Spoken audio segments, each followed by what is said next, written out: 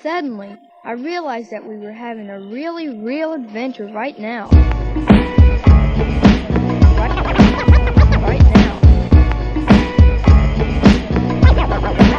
Right now.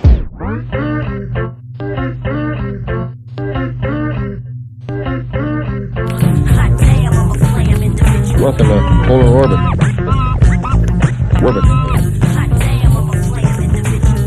Polar Orbit. Check it out, yo.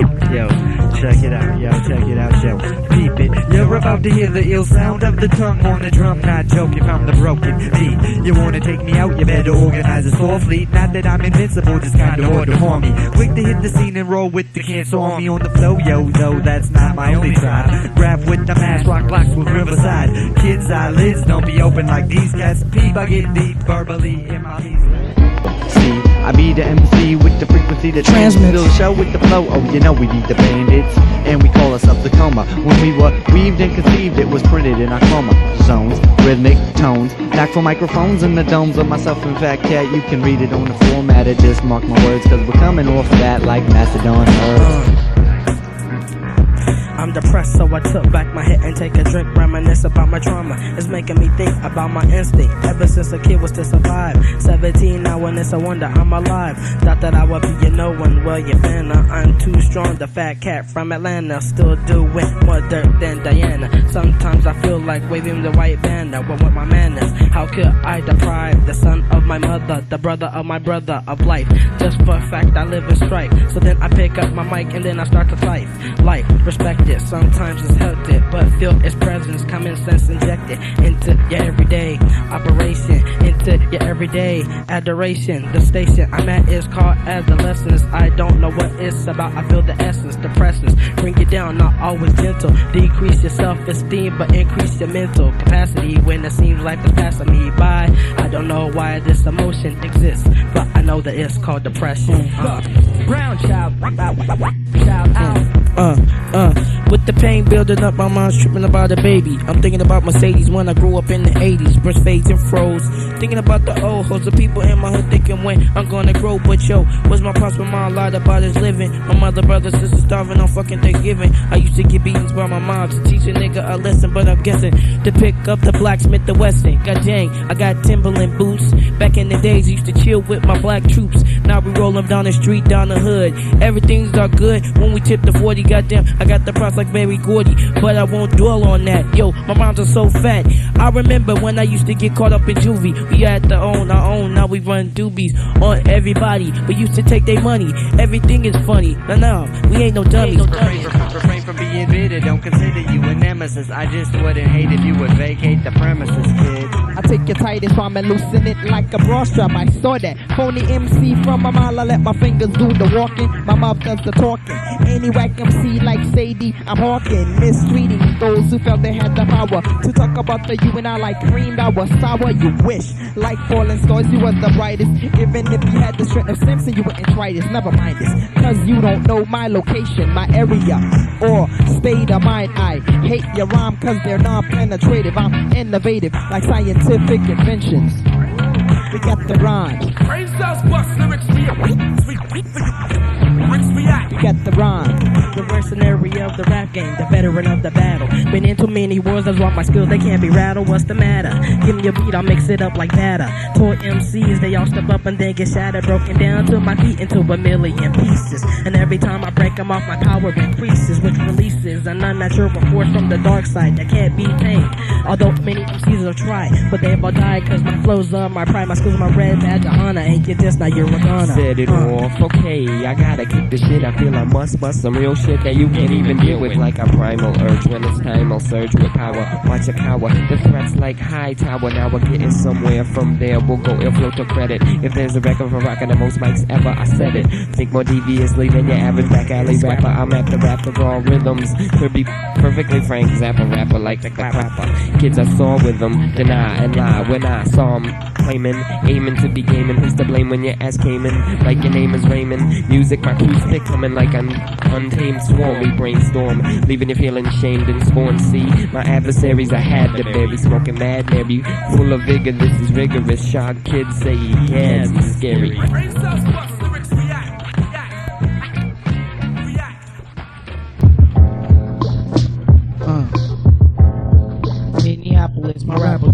tackle kids. Minneapolis, my rap will just tackle kids. Minneapolis, my rap will just tackle kids. Don't even hassle, it's time to enter the inner intellect as I begin an intricate dispersal. This versal burst fill the voids with noise deploys knowledgeable patterns through your conscious caverns, through your dormant catacombs. Informants who can't warn it, left with bruised and battered bones. The data's chrome shiny, yet in my mind it seems awful. Government loving it, acting above and rubbing it in with unlawful ploys to tip the scales in their favor, willing to wager that they come telling tall spit on how they'll pay ya. Or if me, he gets played like a Jehovah, show the door fierce and loud it appears. One day the sun rays will pierce the cloud, but it appears now's not the time. The harder the hardship, the rougher the rhyme. I come forth with back breaking, bone shattering. It don't matter when you enter the cipher with your weak flow. I'm lethal, assaulting MCs like a criminal. I'm scanning hoes and banning bros from the microphone. I never fight alone. LAB, cancer, true style, wild like the Serengeti. I leave you sweaty. It got lost slim cause my words cut like machetes. The U-N-I-C-S. Even if you was blood, man, you can't flow through my veins in the flesh. So don't stress, you punk ass MC. Step to me, I represent MPLS. From the Minneapolis, my raps will just tackle kids. From the Minneapolis, my raps will just tackle kids. From the Minneapolis, my rap will just tackle. Nah, forget it, kid. You can't get with it. Here we go again, verbal out of the esophagus. I got to twist the kid into a pretzel, let skill run amok. Not duck when I swing it where I dwell, propel my It ain't no joke when I get on the mic. Spit some fat lick, then flows like a bike. Ike is the dad that I never had. That's why I'm sad. Kicking niggas ass, now I'm glad. Dad, I'm down with this bed change. Mad range, like that white boy with yangs, dangs. I slams like Ewing. Look what I'm doing. The butterfly chilling like God. Put my steel Smith and Wesson. I'm guessing to stop. Hell no, I'm fizzing like a plot. Who's the crew? We got the answer. C-A-N-C-E-R, we call the cancer. We call the cancer. You know we got the answer. C-A-N-C-E-R, we call the cancer. Who's the crew? You know we got the answer. C-A-N-C-E-R, we call the cancer. Who's the crew? You know we got the answer. Fat cat representing with the fucking cancer. Pass me the mic so I can rip it. If I got the verse in my head, I plan to flip it. When I rhyme, I hit it just like a kick to the groin. And I'm no stranger to flipping scripts like a coin up in Minneapolis. I break it down like Papadopoulos. I got to get my props to this hip-hop metropolis. Never falling whack, I'm on the always coming propolis. Sucker MC, they all step up but they can't topple this. I handle this. X out your stalker called a vandalist. Just because I'm called fat cap, don't mean I'm scandalous. Yeah, here we go. The fuck you at? Kid, you know what I'm saying? Fuck you at? We represent this cancer, baby. Where you at? They don't know, man. They can't represent. We cancer. Last kid, Minneapolis. C-O-M-A. Coming up on the 9 nickel, the 9 sticks. Where you at? You know what I'm saying? Kid, 9 nickel in the motherfucking house. Giving shout outs, my man Quincy, class of 97, Junior's real. My boys call Lewis, me the facts. Magnified like bottle lenses and steal titles like a thief going on auto binge. Spray in your face or taste mace back into place. A step off of me, cake is invading my personal space. What a waste of time and rhymes and silly asses. Boom, black pow. Make snakes ache and break your glasses. Nerd, word up to kids getting busy. Fools to cruise, you snooze, you lose. Never pay dues, now bruise, you're singing the blues. Now look who's crying. Why in the hell you even trying to pass it off as real with fake style? Nope, I'm not buying it. Shit, I get lit and spit, you fucking twit. I take another hit. It's definite, I'll never quit. The Buddha, the liquor, the chicks at any part of my lifestyle. While no longer a juvenile, stronger, I'm smoothing, I'm proving I'll be going forever. Endeavor to perform and propel. Kid, pass that L. Brothers that front gonna pay the final cost. You wanna go to war? We'll take you to war. Brothers that front gonna pay the final cost. You wanna go to war? We'll take you to war. The new kid. Lyrics be sick just like bronchitis. The newbie falling off, yo, never in the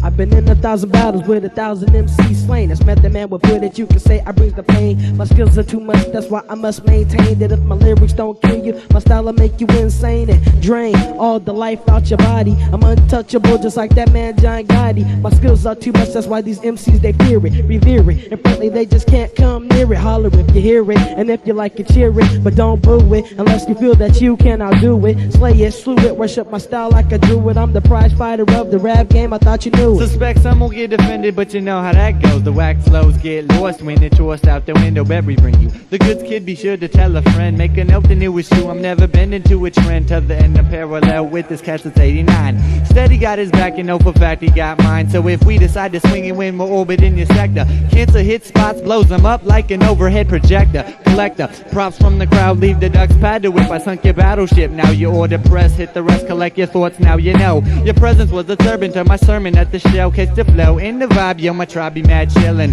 Verbal out my mouth, heads bob like Dylan. Illin' like a villain, make tracks and run fast. Kid, the skill I spill is ill like elephant stomach acid.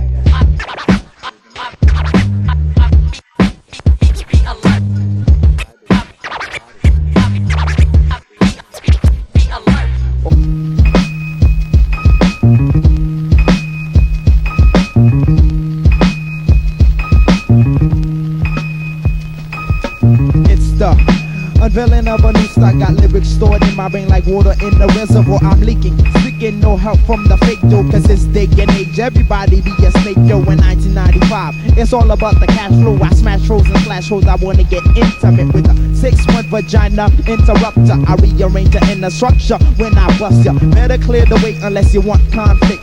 Nah, I didn't think so. Your brain, bro, you should've done that. I bump fat similes similar to William Shakespeare. I break spheres with your launch in my direction, directing my thoughts to rhythms and melodies. Mellow, please, I come with the rugged, unlimited, unrestricted type of flows. I'm hyper, so have an open mind once the lyrics start flowing. Let it linger. I'm pointing finger just like Furman did to OJ. MCs is guilty of lyrical fraud, fondling microphones like your next door neighbor. My texts are major. Pain when I'm dinging like waiting. The shit I'm singing should take a life year for them to comprehend. Comprehend. Yo, it's too complex, man, it's hard to comprehend. Too complex, man, it's hard to comprehend. Too complex, man, it's hard to comprehend. Too complex, man, it's hard to comprehend. Handle on my temple like a headmaster Ottawa. What we got kids on the mic, cancer kids on the mic, cancer kids on the mic, cancer kids on the mic. Get ready for the ill kill flick. Giving out what I call verbal ass kickings. Setting off pipe bombs, be equal with my written. You study my style, but you still be forget. Do it chill, relax with mad ease. Talking hella shit like my name was Follow Free. Get ready for that knockout, with no doubt. I handle foes who try acting swole, and you still get exposed. Ain't nobody out here matching me. I handle problems with the murder sitting on first degree. No competition, really have a unheard of that. I'm making 6 ton-pound motherfuckers run. Use the danger, fucking with a total stranger. Chi-town coming at your cool breeze banger. You can't hang with any lyric that I slang. I handle motherfuckers from Oregon to East Lane, deliver pain. Reminiscent lavish lyrics. Accident, why to use effective as a fucking crumb of aspirin. The complications getting worse. As a matter of fact, they're getting worse after every verse. Because you act, now lack of skill, not me. See, I'll be rhyming till I make 500 G's. Not forever. My time gon' be coming soon. Get ready for the mind sight, leave the last boom. Cancer kids on the mic, cancer kids on the mic, cancer kids on the mic, cancer kids on the mic. It's a fucking battle, I be the best. Sucker MCs that wanna step and come and just to get wrecked. Up in my orbit, you weren't like the fucking body, and so I had to absorb it. But I'm about to pass the mic to my boy Dorian. Grab the mic, Dorian, don't be going on. Tip, top, top, tip. Watch out, many whack MCs get ripped. Now flip, flop, flop, flip. Fuck around and get bust in your lip. Now trip, drop, trip, drop.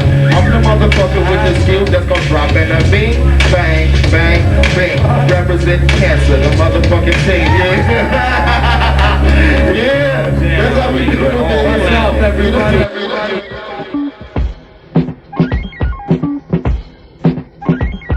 New kid, word the beat, man, I come in like semen. Got that ill skill, I take out about 3 men at a time when my rhyme is released. Boy said it's outside, in that case I be obese in comparison. Scareman, straight out the boots, cancer troops at the place. Yet I mind my own business, occupy my own space, what a waste. Used to be my ace, but because of jealousy, the kid felt to be coming up short when you should have been a contender. And now you were a shit, please don't ask me to land ya. Slender is my frame and yet my brain is superior. What you be seeing is my shell, I represent my interior. Mad imagination or creation when I'm dreaming, got you fleeing. Releasing fluid from my body on your hottie, bet your life I wasn't peeing. And you can see me swinging when you're caught in the zone.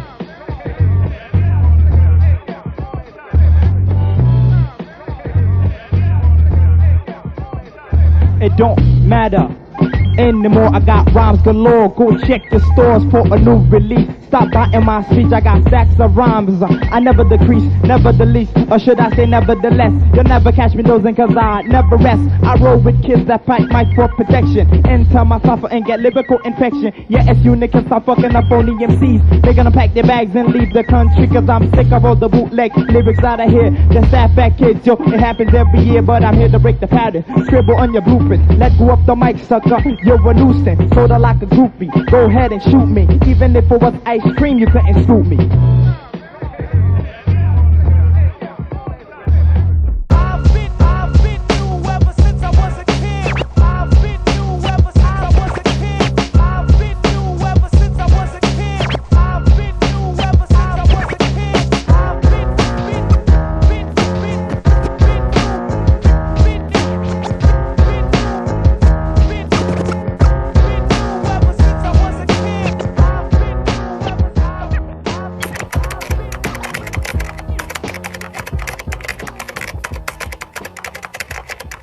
So I leaned back from the laptop, trying to determine, decipher what these young dudes' definition of dope would have been back in 1995.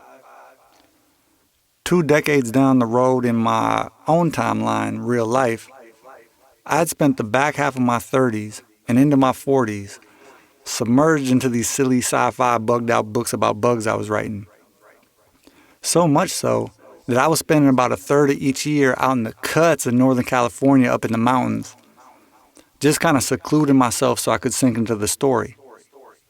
For about 6-7 years straight, I had a pretty sweet setup. I met this real cool dude named Jeremy, who owned a nice piece of property outside of Angels Camp, California, with a house on the hill, farmland going down diagonal overlooking a big lake. And above his home where him and his family lived, he had a fully furnished apartment that he would let me stay at for like 4 to 6 weeks at a time. Man, it was awesome, man. They had horses, they had greenhouses. It was part farmland, part forest. They had dogs and rabbits and either sheeps and goats or sheeps or goats. And down by the water, they had paddle boards and kayaks and four-wheelers. And man, it was sweet. It was sweet. And maybe the sweetest thing about it was they had a wooden outdoor yoga deck that came out the cliff horizontally. Since I was spending the majority of my waking hours, in the sitting position, I would go out and hit the yoga deck for like 2-3 good sessions a day to keep the body loose. And once a day for like some more strenuous exercise, I would hike all the way down the hill, maybe go swimming, get the body fluid, and then kind of try to jog up back, but it was a pretty steep incline, so it was pretty challenging. It had to be a mile up and down. So the year out there that I was 40, it would have been, when I was 40, my 41st sun cycle, the end of my 41st sun cycle, I was, hiking down the hill on the first day that I was out there on this visit. And just to preoccupy my mind on the walk down the hill, I decided to play this game called Levels. Levels is a mental exercise I made up to practice battle rapping. When I was out in Minnesota for all them years claiming I was the best battle rapper in Minnesota, I had to, stay sharp with it. I had to prepare myself, so I came up with this game. Man, it's hard to explain, but I've definitely spent like countless hours in my room playing levels or walking around at night freestyling to myself, making it all make sense.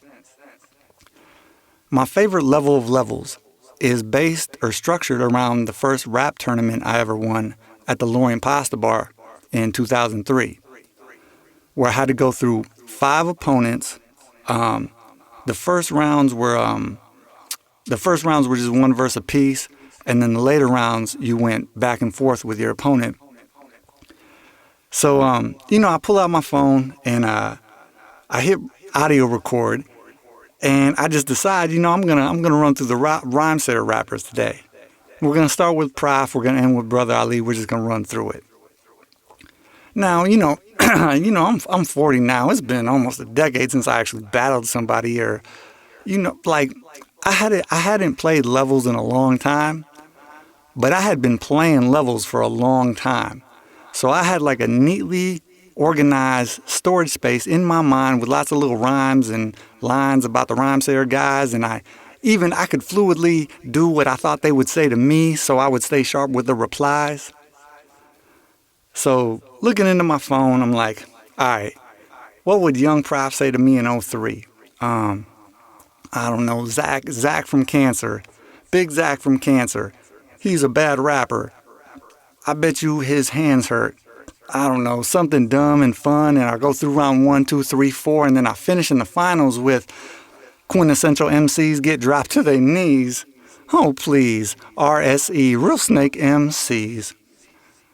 Then so I looked at because I'd been flowing into my phone, so I looked into the screen, and before it lit up, for a split of a second, I saw the black tinted reflection of my own face, and I signed it, New MC versus the Mirror.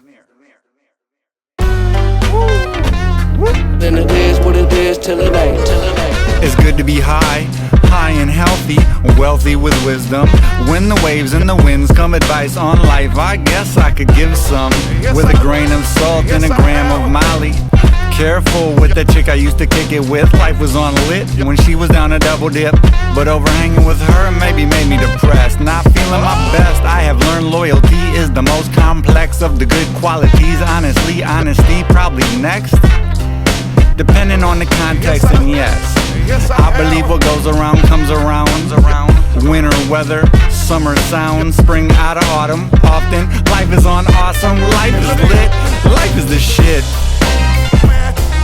Life will make you wanna slit your wrists. I am expressing myself.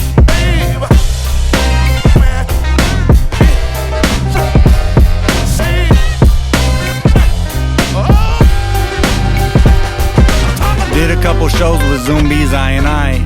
One weekend, once upon a time, he brought me on and set the freestyle back and forth on stage at First Ave. Gift the gab. Tomorrow, I got the message. I start every day with yoga stretches. Daisy H doves don't die. All you gotta be is me, myself, and I. Got soul like daylight do. Moving through the matrix, deja vu. Two girls at a fest, Kayla and K.O. put me on the Mac Miller millions of minutes ago. Enjoy when the most dope days are dank. It's all good till it ain't. Think before you choose on a religion. Book quote says Unikis, Mesh, Mad Son, Big Jess. Today that's my top 9 on their next Life or Alive. That's my top 9 on their next Life or Alive. I am expressing myself.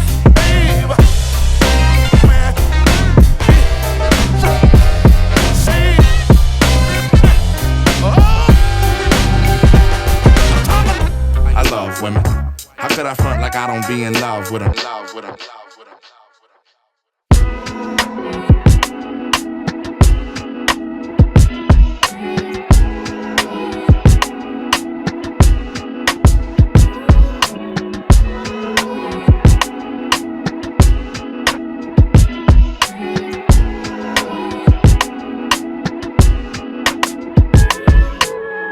Used to think I could do it alone, king on the throne, looking down on people like peasants. But you made us a home, rock solid like stone. I recall Zach singing, energy is pleasant.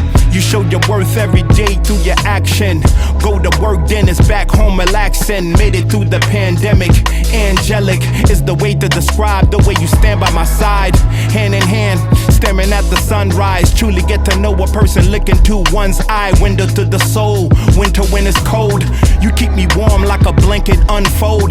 This life story, chapters untold. Looking forward to rocking chairs when we turn old. Need you like you need me, move around freely. Be there for the hard times, not just when it's easy. Teach each other lessons, counting our blessings. Spiritual, mystical, physical connections. Days not on the same page, you leave a bookmark so I can follow behind. Streetwise, book smart. In a past life, used to close down the bar, leave your heart scarred. Bridges charred, now I'm walking on hot coals to get by your side of the couch. No doubt, you are my starshine.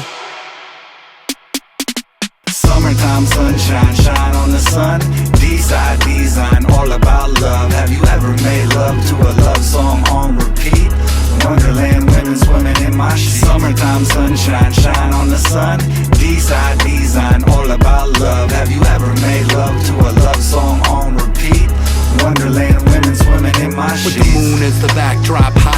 silhouettes, amazed by the way to this day that you're still my breath. Feel your flesh pressed every day, another test to see if I maintain this S painted on my chest. And when the world is out of orbit and it morphs into the cynical, you push me past the plateau, break to the pinnacle. That effort isn't minuscule. At times I know it's difficult. It doesn't matter the weight, together we will lift it up. And that fire that you light up only adds to my desire, as I see it as my creed. Like, can you take me higher? If ever tensions become like the surface of the sun, we respect each other's space and take a break until the work is done. Love fits like a glove, cause we peas in the pod. Your eyes provide an ocean in those seas. I get lost in all the seasons we cross through the storm and all the daydream, cause we can make war or make babies. Summertime sunshine, shine on the sun. D-side design, all about love. Have you ever made love to a love song on repeat? Wonderland women in the open ocean, fabric of the planet, honey melodies, birds and the bees in the trees with the leaves which leave with the wind when the world seasons reweave. But two heartbeats can beat the freeze. Summertime sunshine, shine on the sun.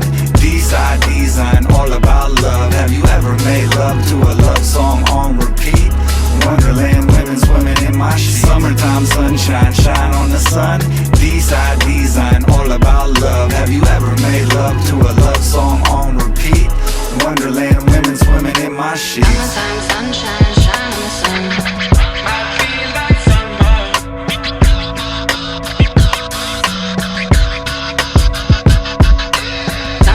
Sunshine, shine in the sun. I feel like summer.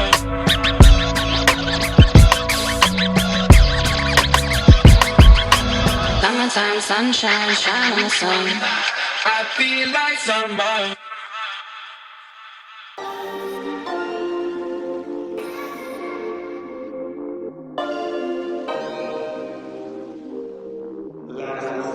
Last song to listen to, the vision of you, the image of you. Dig it, I would listen for 2 more days. Learn about your life, how you ride the waves inside of your maze. Apologies to any girl I ever cheated on. I could blame it on my dad being bad, but it was I who was seeing wrong turns and not taking it right. Chess moves life, pulling all the toys out the toy box. My imagination getting so lost. Lost toys in the bottom of the box. Batman and Robin on top. If we are all connected to the solar system, spinning wobbles of the world got my orbits out of rhythm. Moving to a phase of life where we battle bad news to stay on bright. 2 nights of pretty lights in Chicago. Follow the volume, follow the volume. Colors in the clouds of music. Skyline of lights above the light show sounds. Animated amusement. I see humans finally moving. Hip hop from the soul, raging and raving. Taylor, Miranda, Megan, Mike, the Martin, Mason, Gabe, Ryan, Shape, Sana, Sophie. Moving through the Instagram images with homies. September 2016. Flyest time I ever had in Chicago, right? 2 nights of pretty lights, and after the second show, we Uber maneuver through the nightlife. Mike had misplaced his ID, but DJ Lucid was running the club out there. So he got us in with a little VIP tequila treatment. Fun on dumb, Trump Tower by the hotel, breakfast by the Airbnb. Dewey never done me wrong, Beak nasty on the sunrise set somewhere in the city spinning songs for us. We were coming down from the weekend, somewhere in the Chicago metro, and Miranda, who was me and Mike Martyrs' ride back to Minneapolis, called like, should I come scoop you guys at the hotel room? I was like, what? I thought we were leaving at noon. Nah, I said I was leaving at 9. Call another Uber that can turn back time. Oh my God, you guys. Miranda had already put up with driving me and Mike in Shape to another state, while these dudes were on a different clock. And now we hella late to leave, but you know it was Mike's birthday, so she forgave him. To this day, I don't know how Dad got home from Chicago. Once upon a time with the ocean owls, peace, but I'm not a pacifist. We grew up in Minneapolis, weave in around challenges. Can put you in an ambulance. Cannabis, sun done get, Livy done flip. Everything is balanced on the disc. Aim to see a plan over stand-up lift. Pay do play in a major way. Score higher, flyer, female tigers. Angel Reese, Haley Van Liff. May my people be happy and free. May the water be protected and clean. Yeah.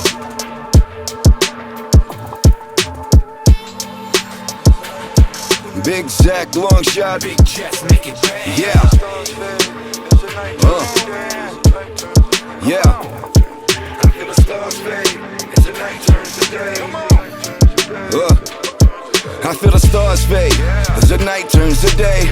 Thankful that I'm here and get to make my own way. I got a purpose and the earth is the surface. I get the scar with my words and experience. Tattoo you with a bar, I'm doing law. Praise God, thank the universe too for always providing. Worlds colliding, starting new human galaxies that look like you and me when they smile. Feel connected like a twin. I didn't get to meet my child. Yeah, it's wild how it happened. See him in the grocery aisle. Swear this feel like deja vu. I must have been there for a while. Or I lived this life before and I don't like it poor, but something telling me this ain't it, and I'ma strike it raw.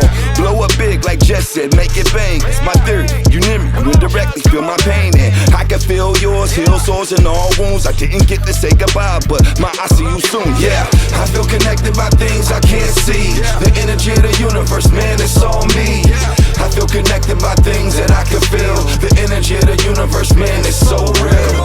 I feel connected by things I can't see. The energy of the universe, man, it's all me. I feel connected by things that I can feel. The energy of the universe, man, it's so real. I feel connected to things I can't explain beyond what is accepted in the physical frame. On the road in my astro van, in my soul on the astro plane. Sunsets in the direction I drive. So many friends no longer alive. Mile marker sign, leave it behind. Moments in time. I feel connected to the open road, though right now I don't know where I'm supposed to go. Memories are music on the radio, emotional, playing slow. Country popper beats we used to bump, meaning up being young and discovering stuff. To write a vague verse about the universe, behind the wheel as a human on earth. Yeah, I feel connected by things I can't see. The energy of the universe, man, it's all me. I feel connected by things that I can feel. The energy of the universe, man, it's so real. I feel connected by things I can't see. The energy of the universe, man, it's all me. I feel connected by things that I can feel. The energy of the universe, man, it's so real. I feel connected to the solar system spinning, but wobbles of the world have my orbits out of rhythm.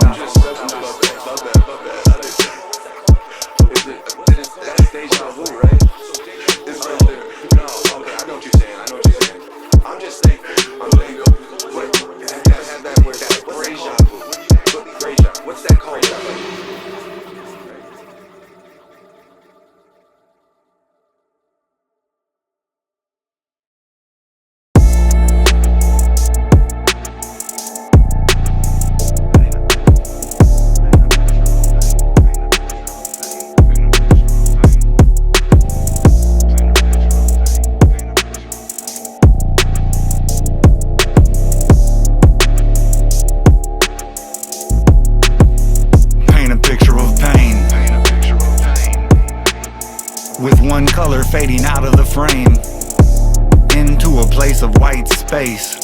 Pray to the conductor of the train. When you are truly betrayed, you learn loyalty is priceless.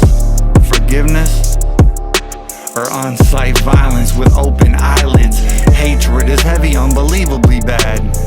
Watching a man transform into his dad. Apartment trash like an ashtray. Dishes dripping with junky juice. She sleep, he speak, but it do not compute. Inside the inner prison, shields up strong to protect his addictions. There's still pieces of the riots in them.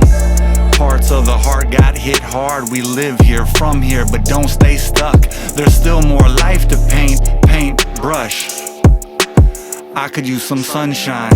First homie hung himself back in junior high. Now I'm 45, another suicide. Where are all my friends? Grief goes deep, nightmare never ends. The dark cloud is being too loud. Another Tuesday and the car breakdown. Bills build, I need a break. Feeling like the fake don't carry their share of the weight. As the screens make it seem so bleak. A mass shooting every day of the week. It paints a picture of pain. Unplug, maintain to stay sane.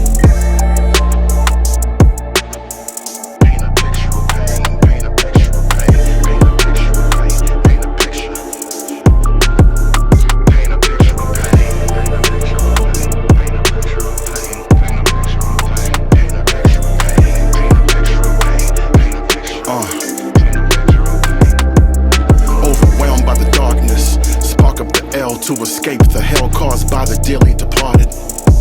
Don't even remember when it started. Just can't catch my footing and feel like I'm drowning. I stay functioning well, stay laughing and joking. You could never see the real me through all of this weed smoking. Exterior hard like a coconut, but feel like I'm losing it. Internally broken up, that's why I'm provoking ya. Been sarcastic all day, subconsciously pushing y'all away, deeper and deeper into my isolation, avoiding all of the demons I know that I should be facing. Know it's hard on my lady who's only ever amazing. Feel like I don't deserve her respect or her adoration. I can feel the walls caving in. I need to talk to someone, but I never do it, yo. I'm only thinking that the music's my catharsis. What I'm going through is hard, but apparently seeking help is the hardest. Today ain't the day, my nigga, don't even start it. Normally wouldn't have time, but now I got it. Watching my people's light switch get switched off. The shit's off the rails, waking nightmare, hearing this living hell. Wait, gotta catch myself. Too much to be here for. Can't be out here jeopardizing my health, man. Quiet as it's kept, the shit is sincerely felt. You might see me winning, but you ain't hearing me fail. The Jeep's clean as hell and I'm in there whipping it well, but the music's off as I'm confronting the fear itself. Trying to give you that raw, no capping. Paint the picture of pain on the canvas that is this rapping. Can't blame nobody else, that's just falling for the trap. And I know I gotta look inward, important to self-examine. Trying to stand up tall when you only feel like collapsing. Backed up against the wall and you know I'm coming out scrapping. Leaning on my people to cover for when I'm lacking. Charging up my battery, ready to get it cracking. Used to think that I was broken, that shit was barely a sprain. Demons trying to get me, eating away at my brain. Puffing on this J to escape to a higher plane. Only the truth remains to paint a picture of pain.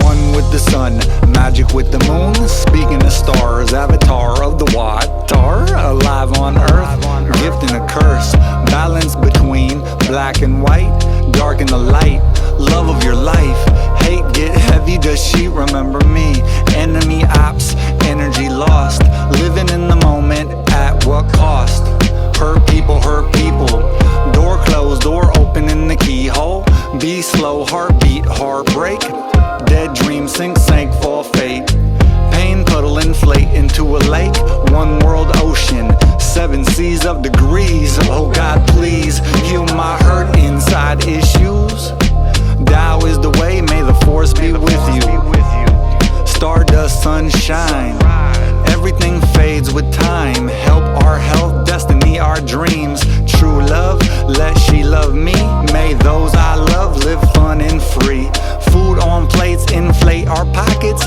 understanding, wisdom and knowledge,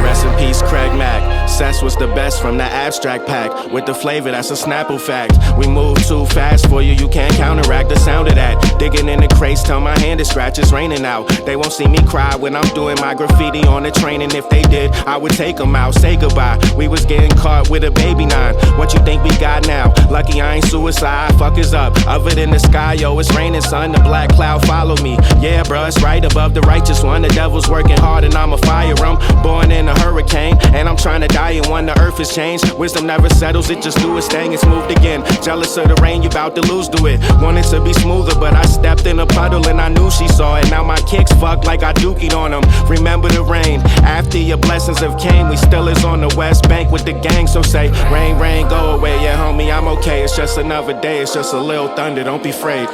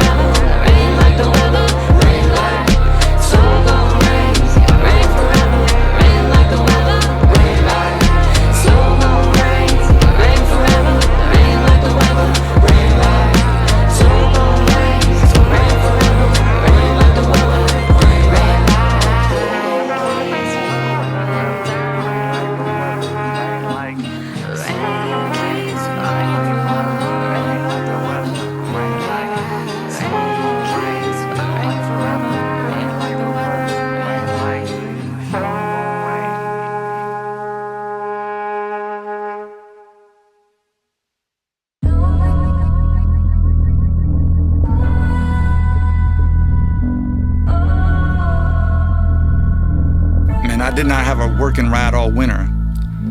But right around the equinox, my mom borrowed me the bread to get my Astro van fixed.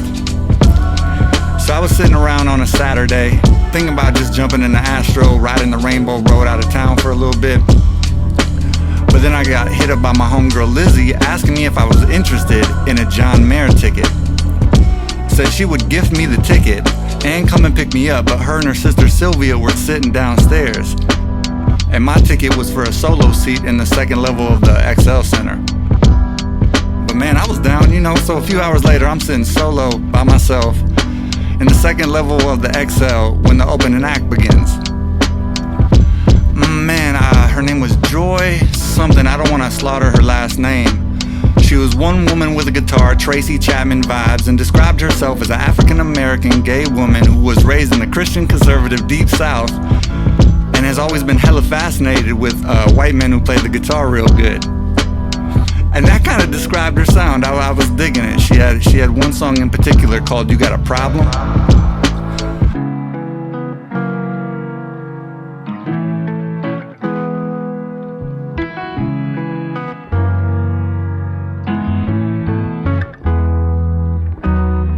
When the light is gone and you're on your own, you've been trying, but the fight never goes away.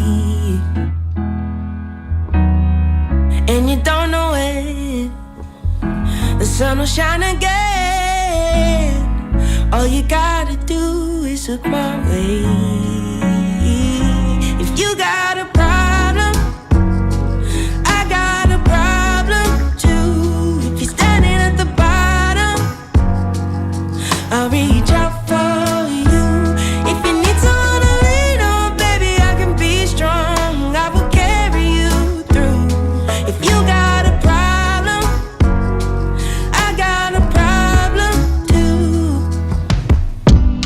I felt it was about having the back of somebody you love, having their back.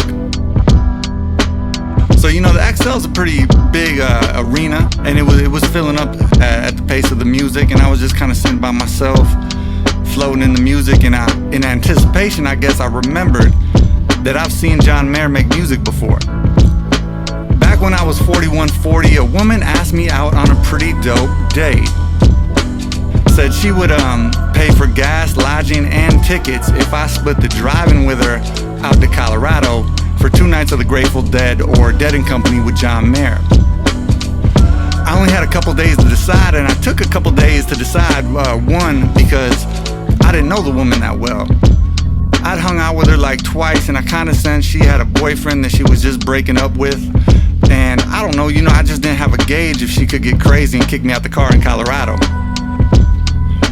Two, because she was like 3-4 weeks away from being 24. And that's all good, we're all adults and everything, but man, shit, don't get me wrong, in my late 20s and early 30s, I was cruising around the country kissing on college girls in the little bands we were in, but I was over 40 now, and just maybe her age was just a factor combined with the, that I didn't know her that well. But when it came down to it, I didn't have nothing better to do that weekend, so I just jumped in the ride kind of blind. Since she was doing the paying and planning, I just split the drive in, and 16, 17, 18, 19 hours later, we're coming into a Colorado campgrounds, and her parents are there. Not that weird, but I guess since I only met her, I've only hung out with her a couple times, I wasn't really prepared to meet the parents.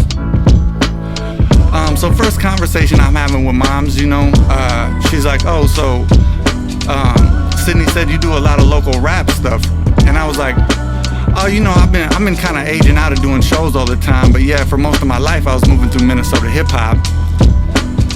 And man, this is some old insecurities or weird reasons. For whatever weird reason, I didn't tell my homie Big Jess that I was going on this date with this long distance date with this girl, because Jess is a year above me, and I believe his daughter's about the same age as the girl who brought me out to Colorado. So with some entertaining irony, the second thing her mom says to me is, do you know Jesse and Mike from the Unknown Prophets? And I was like, yeah, I do. So just I feeling it out when the girl goes to the bathroom, and it was just me and moms. I'm like, hey moms, check this out. I'm a little bit older than your daughter, and I to be honest, I don't even know her that well. She just invited me on this trip. I just kind of jumped in the car. I'm just along for the ride.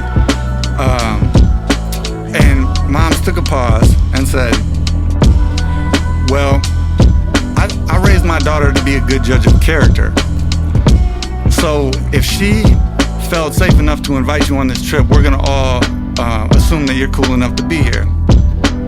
Plus, her biological father was your age when I was her age.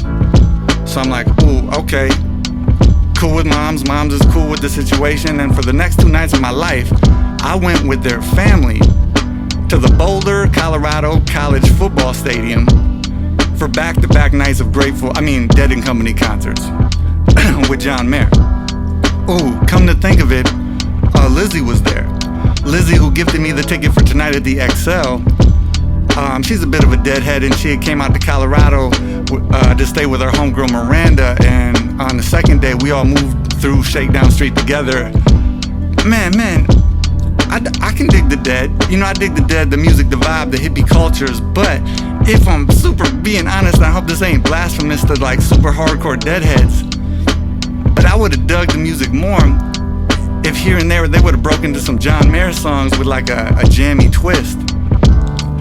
If the band's evolving and John Mayer's in the band now, I was like ready for it to be like John Mayer and the Grateful Dead or something. But it was still a pretty dope date. Now, I'm gonna skip over the little love story and terribly bad breakup I had with the woman who brought me out to Colorado, because it would be all connected to COVID and the neighborhood catching fire and the George Floyd uprising riots and the insanity of the Twin Cities hip-hop call-outs and multiple sad, sick, disturbing suicides and drug overdoses and just tragic events that happened to people I love in 2020. Man, but coming back to myself at the XL Center, vibing in the music, I'm honest with myself, man, I ain't really over all that shit. There's still a small list of people I'm trying to slap on sight for doing me or someone I love dirty in 2020 when we were moving through such a hectic, horrible moment in time. Though, recently a wise woman had told me, I think she said something like she isn't holding on to anger against anybody for anything anybody did against anybody in 2020. especially if you're in Minnesota, because everyone was probably moving through moments where they weren't in their right minds. But so I'm in the XL kind of wrestling with like letting the last bit of it go, and it's like, man, I don't even want to drop all that anger. Some of that anger I want to hold on to in just in case I gotta use it, or something that I'm telling myself. You know, I fuck with yoga. I fuck with the stretching and a bit of the spiritual side. My favorite yoga teacher works at Radiant Life Yoga in Uptown, and when I take his class, almost always he begins the beginning meditation with to let go of your story. To let go of the story you tell yourself, of how it brought you here to this moment, and don't worry about the future and all that, just phase out of it. And like, I like to get in that space on the mat. But overall, I'm a storyteller, so everything's a bit of a story to me. I like to, sometimes I believe all we are is our stories. But if you don't gaslight yourself, maybe a healthy way to have balance is kind of reshape the story in your mind. So on the second level of the XL, I kind of just decided, okay, let's say the story that I was living in that I'm trying to drop, let's say it started with John Mayer and it's gonna end with John Mayer tonight. And in the snap of a song, life felt a lot lighter. Like physically, I felt the weight come off of my shoulders and mind in real time. They say pain will leave you when the lesson is learned, and every situation is temporary in timing. So I was like, damn, God, that was a lot. That was a chunk of heavy hatred floating away, and I did, for whatever reason, reach up and grab a little piece of that pain and put it in my pocket. I don't know how healthy that is to hold on to, but I kept a piece of that pain as a souvenir. Now sitting and sinking in a seat that suddenly felt more comfortable, I was looking out at the arena and the concert lights flickered like stars in space, which felt like they were offering me space to speak. All right. If that's over, then I'm thinking, what's next? What's the title of the next chapter? Above and below me, the seats were filling up fast, but the seat to my left and seat to my right were still open. Hey God, I whispered to the universe, if you wanted to, you could just drop the dopest woman in the world into one of these seats. I mean, that don't sound like a bad idea. I'm just throwing it out there, and now I think people who think this stuff thoroughly through would have added a list of qualifications and requirements of what they're looking for in a partner when they're praying to the Most High for the most compatible person to just magically appear. But you know me, I didn't do the details. I just told the stars to bring me a woman who would inspire me to be dope and do dope stuff. She could be short, tall, thin, thick, ballin' or broke, as long as she was dope. DOPE, deserving of positive energy. Oh, and God, she can't be in her 20s. I know love knows no numbers, but I got nothing left to learn from that experience. See, me and my closest circle were dealing with so much death that it was over a year after she left before I felt the full sting of how dirty she had done me. But I guess that is her karma to carry. When I was dumb, young, moving on some sex, love game phase at 24, 25, her same age, I made 2 horrible mistakes that hurt the hearts of 2 people who loved me a lot. So out on the table with 2,020 other ugly elements, it could kind of be considered that she gave me my karmatic equivalent. But now, hey, if all that bad business is out the way, I see no reason why the dopest girl in the world should not magically appear right here. On God. On God, on heaven, on everything. That's what my inner dialogue was whispering when what appeared to be a well put together woman appeared in my peripheral vision. Coming down the aisle, moving on the left. As she is coming closer, I'm knowing there are only 2 open seats and they are both next to me. So laughing lightly, I look up to my left and saw a familiar face with a surprised smile shining down. Oh wow. She said hi, I said peace, and recognized who she was as she sat in her seat.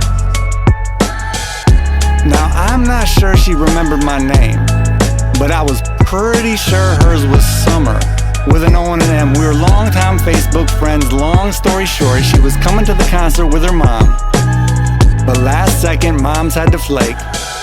I slowly pursued Summer all summer, fell into the fall, and at the end of month 8, we were on the island of Kauai, Hawaii, on a beautiful beach, staring up into space.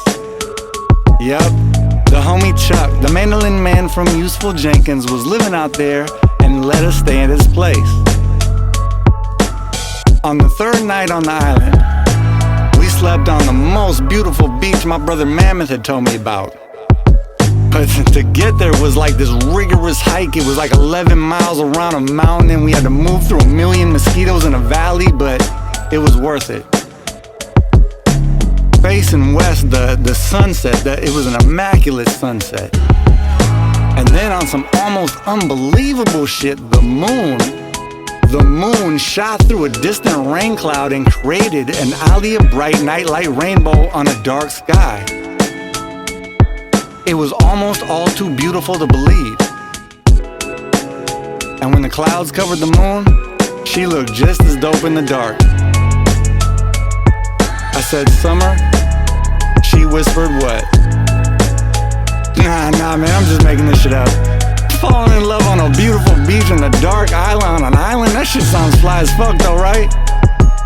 Big Josh, you ever been to Hawaii? Yeah, me neither.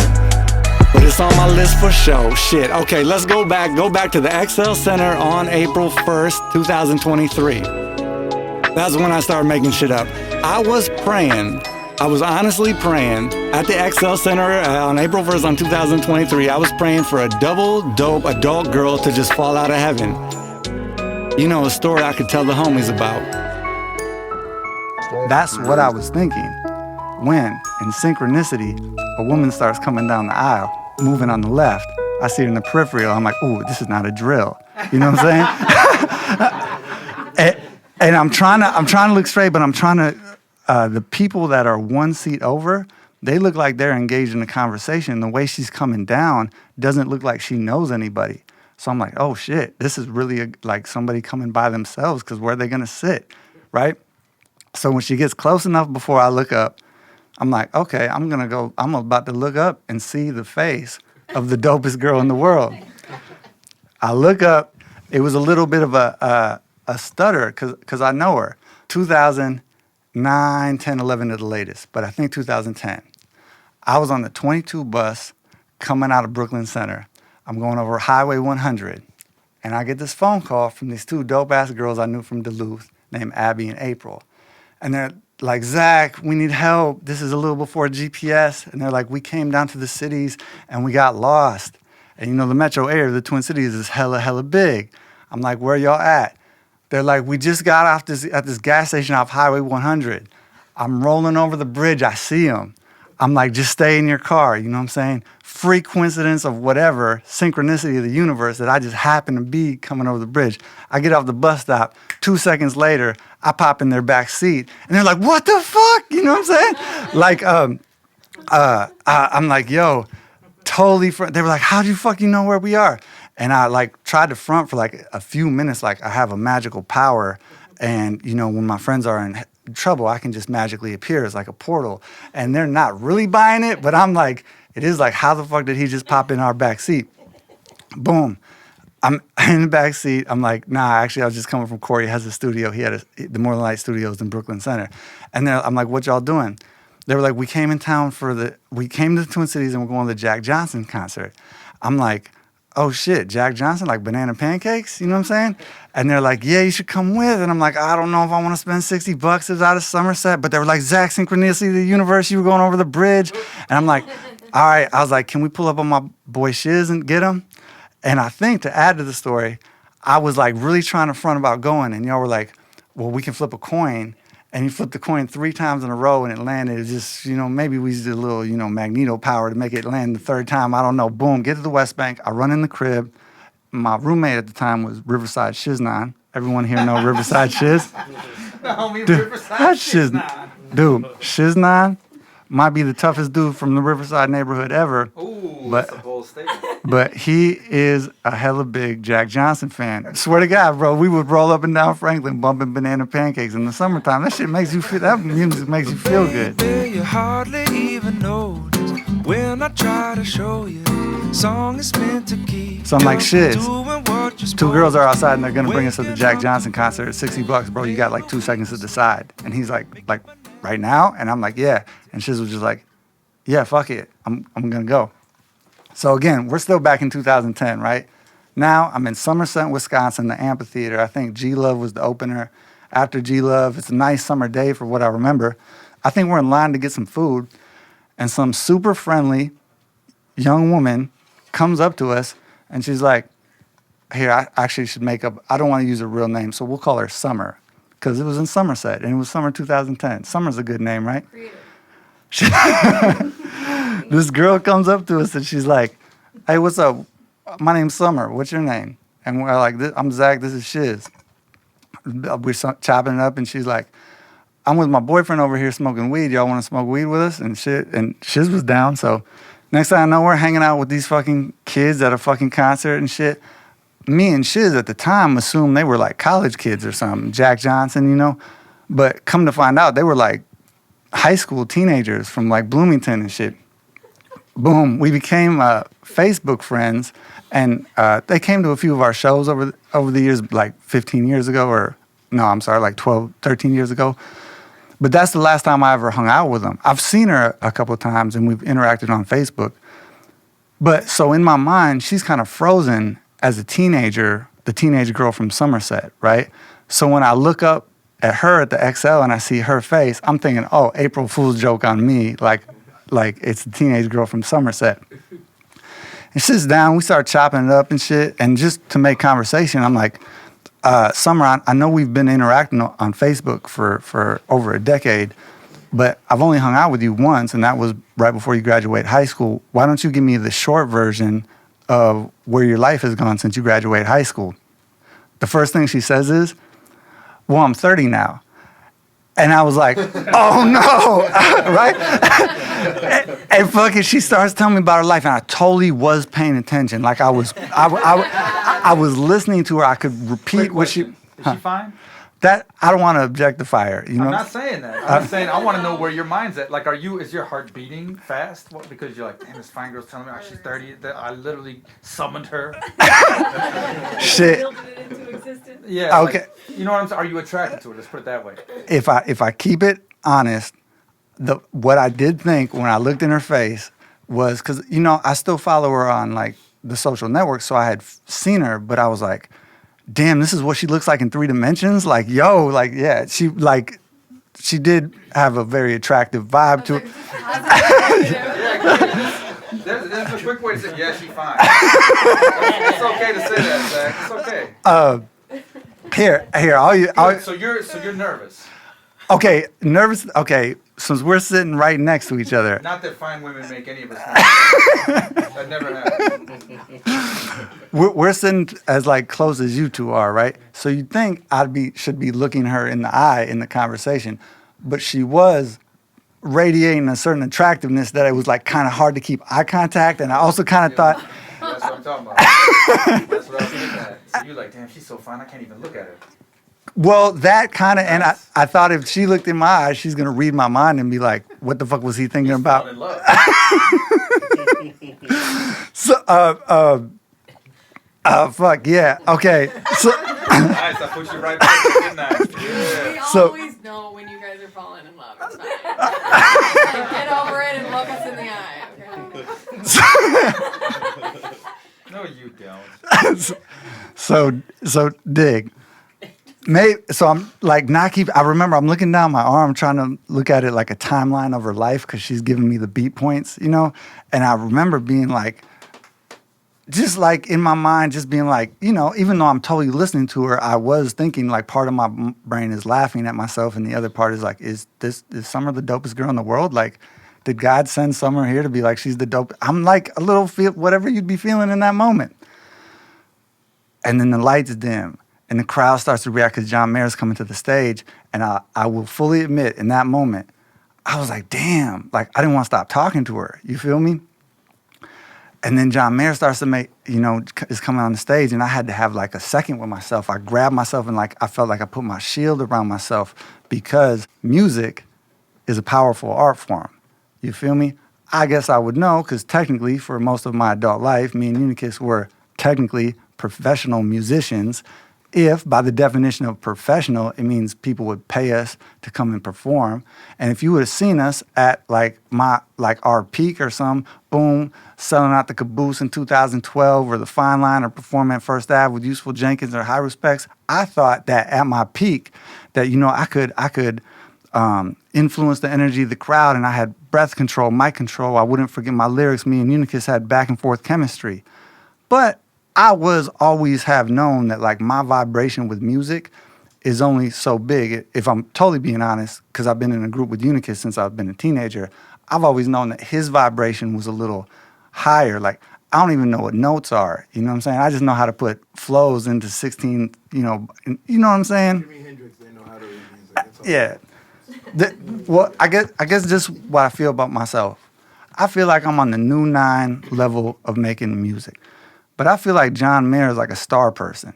Homie, this is John Mayer solo. There's no drums, there's no backup band, there's no special effects. This dude, he got 6 strings, he's got 10 fingers playing him, he's got his voice being amplified, and he's about to, with 6 strings and his voice that's amplified into this arena where there's, how many people fit in the XL Center? I'm just 18,000. That's a good guess. Is that a random guess, or did you know that off Google or something? So boom, 30,000. Oh yeah, and constant. Price is Right. Closer to 18. Oh, let's do the Google. Is this some Price is Right shit? Yep. Okay. So you were guessing 30. 32. See, I think it might be 20,554. 20,554. I don't feel the back. So 18.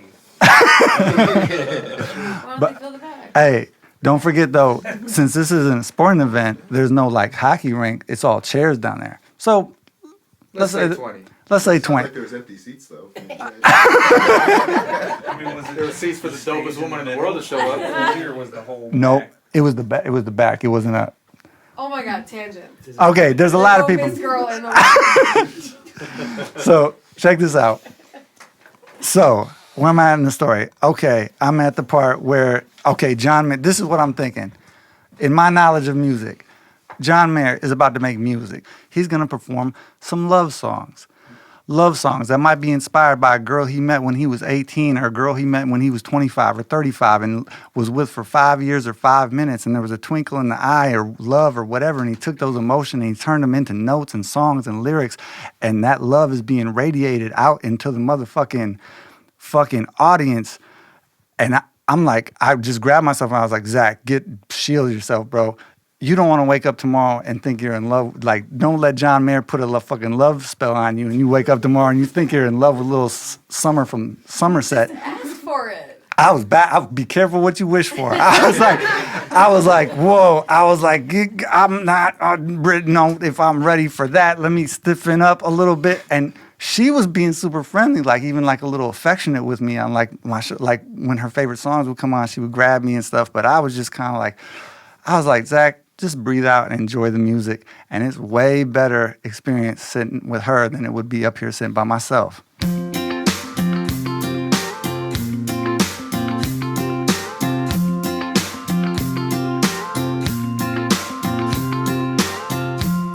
got the afternoon. You got this room for two. With all the love that his heart can stand, dream of ways to throw it all away.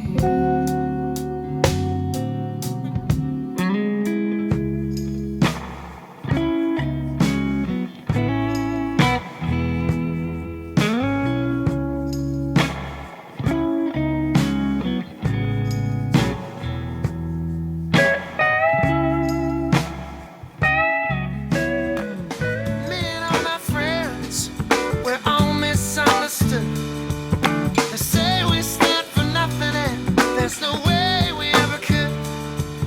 see everything that's going wrong with the world and those who lead it. We just feel like we don't have the means to rise above and beat it. So we keep waiting, waiting on the world to change. We keep on waiting, waiting. It's a long day living in Reseda. There's a freeway running through the yard. I'm a bad boy, 'cause I don't even miss her. I'm a bad boy for breaking her heart. And I'm free, free falling, falling. And I'm free falling, falling. All the vampires. You guys, I woke up the next morning feeling bright. Like I jumped out of bed like today was the jump off. You know what I'm saying? Dude, all that negative energy that I have been carrying, trying to shake from 2020. Let me be honest. I wouldn't say it was all gone because I think some of the events from 2020 are always going to just be part of us. But it felt like I had been carrying a 100-pound backpack and that shit was like 4 pounds now. You know what I'm saying? I was doing jumping jacks in the crib. I'm doing push-ups. I'm feeling fucking fresh. And luckily for myself, I guess, I did not wake up the next day feeling like I was in love with Little Summer from Somerset.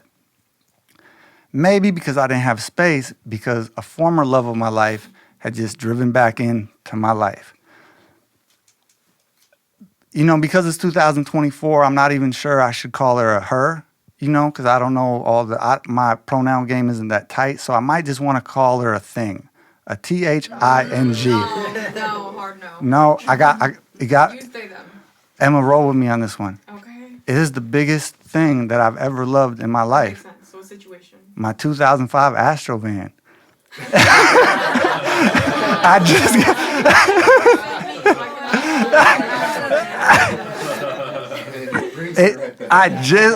just got that shit fixed. I got it fixed like 2 days ago. I think the Astrovan is a she/her, bro. Oh, the Astrovan is a she? Hey. That was good. You were like, You got you guys. Listen, I love that motherfucking Astrovan. Dude, I don't think I would have been able to get through the past 3 years. Dog, when the homegirl, in 2020, when the homegirl, Megan, took her own life, I thought I was losing my mind. So I took out the back seats of the Astrovan, threw in a motherfucking mattress, and just drove up to fucking the Canadian border.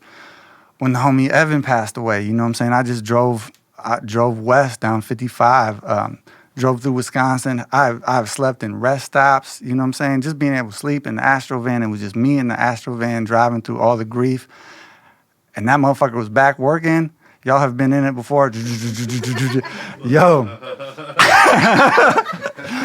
Dude, if John Mayer was on a Saturday, it's like Sunday, Monday, Tuesday, Wednesday. I'm just driving around the city, fucking driving the Astrovan, feeling good about life. Like I'm feeling great. Like I'm like really something bright, John Mayer. Whatever. Life is feeling the sunshine, spring, everything is good. On Friday, that Friday I woke up, I got hit up by one of my favorite homies, South Dakota Rachel. I thought it was me. Here, I'll throw you in the story. South Dakota Rachel hit me up and she was like, Zach, she's like, I'm coming into the Twin Cities because I'm going to the Red Hot Chili Peppers concert. But I think I'm going to come in town tonight and get a hotel. You want to hang out? I was like, yeah. So later that night, my homegirl Rachel hits me up. She's at the W downtown. And she's like, I need like an hour to get ready, then meet me at the hotel bar. I hit you up. I was like, you want to roll with me? So me and Sash rolled down to the W in the Astrovan. Dude, I've been to the W before. So I don't know why I was thinking, in my mind, I was imagining like a quiet motel bar and we were just going to chill. Rachel, have a drink and we get some food. Dude, the fucking bar in the W hotel is like a club and shit. We come in, DJ Espada spinning. There's like well over 100 people in there dancing and shit. Espada sees us. He's like, yo, what's up? And behind his DJ booth, he had like a bunch of couches. And he was like, yo, sit here. Not like some VIP shit, but just some like comfortable shit. We're having a good night. Eventually, Sasha took off, bless you. And Sasha took off. Me and Rachel went and got some food, came back. It's probably like 2 a.m. now. I'm about to dip, give her a hug, take a little selfie, have fun at the concert tomorrow. Go out feeling bright. Life is good. Life is just restarted, refreshed. I'm on a new chapter. I get into the Astro van on Marquette. There's a car parked in front of me. As soon as I get in the car, that car in front of me pulls out to do a U-turn on Marquette, and I realized they don't have their lights on. I thought about flashing them, but I ain't even started my car yet. The keys aren't even at the ignition. And then looking at the car, just something seemed shady, and then a shadowy figure came up from the passenger seat with a gun and opened fire on my fucking Astro van. What I'm about to tell you guys next probably only took place in the matter of like 3 to 5 seconds at the most. But for me, there was a lot of thoughts.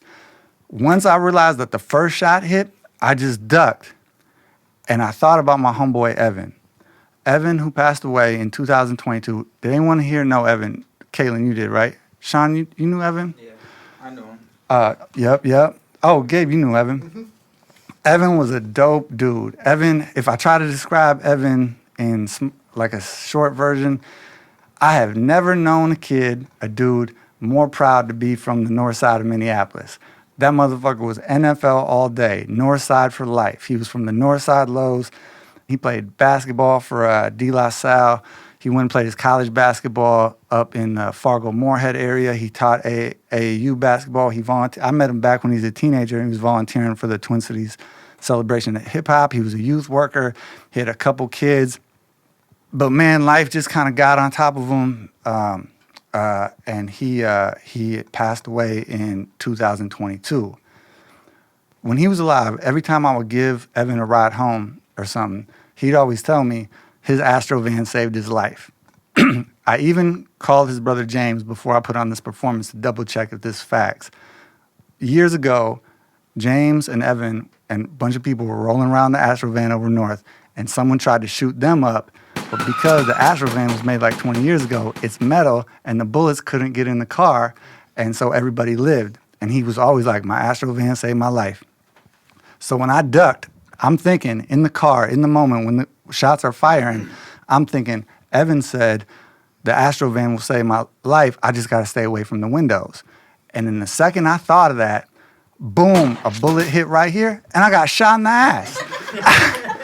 Or at least I thought I did, you know what I'm saying? Something coming in hot, you know what I'm saying? Blew out right here. And I was just, but dude, again, it wasn't no flight. I didn't try to run away. It wasn't freeze. I didn't get frozen in time. I didn't try to fight. I didn't have a gun in the car to pull back and shoot at these dudes or no shit. I just was like, duck, think. I was like, I'm shot in the butt. It's okay. They're just going to drive by. I'm going to get up. I'm going to start the car. I know where I'm at. I'm going to drive forward. I'm going to take a right. I'm going to drive myself to HCMC. If they blew out my tires or something, or they blew out the gas tank, I'm going to start driving, chug, and I'm going to call motherfucking 911, be like, I'm driving to HCMC. I'm trying to have somebody come get me. I was like thinking very clear in the moment. I was like, think first, breathe second. Think before you even breathe, Zach. When all the dust cleared, the Astro had only been hit 4 times. We only found 4 hits on it. 3 that didn't even penetrate the metal. But in the moment, I thought my shit got rattled like 15 times. I think I'm hearing the shots from the gun. I think I'm hearing the bullets that are hitting the van, and they blew out all the windows on the building, the fauché. So like in the moment when I'm down there, though this just lasted a few seconds, I was like, are they trying to kill me? Is this some gang initiation shit? Like kill a random person? And I'm like, I don't know, you know what I'm saying? Like, did Prof Dylan and Stop House hire somebody to shoot me up because I keep dropping these diss tracks? I don't know what the fuck is happening. But then when the bullet stopped, almost right away, squad trucks start whipping down Marquette. I think from all the years I've spent moving downtown, Marquette, like down a few blocks to where the squad cars just be hanging out, you know what I'm saying, waiting for like bar closed to hit or something. So there was like boom, boom, sirens, everything. I hear something outside the passenger door. So I open the passenger door, and there are 3 young men on the sidewalk who were hiding behind my Astro van, and one of them has been hitting the leg. He's like bleeding on the sidewalk. I was like, hey, you guys okay?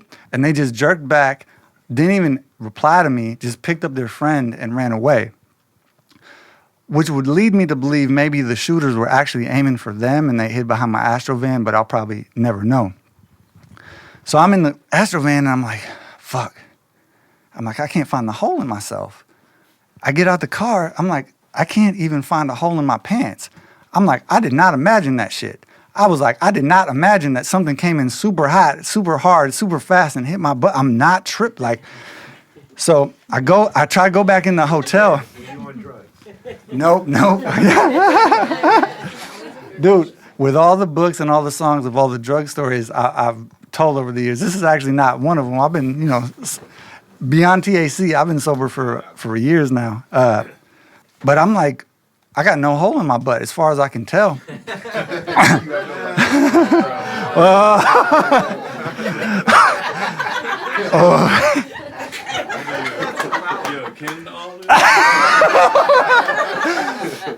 I'm gonna.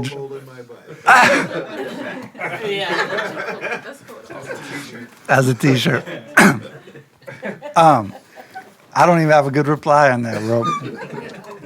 I go back in the hotel, and there's a lot of commotion because besides me and the three dudes who ducked behind my van, there was a dude out there waiting for an Uber, and they tried to spray him too, and he tried to run back in the doors, and they shot through the doors, but the hotel doors were locked.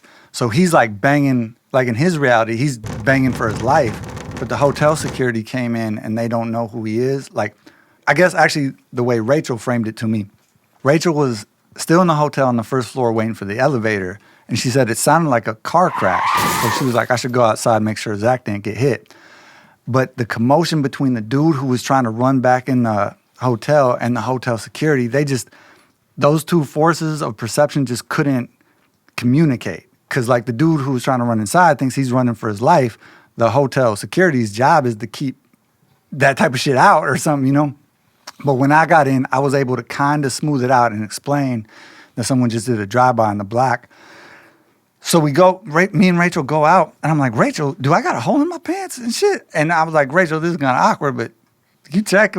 I got a hole in my butt. And you guys have seen the Astro bed in the driver's side where the bullet hole is? Like right there. Like it would have been like right where my butt, you know what I'm saying?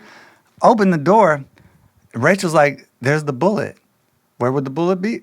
The bullet would be where it would be if it just bounced off my butt. And I was like, what the fuck? And I don't know the science and shit. I didn't pay enough attention in school, but I was like, could a bullet go through the first layer of metal, come through the second layer of metal, it hit the pillar, and would it lose enough force that, when I was ducked, maybe I was clinched? And I was like, do I got buns of steel? You know what I'm saying? Like, I was realistically thinking that maybe it just had lost force and I was clinching and it just bounced off. You know what I'm saying? I guess I'll never know. If you guys want a more scientific explanation, my boy Mesh, who's in the military and knows a lot about guns, he came and looked at it. He was like, Zach, what probably happened was it came in here, it came out here, it hit the pillar. Pillar has like rubber on it and shit. It blasted all this plastic and that was on the pillar. He was like, bro, you probably got hit by a piece of the plastic, but it would have been coming in so like hot that like in the moment you would have thought you were shot in the butt, and then the bullet would have just bounced right next to you. I'll never know. But this is call my high school physics teacher because there's some velocity thing going on. Yeah. And we need to get to the bottom of well, this, no pun intended. Well, I got my explanation. You sure do. Evan slid down from heaven and just blocked that bullet for me. Dude, you ever hear them stories where like some woman who lost her daughter 2 years before was in a car accident and she flipped around. She's like, the ghost of my daughter reached down and pulled me out the car. And I'm always like, that's some shit you just narrated your mind to explain how that crazy shit happened. But dude, in my reality, because I was thinking Evan said the thing would protect me right when I got hit. So I just kind of feel like Evan went down and was like, boop. Or Evan was hollering at God and was like, you can let that shit touch my boy, but you know what I'm saying? So, man, I had to be downtown. You guys probably don't need these details. I was downtown for an hour. The cops taped off the block. the hotel people, the cops, Rachel, everyone was pretty cool to me. You know what I'm saying? Everything was cool. I texted my little sister. I didn't have to know who else to hit up because it's like 3 a.m. and shit. I'm like, Jessica, I just got shot in the butt. Whatever. I go home and dude, the drive home was bugged because, you know, the energy, like the excitement, it was like one of the most exciting things I'd ever experienced that I would never want to feel again. You know what I'm saying? Got home, I tried to tell my roommate. She was up. She didn't even believe me. You know what I'm saying? I'm just like pacing. I can't get to sleep. So I'm like, all right, fuck it. I'm going to throw it on Facebook. Open up Facebook. I'm like, do I want to put this out there? And I'm like, it's going to draw a lot of attention to me. And I'm like, fuck it. You know what I'm saying? I just flipped open Facebook. I was like, I just got shot in the ass. And then I just wrote the story. And once I got it out, I felt like I could relax and went to sleep. Woke up around noon to like 1,000 messages from like every person I know being like, you know, text messages, Facebook comments, messages, just, you know. Dude, there are a lot of negatives and positives from us being all connected through the social networks. And I'd say this was a positive. I didn't feel no trauma. I didn't feel no shit like that because everybody for the next week was treating me like it was my fucking birthday. Fucking Crescent Moon and Sims and the homie Barrett had season tickets to Timberwolves, and it was the last game of the season when we were playing the Pelicans for the play-in position, so they brought me to the game. I bought you a burrito. You bought me a burrito? Oh, Yes, you're good to go ahead. I love how you think you being Zach go on Facebook, say you got shot. To think no one would be like, yo, what? I just put this on Facebook. Then I went to sleep. Just let that marinate for a while. Did you say you got poked in the butt by a bullet? Yeah, I think that's what I said. Fuck the bubble. I read that line last, and I'll be like, I'll read this funny story later. I don't have time right now. Zach got shot in the butt. Who told you that? Oh, yeah. She was concerned. I appreciate it. Tell moms I said thank you. Oh, boom, I'm at the Timberwolves game. I'm going to flash back on you guys. We're going to throw in some hip-hop history. From about 2003, I was claiming I was the best battle rapper in Minnesota, right? And I did believe that. I was confident that I felt like anybody who I knew in the scene, I could take them out in a freestyle battle. I believed that. But I didn't think us, Interlock, was the best battle crew. Pound for pound, there was this crew from St. Paul Central, Terrell, you went to high school with them, called Purist Forum. Members of Purist Forum. Dialect, he won the Pasta Bar battles. Aquil won the Pasta Bar battles. Aaron never won it, but he made the Final Four twice. Even though I don't know if they were official members, I used to kind of consider Minnesota and BDF kind of part of their crew. They were on their mixtapes, and they were all from St. Paul Central. BDF made the Final Four of the Pasta Bar. BDF won a rap tournament hosted by Talib Kweli at the University of Minnesota for $1,000. Meta won the Pasta Bar. So I always kind of knew, like, pound for pound, if we ever had to go against those dudes at a squad, or fucking Rhymesayers did, or the UVS, I was like, Purist Form will probably eat any other crew up. And just for, you know, what I feel about it, I never lost a battle to any of the Purist Form dudes. But I did get sunned by one of them once. When I was working on the White Jesus album, about 2007, I'm in the what later became the Stop House studio, Dylan Parker's studio, looking for beats. Brandon all day from Big Quarters is playing some beats. Hard ass beat comes on, you know what I'm saying? One of them boom, big drums, everything, and I just start like making up a chorus. I'm like, you better think first, you better breathe second, because these weapons will end your life. I just thought it was cool. I thought it was kind of fresh. And Sarah White was in the studio. Sarah White got a way cooler voice than I do, so I was like, Sarah, can you bust this on the mic? And she laid the chorus. She's like, you better think first. You better breathe second, because these weapons will end your life. And Sarah got that smooth voice. It sounded dope. I wrote a rap, and it was whack as fuck. Like, what the fuck was I rapping about guns for? I was like, how many times have I been on the bus when some cat had a gat in the gut worried to bust? The first time I got threatened with a weapon, I was 16. I'm talking about how scared I was when I got the first time I got a gun pulled on me. Why I thought I could rap about guns, I don't know. But I thought I was onto something hot. I call up Upset the Locksmith, Set the Smith. Jessica, you know Set. Unicus, you know Set. You know, Set's from the Dirty 30s, you know what I'm saying? He's from over south. I thought he'd be the perfect dude to jump on this gun track with me. And Upset loves me, bro. I've known him since fucking high school, junior high. He'd do anything for me, you know what I'm saying? But he's in the studio and he's like, Zach, what the fuck are we making a song about guns for? He's like, when I think about making music with Big Zach, I think of some hip-hop shit, bro. Let's put some hip-hop shit. I was like, nah, bro, just do it. It's gonna be hot. So I call up the Purest Form dudes, and I'm like, there's one dude, Alibi. I'm like, yo, come to the fucking studio. Upset lays a verse, but he wasn't really into it. But fucking Alibi comes in and just bodies the shit, bro. He just fucking kicks like the most amazing verse, like about guns, but he's not like... Zip disc. All day, random, all day, random, all day. Think I come in after the sample.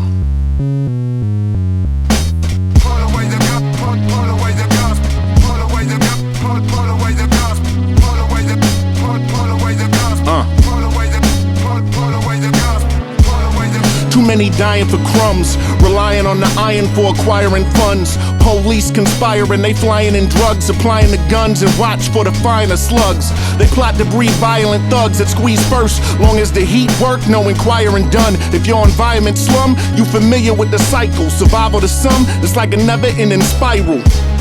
So where did it all begin?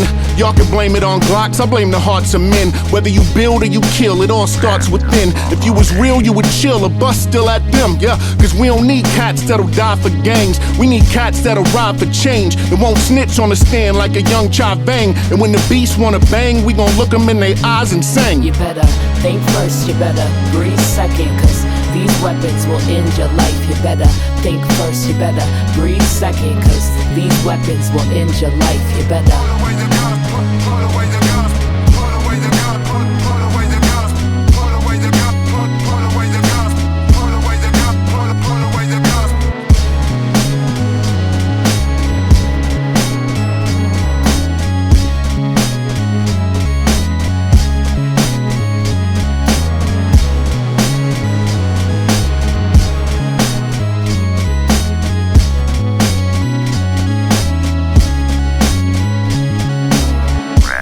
he just had the whole concept. I was like, oh, we got a dope song on our hands. As soon as everyone left the studio, Dylan Parker was like, Zach, we can't put this shit out. This shit's whack as fuck. He was like, I was like, nah, dog, it's hot. He was like, first of all, you shouldn't be rapping about guns. Second, we can't put on your first solo album where Alibi from the Purest Form crew bodies you that bad on your own album. He's like, you just think this shit's good because you kind of put it together and you wrote the chorus. He's like, if we really want to honor this beat in that chorus, we should take you and Upset off of it and we should give it to the Purest Form crew and they can make a song. I was like, fuck. But I was at the Timberwolves game and I saw Alibi. So I ran over to him and I tapped him on the shoulder. I was like, hey, thanks for the Facebook comment. He was like, man, I'm just glad you're okay. I was like, cool. I walked away. I was like, think first, breathe second. Might have been a whack-ass song, but good advice when you're getting shot at in the Astro van. You know what I'm saying? Back to the story. Where we at? Okay, everyone's treating me like it's my birthday.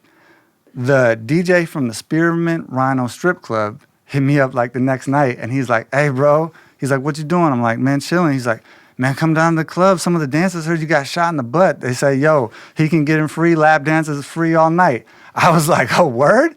And I was like, do I want to do that? And I was like, that kind of sounds like fun. But why I decided to do that was I was like, because the Spearmint Rhino's downtown. And it was like 10, 11 at night. And I was like, fuck, I'm going to go downtown just by myself to make sure that I'm not carrying no shit like I'm scared to go downtown now because I got shot at. Because I'm not living in a city where I'm scared to go downtown. Boom. Slide in the strip club.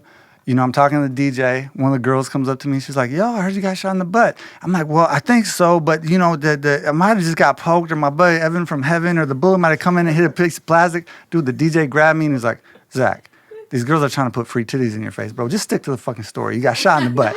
I was like, all right, cool. So again, just from the Facebook post, it was very positive. A lot of people reached out, fun. Because, you know, being like I got poked in the butt by a bullet, people are either commenting like real nice shit like, Zach, I'm so glad you are not hurt. Or they're being like making funny ass jokes and shit. So It all made me feel better. I went through every comment. I replied or at least hit the like button. Every text message, every voicemail, I called back, I messaged back. I'm going through the Facebook comments, and I got a message from Summer from the John Mayer concert. And she's like, Zach, yo, I just read your Facebook post. She's like, I'm so glad you're okay, blah, blah, blah. So I start typing her back, and I'm writing, and I'm kind of overwriting. I'm telling her a story about the Astro van and shit, and I pause. I'm like, why did I write this girl just 6 fucking paragraphs about my Astro van? I was like, this has nothing to do with what she was just, I should have just said thank you and just like, so I deleted it. I'm like, man, I think I want to ask this girl out. And you know, I'm 45. This is easy math. You want to ask a girl out, you just do it. But I was like really second guessing it. First of all, A, is like, let's keep this real. I don't got enough game to top the John Mayer concert. So it's kind of going to be like all downhill from here. You know what I'm saying? Second, do I got the energy to keep up with a 30-year-old? Like, I couldn't keep up with a 24, 25-year-old. That shit was moving too fast for me. Like, when I was 30, I was fucking eating Molly and going to raves and going to clubs and going to fucking festivals all in one weekend. You know what I'm saying? Like, shit, I'm 40-something now. You know what I did all the week? I hung out at my mom's house drinking THC bubbly waters, watching fucking playoff games. Like, I'm moving slower now. You know what I'm saying? I'm like, I don't know if I have the speed to keep up with a 30-year-old. I swear to God, I'm being super honest with you guys.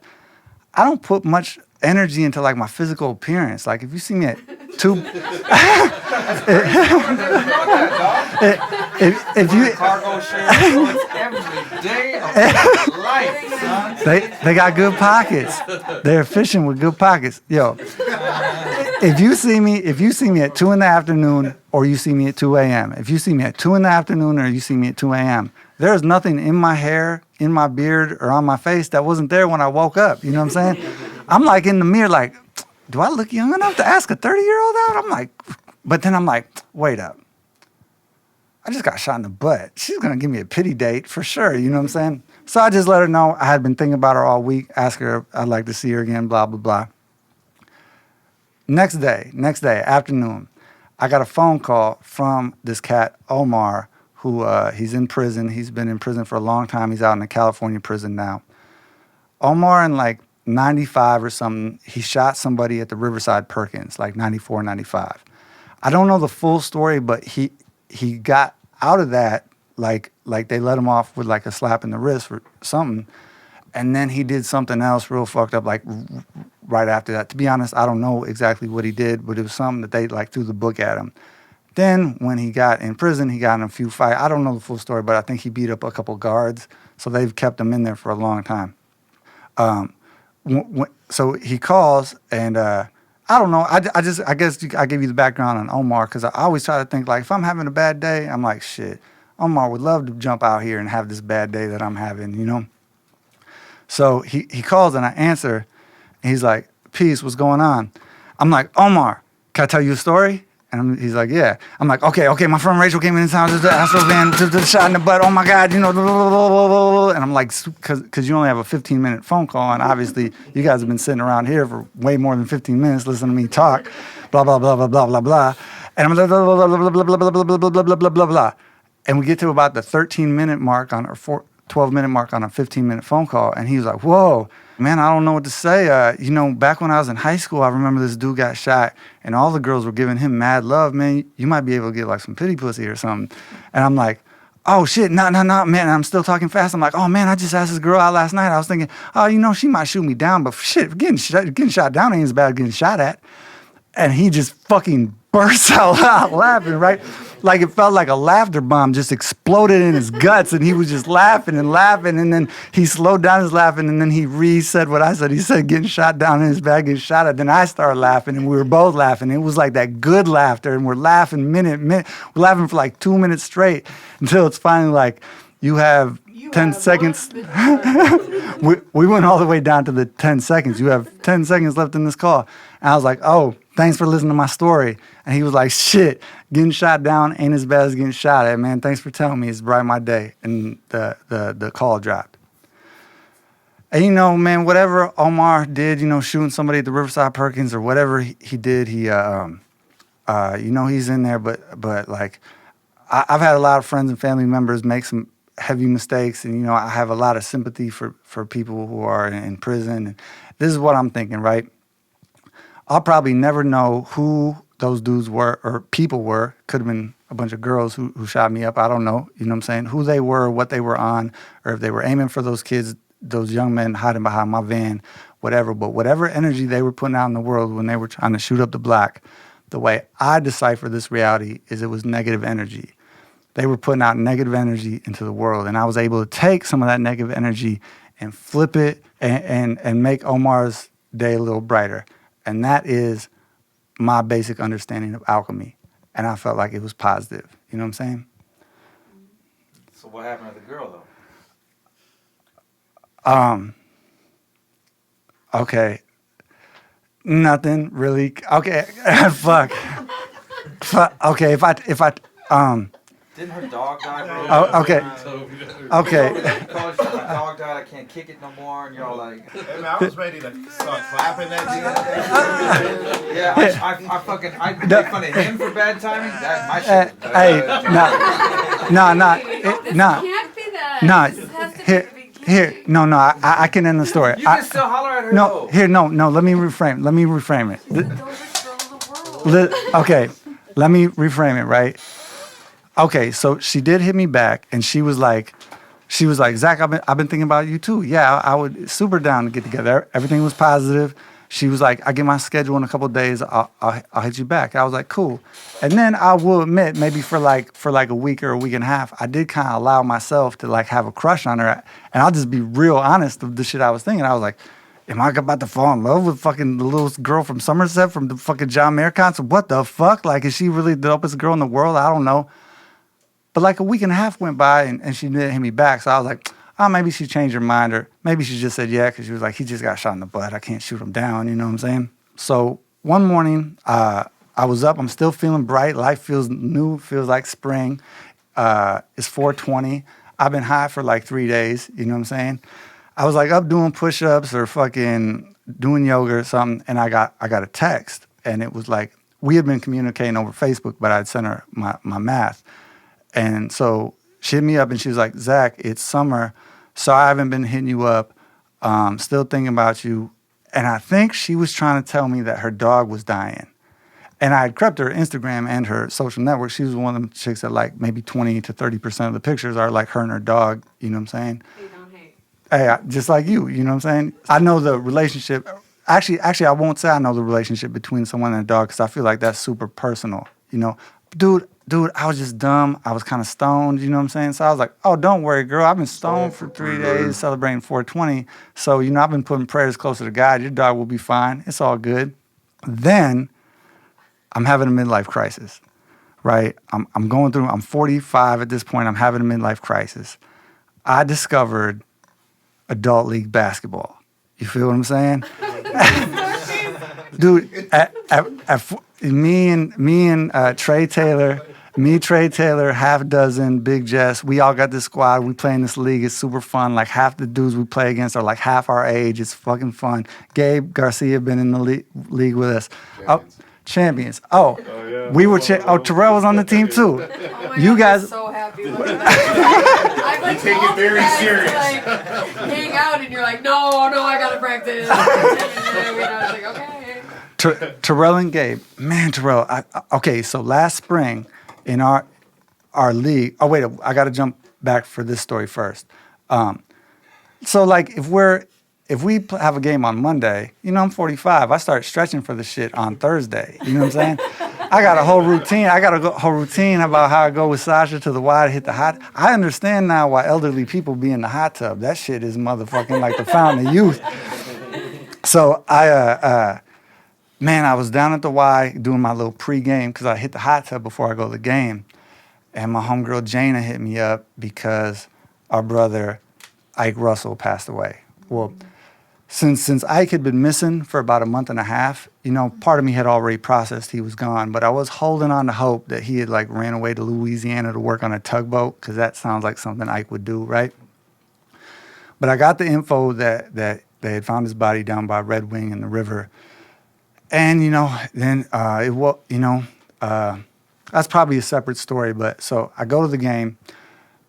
Gabe, I think you were there. Terrell, this might have been one of the games because you missed a couple games this season. Last spring 2023, our team won the little championship. You know what I'm saying? It was the shit. All you win is a T-shirt, but that shit is the dopest T-shirt in the world. You know what I'm saying? Dude, we had won our first 4 games, and it's only a 10-game season. So, like, you kind of know by game 5 if you have a chance to win it.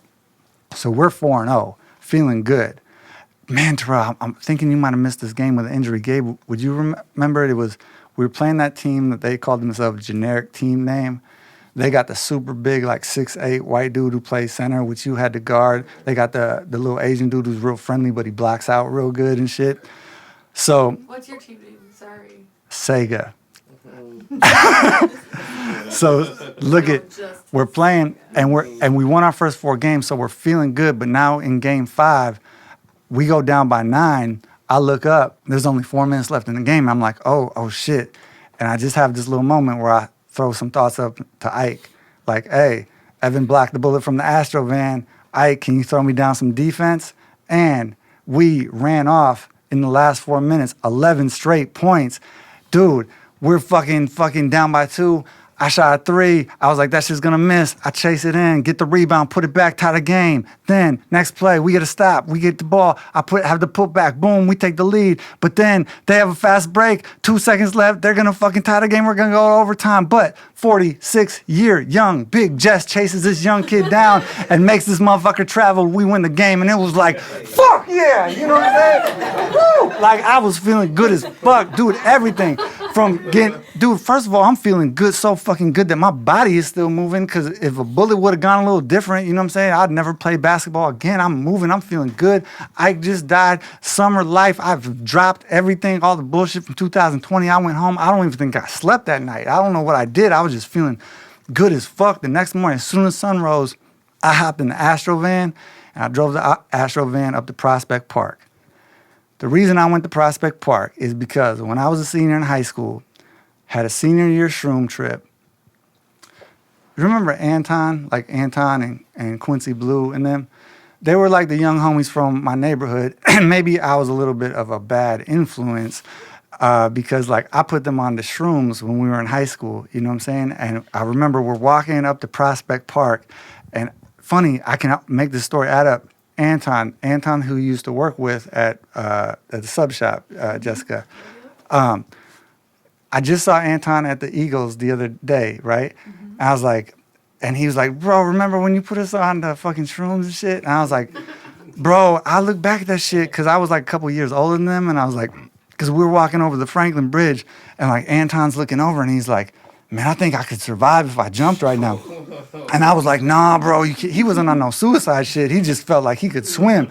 I was like, nah, dude. And I was like, Anton, looking back, man, was I like a bad influence and shit? He was like, nah, Zach, you were just like put us up on them like white boy hippie drugs and shit. He was like, you weren't a bad influence. You were just more the gateway to like. He's like, I do shrooms every summer now when I go tubing down the river. But I did think I could jump off the Franklin Bridge. I was like, bro, if you would have jumped off the Franklin Bridge, your brother and your older homies would have fucking killed me if Zach gave Anton some funny fruit or vegetable and it made him jump off the bridge. I don't know. Back to the story, though.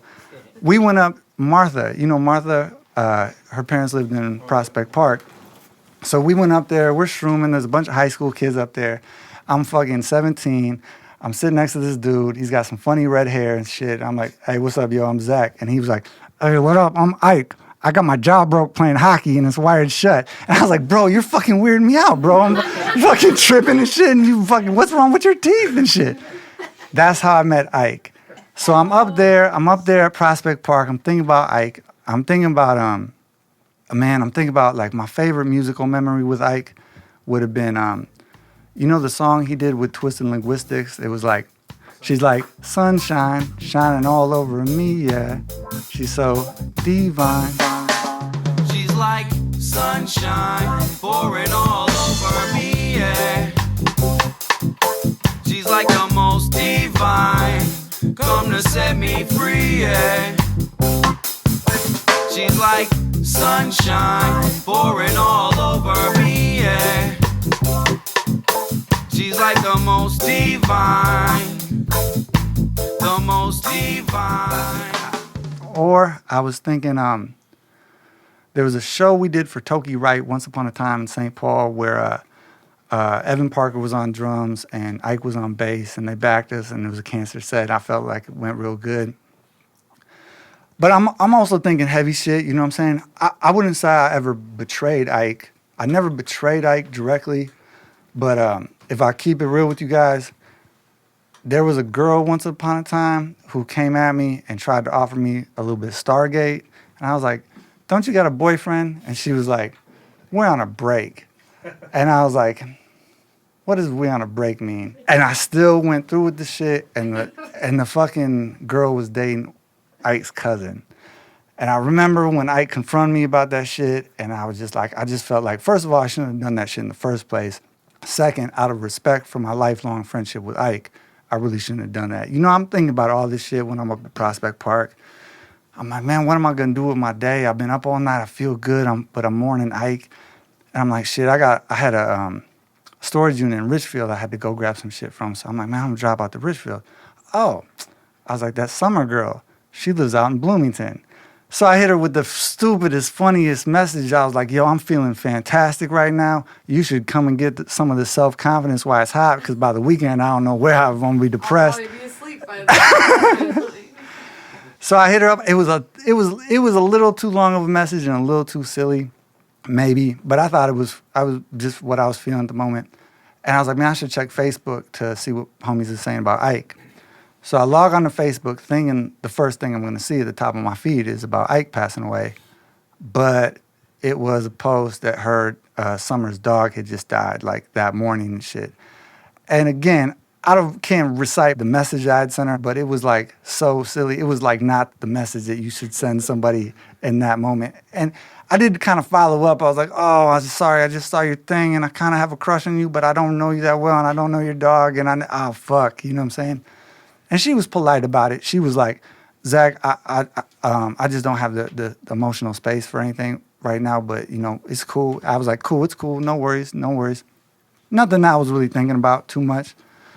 But then like 2-3 months later went by, and I was kind of, you know, thinking about it all. I was like, man, that was some weird cosmic unaligned shit. Like when I was thinking those thoughts about the dopest girl in the world popping up out of the blue, falling out of heaven, and that woman appeared, that felt like it was like some cosmic aligned shit. And for it to get unaligned like that, like them finding Ike's body in the same 24 hours that her dog passed away, it just kind of felt like, whoa, that was way unaligned. So I'm thinking about it, and I'm like, why did that get so out of line? I'm like, am I that fucked up? Like, was the universe blocking me from getting in this girl's life? Like, am I a bad influence? Like I was on Anton, and this girl's going to jump off the Franklin Bridge? I don't know, fuck. But then I was thinking about the conversation I had at the XL Center when I asked her about her life, you know, where her life had gone from high school to now. And she told me that for a few years she had moved out to Southern California. And I was like, you see any good concerts out there? I was like, what was the best concert you saw when you were out in Southern California? And she got to go to the Mac Miller Memorial Show, which sounded real cool with like Anderson .Paak and John Mayer was out there too. Building up a wall till it breaks. She hated when I call and it's late. I don't wanna keep you waiting. I hope I never keep you waiting. And then she said, but the most special is this next most special concert out there was she went to this big reggae festival out there, and Atmosphere was there. And she was she was like really expressing to me like how it felt, like she was probably homesick, so how it felt to see Slug and Ant and remind her of Minnesota and everything that she was feeling, and it like really made her feel, probably cured her homesickness, probably in words that she couldn't express to me or I couldn't repeat to you guys. And when I remembered that, I was like, oh yeah, dude, that Summer girl was probably the dopest girl in the world. But I ain't fucking with no chick that listens to Atmosphere. You know what I'm saying? Fuck no. Like, I mean, maybe if they like put me on like some heavy prescription drugs and we went to couples counseling for like several years, and but I mean, maybe I could deal with it. But shit, any girl that's gonna look me into my eyes and see into my soul and see the giant red flags that appear when she brings up atmosphere and I try to explain to her New MC versus the mirror. When I was 34, I took a new drug and got so high I thought I was Jesus. Shit is a semi-common occurrence on psychedelic drugs. They call it a Messiah moment. During my Messiah moment, I was walking around Lake of the Isles in Uptown at sunrise, moonwalking on water while the universe was revealing itself to me. Though, really realizing that to be a true Messiah, religious icon, you probably need to be an ultra-righteous person and probably give your life for the good of humanity. I was like, maybe we'll just perceive this moment as me being in drug-induced psychosis, walking around the lake barefoot, talking to myself, battle rapping out the new Bible under my breath. There are, as they say, levels to this shit. Smoking weed out of a volcano with the Duende crew, I had an original thought. DJ Gabe Garcia was saying he thinks technology is making humans de-evolve. I debated back that everything we invent is an extension of ourselves, therefore the smartphone is part of our evolution. As the conversation continued, I threw out the abstract thought about seeing a species change, and I was like, all right, what if bees enslaved ants? And as the words hit my own ears, I imagined how humans would perceive beehives suddenly enslaving ant colonies, and it felt like the most original thought I'd ever had. I was in my early 30s, in a very confident phase of my life, lifted and feeling big, so I told the homies around me I was going to write a book about what would happen if bees enslaved ants. I think most people in the room laughed at me, and maybe in the moment I laughed at myself. But the next day when True Feels hit me up and asked, "Yo, you read that book about when bees enslave ants yet?" With friendly humor in his tone, I got off the phone and started typing some ideas. Can't claim I'm going to do something and not do it. That would be setting a bad example for the young homies. With my laptop open to a blank page, I pictured a dude the same age as True Feels, 23, waking up in a world where bees were enslaving ants or insects in the world were changing. My first fictional character waking up out of a dream needed a name. And I think my roommates were downstairs watching Tosh 2.0. And when I was 9 years young, I made up a little superhero named Drop. So, Tosh Drop woke up in a world where transparent spiders were filling his windows with thick webs, shifting daylight into bent rainbows. And from that afternoon on, writing some bugged out books about bees and ants and spiders and some dude named Tosh became my new hobby.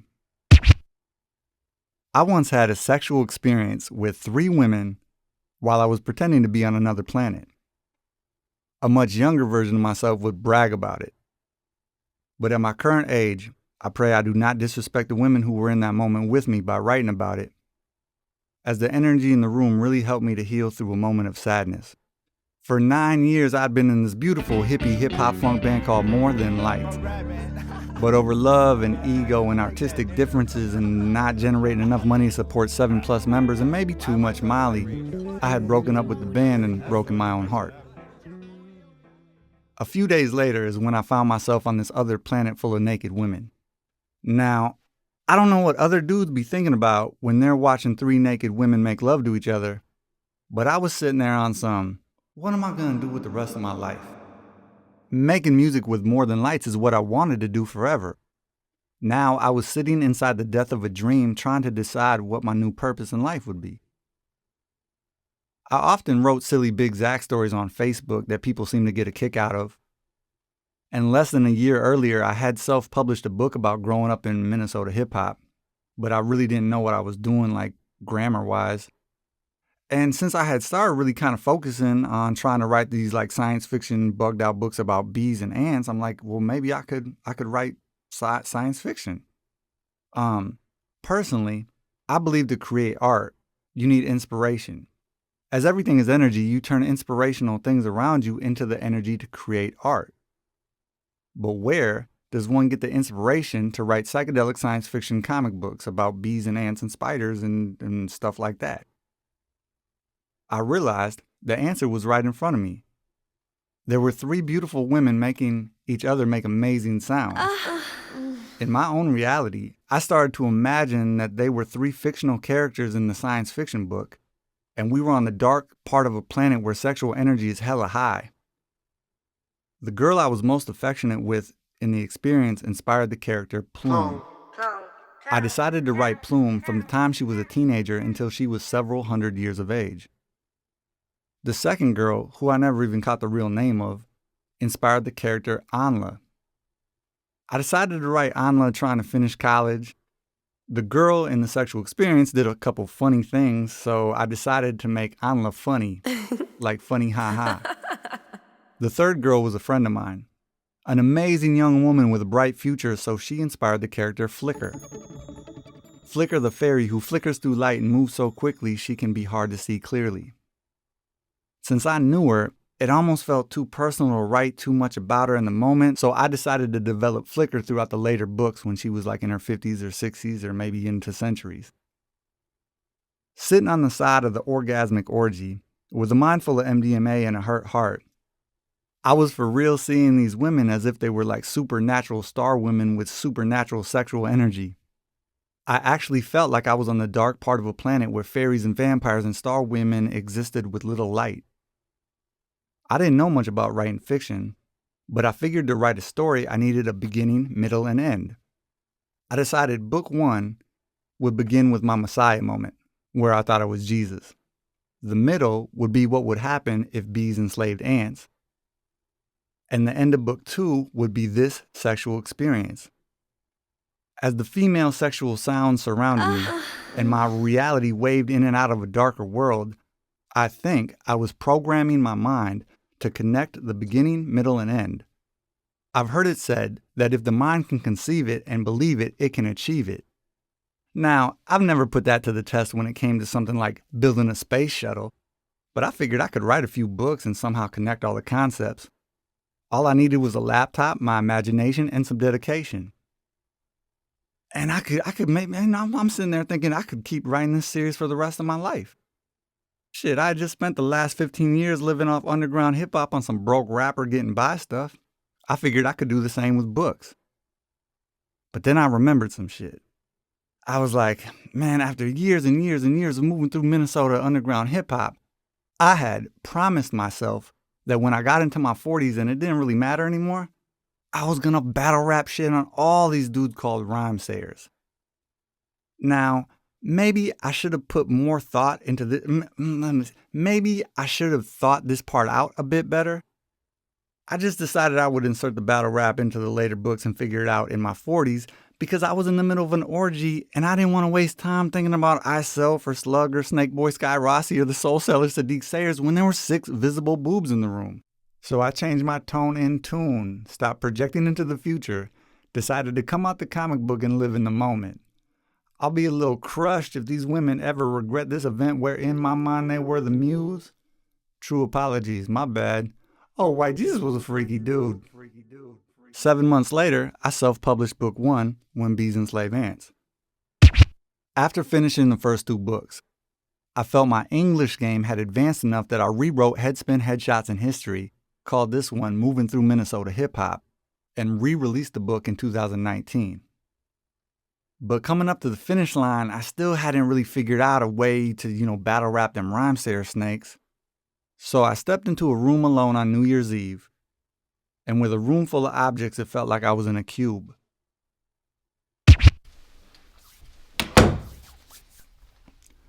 Let us begin with the eye and idea. Stop House Interlock Group Audio presents New MC versus the Mirror, Level Perception. Written and read to you by Big Zach. It is in the water. Let belief be born. Let the O in your ego become a hula hoop. A Poliki light ring portal to a place known as knowledge of self. Different is how darkness reflects the light. Where the whack exists in contrast to the tight. But a pillar of truth remains true, no matter the amount of lies slithering around it. Though be aware, truth like time, can be relative to one's reality. This is the easiest understanding of the multiverse. From the Book of Water, the 9th book of Maruf. As translated by Casta Macula, Chief Librarian at the School of the Sky, in the New Alien year 963, Second Age of Everything. Prologue, Comic Books and Chess. Mouse, December 22, 1995, Minneapolis, Minnesota. School got out about an hour ago. Friday into winter break. Covers of comic books are fanned out on the floor of Mouse's room. Every issue illustrating its own adventure. Wookie was sitting on the floor surrounded by the comic covers, digging through Mouse's comic book boxes again. Every time Wookie came over, Mouse would have to reorganize his comics. Hey, don't be leaving those out of order again. Mouse crumbles weed on a plate, and make a move before we spark this blunt. Mouse's parents assume the two teenage boys had come back to the apartment after school to do homework, but as usual, they were just playing chess, getting blazed, and listening to music. That's minimum and feminine like sandals. Mouse laughs with the liquid sword lyrics. Wookie, don't your dad be rocking sandals. Whatever kid. Wookie moves his bishop backwards. Shit, my pops wears sandals all summer. Mouse takes a white pawn with his black knight. He be rocking them thick dark hard leather sandals though. Sandals you could walk through biblical times with. Mouse intentionally chuckles as he tosses the white pawn off the board. Your dad be rocking them sweet sandals, huh? Them sandals you gotta study yoga for decades to even know where to buy.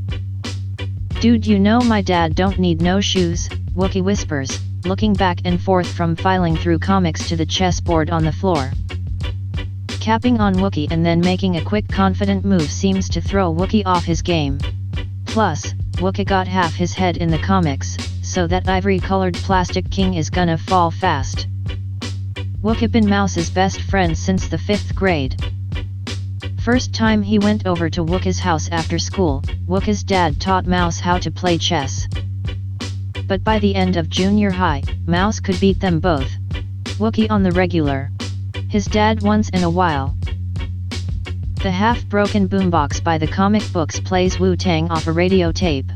On Saturday nights Mouse would record DJ Stage 1 on Strictly Butter. Listen to Saturday's show all week, and then record the next episode on the same cassette.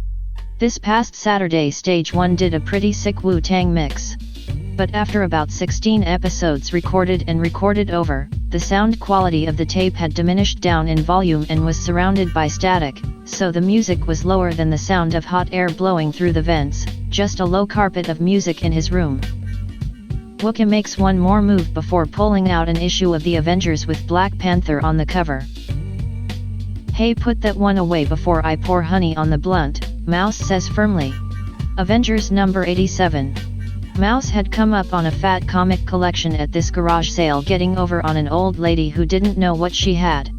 Mouse knew once Marvel starts making movies, all them old Avengers issues were gonna be worth hella bones. And the first time Mouse and Wookie experimented putting honey on a blunt, it was a drippy mess that would turn his comics into a sticky situation. Spark the blunt and I'll put it away before you pass it. Wookie pulls the issue out of its protective plastic bag. You know these classic comics is safe with me. Dude, don't fuck my shit up. Mouse carefully uses a spoon to scoop dark orange honey out the mason jar. Wild white streaks swirl through the honey once it is touched by the spoon. Is that some kind of African honey? Wookie assumes because Mouse's family is Nigerian. Nah, my pop brought this home from his trip to Asia. So that honey is from Asia. Wookie's eyes peer over the top of the open comic, gazing at honey in Mouse's hand. That's what honey in Asia looks like. I guess. Mouse holds up the jar where the colors in the honey were exotic. Looks like the light in the room was getting caught in the glass jar, swirling around through the still substance. Mouse was surprised his pop got this shit through customs. Does the honey look different in Africa? Shit, I don't remember. It had never crossed Mouse's mind how different races of bees would be different on different continents, collecting pollen from totally different flowers. Looks like Asian honey swirls light when you touch it. Yo, what if that honey is from the true mountains of Shaolin? Shit, Mouse drips the honey and laughs, then this blunt is gonna welcome us to the next level. Chilts, Wookie's eyes drop back into the Avengers. Rolling the blunt seems successful. Sucking a drip of honey off his finger, it was rawer than expected, with an aftertaste that would stay with him for days. As a little kid I couldn't fuck with honey. Once I learned the ingredients are regurgitated out of the mouths of insects, nasty shit freaked me out. Cracking the one and only window in his room, Mouse told Wookit to turn on the fan. Winter came through the window quick, blowing out the blunt on the first 2 attempts to spark it. Between the blowing out of the lighter flame, Mouse puts prayers into the Bob Marley medicine. On the back of Mouse's door is a picture of Bob Marley. Above the TV is a Wu-Tang poster. His Nintendo tempts him to turn it on. Covers of comic books invite him to read. Behind his bed was hanging art given to him by his parents. The music is low but wants to be heard. Everything in his room is affecting the energy of everything in his room. I think I'm hearing messages in the music. Mouse bends lower towards the stereo speaker on the floor. Stage 1 sounds like he did a strange mix on Saturday. Wookie's voice comes from above. It takes Mouse a minute to figure out that the tape has been recorded over so many times, that in a few spots you can hear the songs from last week under the new ones. Leaning up from the speaker, Mouse physically senses the vibrations of sounds coming out of the small speakers into the air of his room. Winter seems to speak to him while Mouse moves through 2 scary seconds where everything in his room was quietly shaking in a blur of its own atoms. Everything around him takes a shape. From the rectangle covers of the comic books to the swirling colors of smoke that whip out the window. A few feet away from him on the floor, Wookie looks like he's levitating. Instead of passing the blunt back and forth, Mouse had saved several hits for himself, holding the blunt hostage until Wookie put away the old Avengers issue. And he passed the blunt with the plate below to catch any dripping honey. But now time stamped that all happened a few moves ago. Because Wookie had already handed the blunt back. As the last few minutes of memories caught up to him, Mouse was surprised to find the blunt burning between his own fingertips, stringing smoke lines around his world. Wu-Tang instrumentals play low through the speakers. Mindlessly Mouse bops to the beats as he looks down at the 64 small squares framed within the larger square of the chessboard. At first Mouse sees himself as the king, moving pieces to protect himself and attack his opponent. But with a quickened pulse of paranoia, Mouse can't find a move to make. Even against the cold air coming through the cracked window, sweat streaks across the skin on the back of his neck, fear of Wookie's white army coming to kill him. For a framed memory moment Mouse sees himself in this square room, and then everything is in the chess game. The black and red checkered board was now patterned on the floor and the walls of his room. And Mouse is trapped inside the king. Frozen still, standing tall enough to see his attackers coming for him, but unable to run. Trapped in his square. Trapped in the game. Trapped in the board. Trapped in the next move. Mouse is so high he is trapped in his mind. He is stabbed by something sharp. Cold air. There is a square window in the game. The window is on the wall. His only escape. Wookie only took a pawn. The world outside of the window comes in the room through a crack of cold air. Mouse tries to tell Wookie something is wrong with the weed. Dad had spilled his marijuana tray by his bed, so Mouse had picked the crumbles of weed out the carpet. Mouse didn't know if weed could go bad. He had only started smoking 6 months ago. Shaking the weird wave of weed thoughts, Mouse pulls himself back from his pieces, pulls himself back into himself. From deep space came Wookie's voice, "Dude, I'm high as fuck." Not only did those words from his friend confirm he was not alone, they also marked time because Wookie was a handful of hits behind on the blunt. Only regaining balance for a moment, Mouse slowly now sees himself as God over the board. He is not his pieces. He just moves them. He just decides what they do. As battle raps come over the music, his higher self seems to hover over the mental war that is happening on the square board. Looking up at Wookie, his friend looks like the king of another country. The king of another continent. The king of another planet. A sun in an opposing solar system. An enemy god in another. The thunderous shouts of Mouse's father come through the door, telling him that they can smell the smoke. Mouse shouts an apology back at his father. Because of the sharp cold coming in, Mouse had only cracked his window. Standing up off the floor and away from the chessboard, he pulls the window wide open, which drops the temperature of his room, but should get the smell of the smoke out. Now standing, looking down on his small room, the war on the board looks far below him, and covers of comics shoot stories up towards him. The chessboard is a battle, and blonde, blue-eyed, white boy Wooka looks up at him secretly wondering if Mouse and his family are from Black Panther's Wakanda. Imaginary images from the Avengers version of Africa place paper-drawn panels around Mouse. Overstanding Wooka's own interpretation of the moment, Mouse realizes that his father had not spoken English and the African dialect went into Wooka's ears and into his Avengers' imagination. As telepathy between two high kids in a room revolve around a chessboard, Stage 1 scratches in the smooth British voice of Slick Rick telling them to master their high. Hey kid, walk straight, master your high. Mouse knows he has never been this blowed before, so he sits on his bed to ground down. The battle on the board slows down until it stops spinning. With a mind full of moving chess pieces, Mouse reminds himself they are just two kids playing a board game. They could pick the pieces up off the board and throw them at the ceiling if they wanted to. Would that throw everything in chaos? From the floor, Wookie offers up the blunt and plate, rapping. This bud in the blunt is the bomb, hope we ain't pissing off your dad and your mom for long. Putting the plate in his lap with smoke slowly rising around him while sitting on his bed, Mouse shakes his head. My parents ain't really tripping about weed. As long as I keep my grades up. I got the weed from their room. Sometimes they be chiefing on the weekends listening to Purple Rain on the record player. Wooka laughs at that shit before asking, I thought you said this bud was some dirt weed. I thought it was. Mouse moves a pawn to free his rook. The two share decisions for the next few moves. Another Avengers issue jumps up from the floor. How much Wooka looks like Captain America and or Thor. Mouse's bilingual brain stands above his friend. But from below, Wooka seems to have caught Mouse's super soldier projections, less in physical strength, more in good man morals.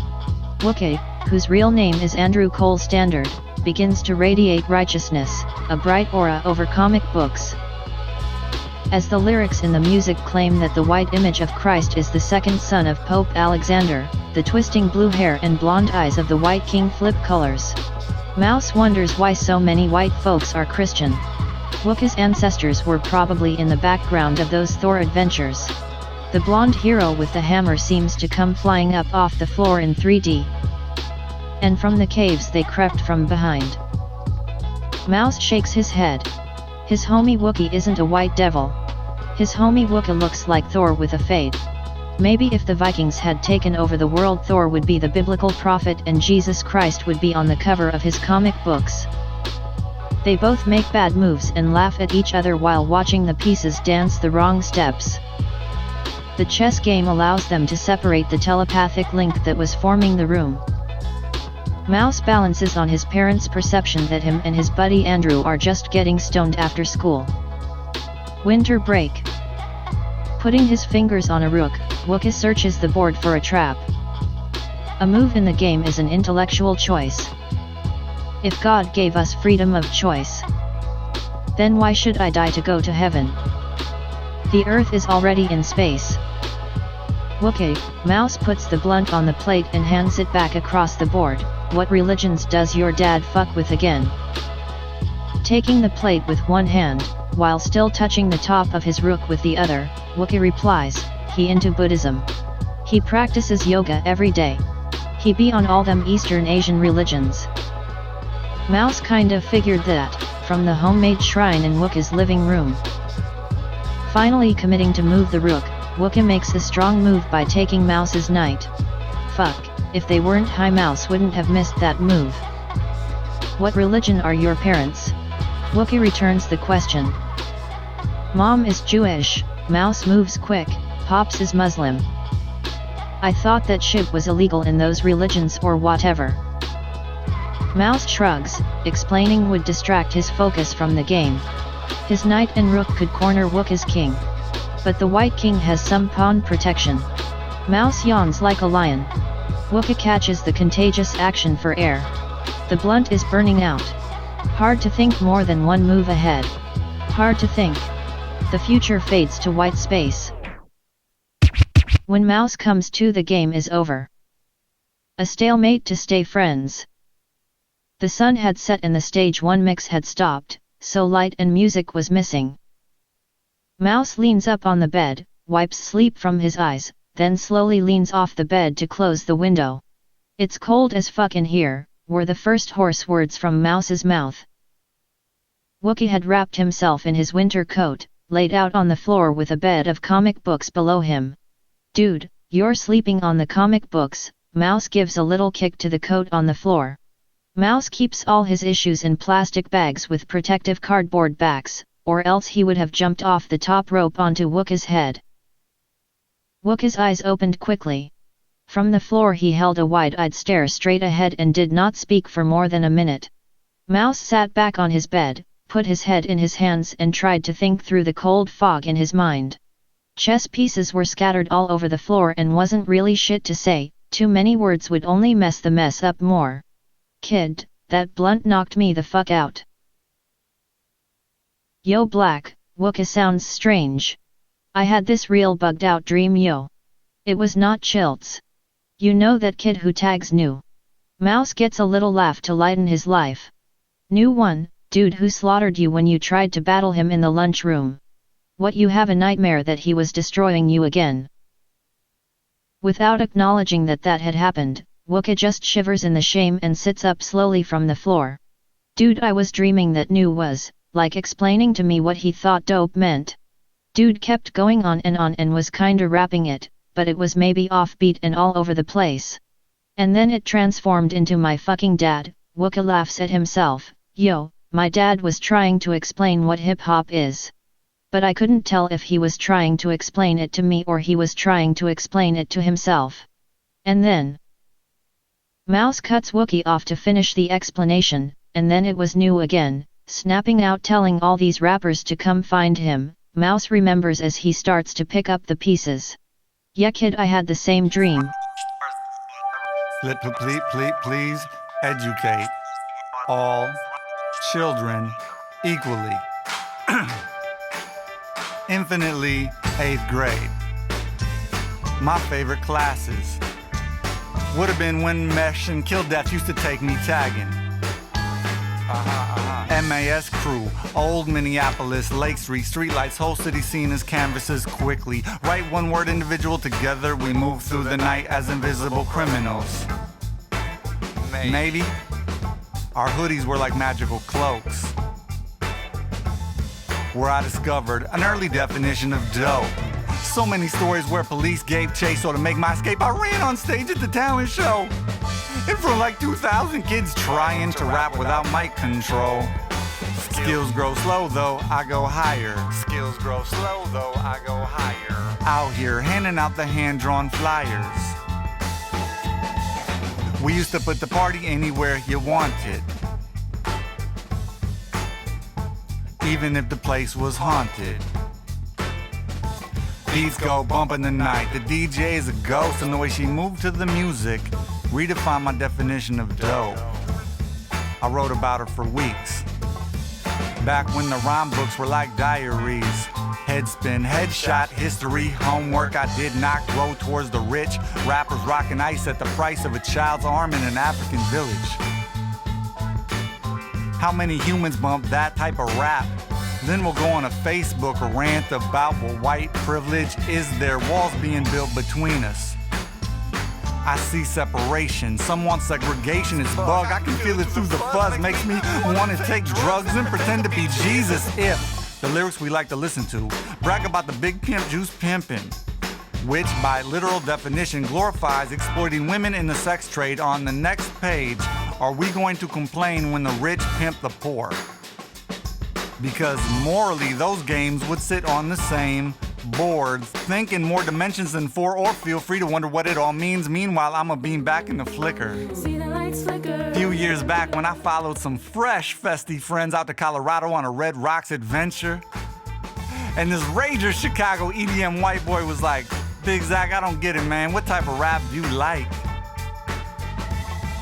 Maybe he felt I wasn't feeling all the gangster beats he was bumping, so I said something like, you know, I really dug the song Dear Mama. I had a teenage girlfriend on a feminist kick, and she put that song in a real nice light for me. And of course, Hypnotize is the hit at the parties we threw, so I do not want to argue with you or the popular statement. But Biggie and Pac, they were never my favorites. At the city barbershops, we debate who's greatest, then I'm lounging on a lake listening to Useful Jenkins.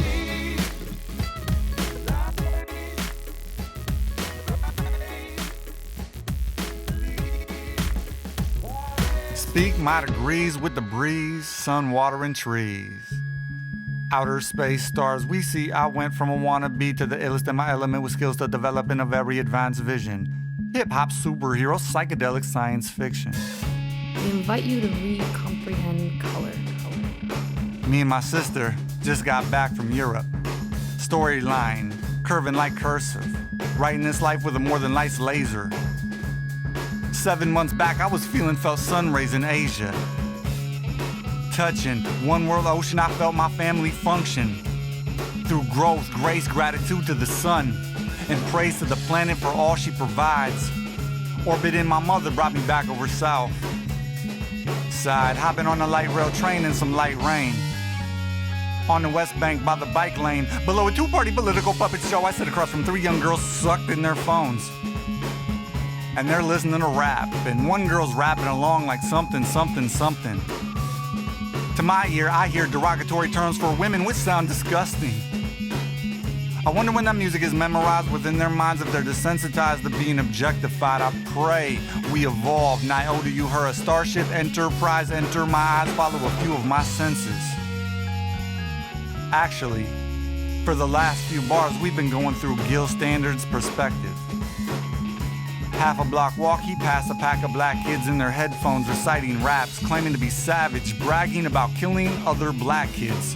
Off the train, we moving through downtown now. And if that music ever influenced them to reenact it, then that is on sad, tragic, and ass backwards, though we know that there are a lot of factors. Many moving pieces. As the city moves around me, I transfer to the BUS. Sit in the back seat, zone in my own phone, shown a world where everyone is trying to make sense out of Kanye West. If it's trending or relevant, it tends to insult my intelligence. My opposable thumbs start to write a post about how them young women on the train and them young men I walk by in the rain probably have a different definition of dope than I do. We're back to my view out the bus window, back to the screen on my phone. The new world's looking like a twilight zone. Black mirror madness, social network status on a planet. Drowning in plastic fragments, we got millions and millions of kids who all want to be rappers. And they're turning up and tattooing their faces because maybe they used to move you out of the matrix. But it became the new basic. So riddle me this, is everything that you see on a screen technically entertainment? Question mark. Bart Simpson woke up and he looked at the screen. Not after the age of Ultron. Not before I was 14, would have been when my family first caught me freestyling in my room or rapping out loud. My older brother said he thought I was losing my mind. Though my old man took the time to bring me to his crib. And let's keep this clear. I did not follow in the footsteps of my father's drugged out definition of dope or the domestic violence. But let's take the good, leave the bad. This might have been a moment where he gave me some good guidance. He sat me down in front of his stereo speakers. And I don't know how much my dad dug rap, but he was open-minded to music, and he said, Zach, I think what you're trying to do comes from this. And he played me a group he had heard or said he had seen on the streets of San Francisco when he was moving through his own moments. And and they were called the Last Poets. Now, the Last Poets are probably most famous for the phrases Party and bullshit and party and bullshit. Time is a ship on a merciless sea. When the revolution comes, some of us will probably catch it on TV with chicken. Sometimes I get that confused with that Gil Scott line that's like, the revolution will not be televised. The revolution will not be brought to you by Xerox and 4 parts. Either statement, poetically put, sounded hella wise in my father's time. Sidebar, earlier in mine, cancer got to open for the Last Poets once at a college in Iowa, and it was cool that I got to tell my dad that before he passed away. Back to, the revolution will not be televised. Spoken aloud in the air today. You know, if I try to break it down, it's gonna be on that white boy backpacker inner city hip hop hippie stuff. So let me bring in another opinion. My brother Jimmy Jump, aka the kid who started the rap crew Cancer in South Minneapolis in 1995. In an inner city full of sirens, within a world full of violent tyrants, you can choose to run the rat race or choose to move at your own pace. Growing up with Jimmy, he always claimed his parents were from Nigeria. But when I would be over at their crib, I secretly wondered if they were from Wakanda, because we were comic book kids, and he went to school for screenwriting, so I'm praying he brings my books to life like the Infinity Gauntlet. I got hit up by Jimmy after the last Avengers movie came out, so we could go Infinity War nerd out for like an hour breaking down how awesome it was. Then the conversation turned to modern America, and I said, Jimmy, so what is it? Is it the Last Poets? We're gonna see the revolution from our TVs? Speaking of a revolution of the mind, or is it the Gil Scott? The revolution will not be televised. As we revolve through time. Jimmy Jump said, dude, the revolution was televised, and it didn't work. If you have 9,000 people in a protest, if you have 9,000 people in protest, and 8,000 of them have their phones out, and they're on Instagram, and they're Snapchatting, and they're going Facebook Live, and they're taking profile pictures of themselves at the protest, and they can't help it because they're human. So the numbers of the likes and the views and the followers release endorphins in their brain, release endorphins in their brain, making them feel some form of fame. Is that the right usage of energy focus for the purpose of the protest? Maybe we need more militant, sophisticated solutions. Because if Bart Simpson saw the televised revolution, went to a school and did a mass shooting, then again we'd have dead kids and no answers. And the news will spin it all into an argument like, is it the war in Iraq? Is it the gangster rap? Is it the violent video games? Or is it, I don't know, obviously all of it. All the while giving the dude who did it hella fame. I can drop it in lame bars. Like, why do we feed energy to things that glorify guns? Woo. Why are kids in the street playing with toy shooters for fun? Being ocean owl wise and woke is what I'm currently considering to be dope. Filtering through non-stop noise and nonsense while comprehending new concepts in a world that is constantly growing more complex with constant content being given to Google. Are we in the last days? Trace, dos, uno, moving through a concrete jungle, drum and bass. Fan my face from the climate change. Can scientists explain how apes became human? We're not listening to lyrics and music that making them stupid. Feel your way through it. Hip hop taught us choose a weapon. So for some sun cycles I battled using traditional methods, until I rose to a place where I only race my reflection. Choose to improve through this style I master. Now we will slow down and allow the world to catch up with concert. Look myself in the eye, stimulate light and matter, breathe. And then balance. Level up, player challenge. On these beats we speak spells. The whole planet is organic magic. Moving through a new scene. My halo is a mood ring in a cool green blue beam of light. Phase through. My vision is improving. Phase through any obstacle. toss targets in the water though, as blooms of moon jellyfish attract women with the elegant elements. Intelligence and fly energy. Do our minds design destiny? This is an advanced vibration. You communicate with crystals. My whole way of life is to be on bright as a neon light or a million missiles. No fallout.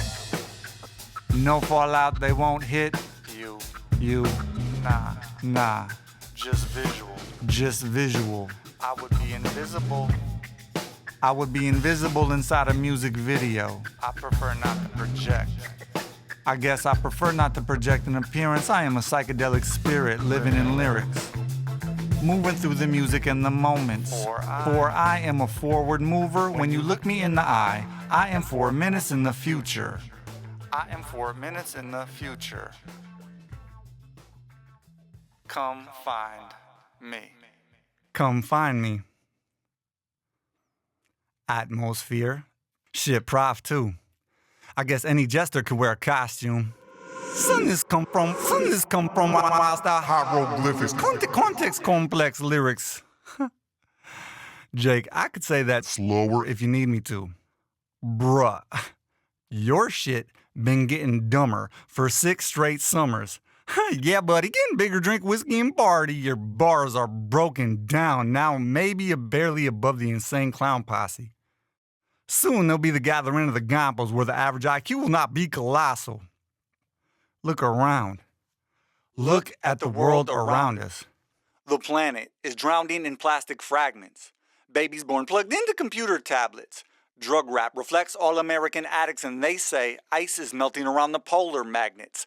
That is the era we're in. In an era when our black brothers are being murdered in the street by police, you had a Rhymesayers release with that much reach and you dropped back-to-back albums about nothing. You did try to slip in that song Permission, twisting singing into the atmosphere sound.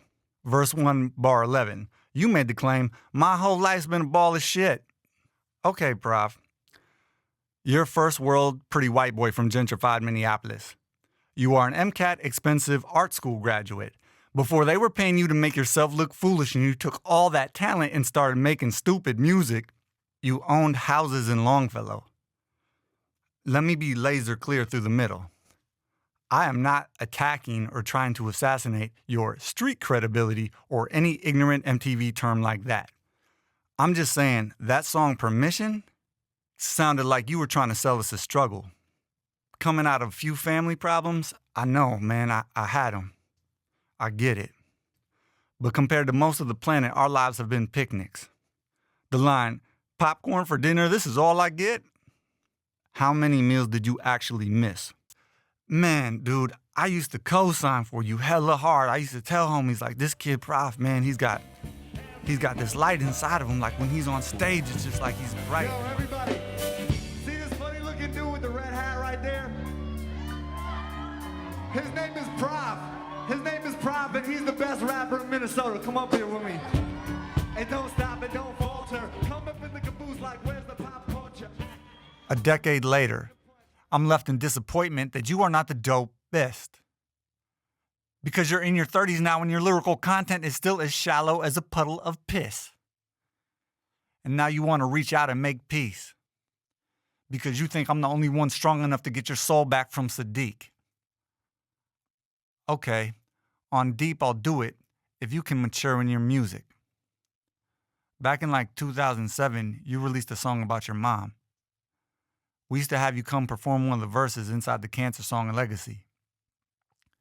You had this powerful line about how you idolize women as they provide a life given. If you truly idolize women, it's like, son, act like it. Act like it. Prof, I feel like you can do better. Well-produced, multi-layered, nonsensical, very catchy choruses. Prof, is that it? I used to love your live performances, but even that's fallen off since Fundo quit. And I'm sorry little Dylan never told you the truth. That back when we were in school, every backpacker we knew would smack the shit out of you. Oh my God. Years go by, and you and I don't speak. Prof. And then Stop House gets robbed, and y'all called me for help. Man, I was in California, and it was after midnight, so I knew that it was later back home when Roz got me on the phone all serious, like, you hear what happened. And I was like, man, somebody died? Prof said to get the goons. Okay, then Prof is living in the movie Spring Breakers, confused with a cartoon full of animal balloons. Why did you not call your new Rhymesayer crew for help on that one?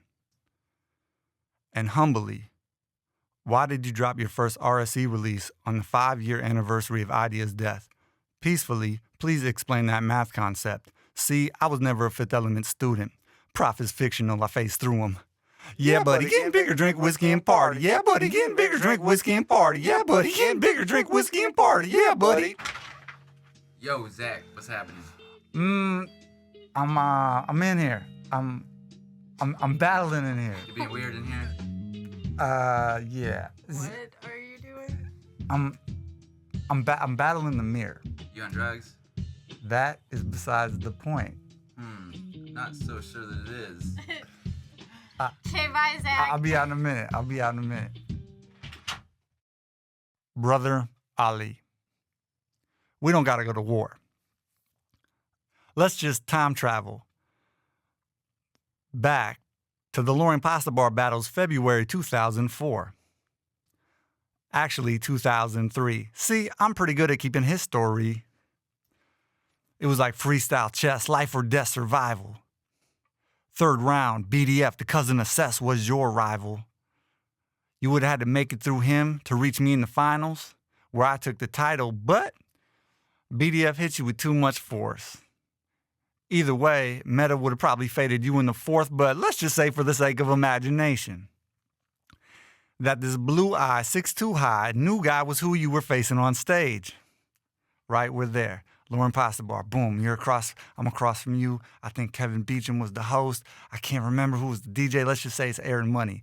Or Abilities. Let's say it's Abilities and Aaron Money and DJ Anton and DJ Espada all mixed into one super Voltron DJ because they were probably all there.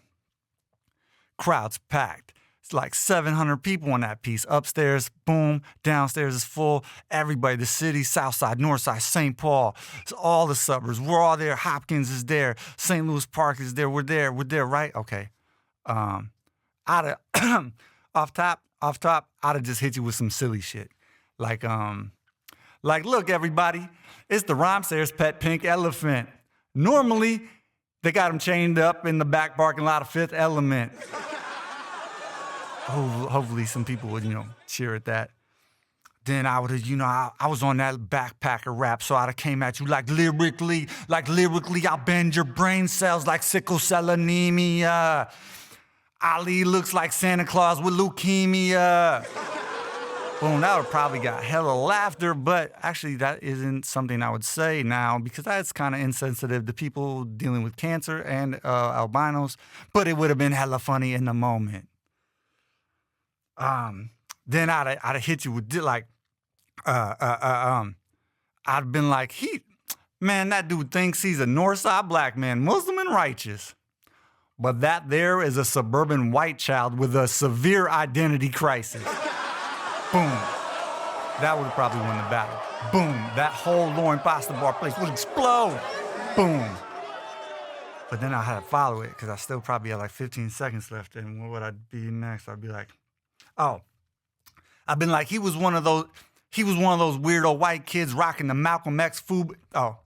He was like one of those weirdo white kids back in school rocking the Malcolm X FUBU fleece. I pissed on his head when he was praying to the east and I was taking a leak.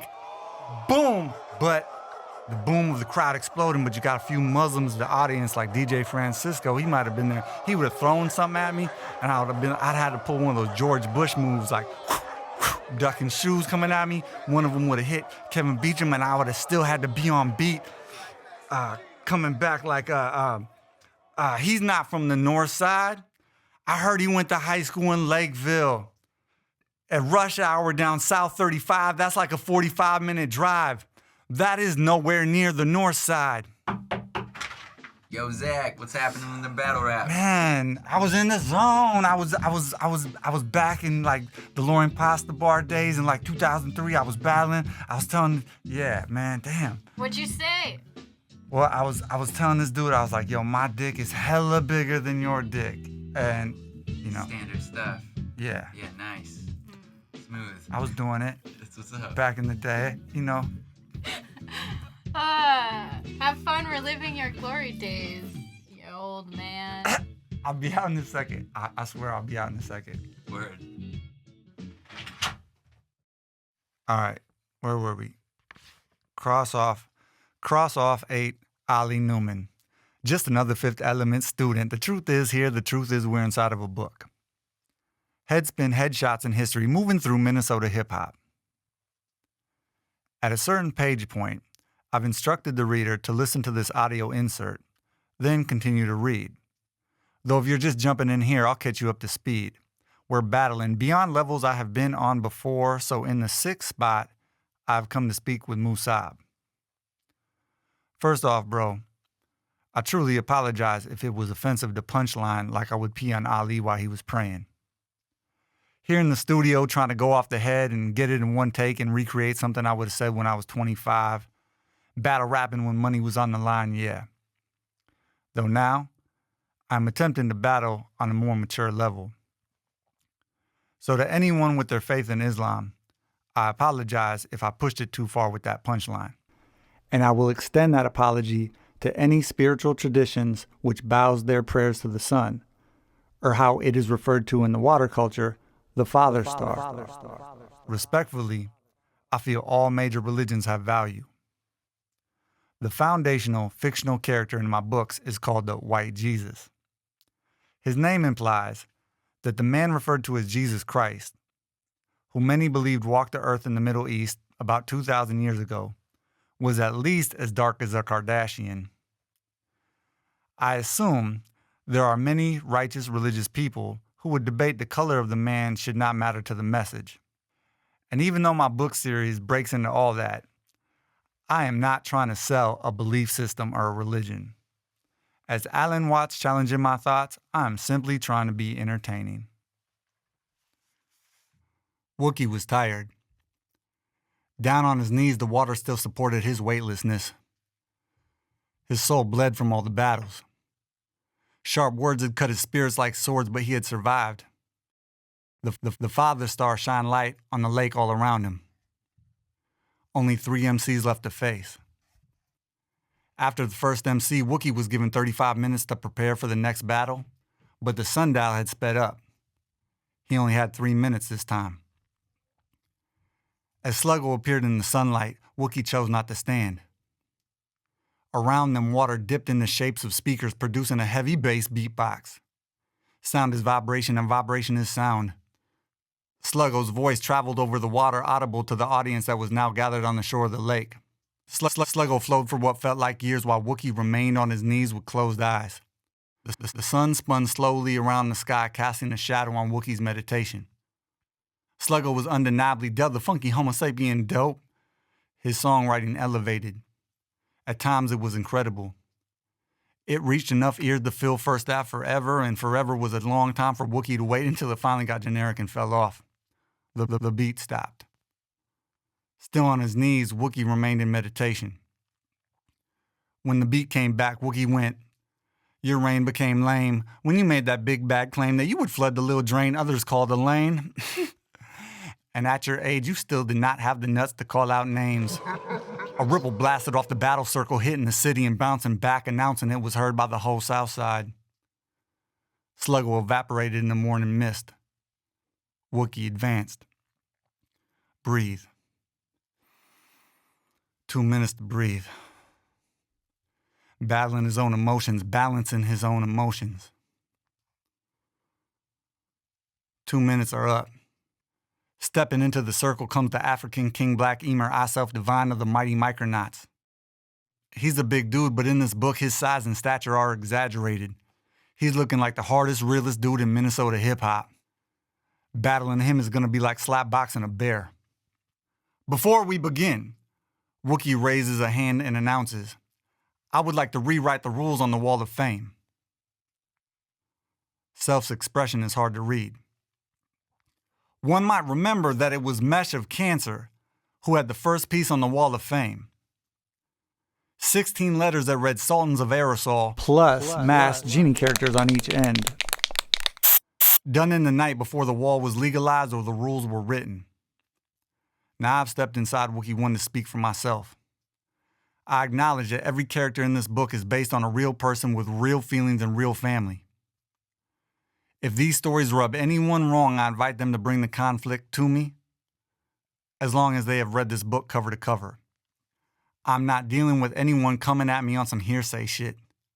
If every word written is within the rules of a battle, then those who battle back should read every word. Otherwise, just ignore it. Feel free to think of it as me just drawing in my rhyme book, poking at legacies with a pencil. One time for my people who react off this, I'm sensitive to the thought that one of the real people these characters are based upon could pass away before this battle is truly understood. I can imagine people would feel some type of way. So I stand on the statement that if you dissect every sentence, I've slandered no one. Only explain their effects on me. Me and my rapper ego. While I was writing the rules, MC Self started building bars around Wookiee. Brought him back to 16 years young, tagging on the bus. Headphones hearing Micronauts, freestyling, the style is free. Art class drawn in his black sketchbook. Kids mocking the Micronauts tape.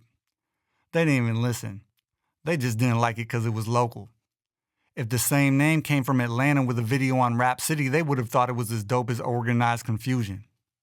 Why must they believe something is fat just because it's played on the radio 20 times per day? Those kids were trapped in the Matrix.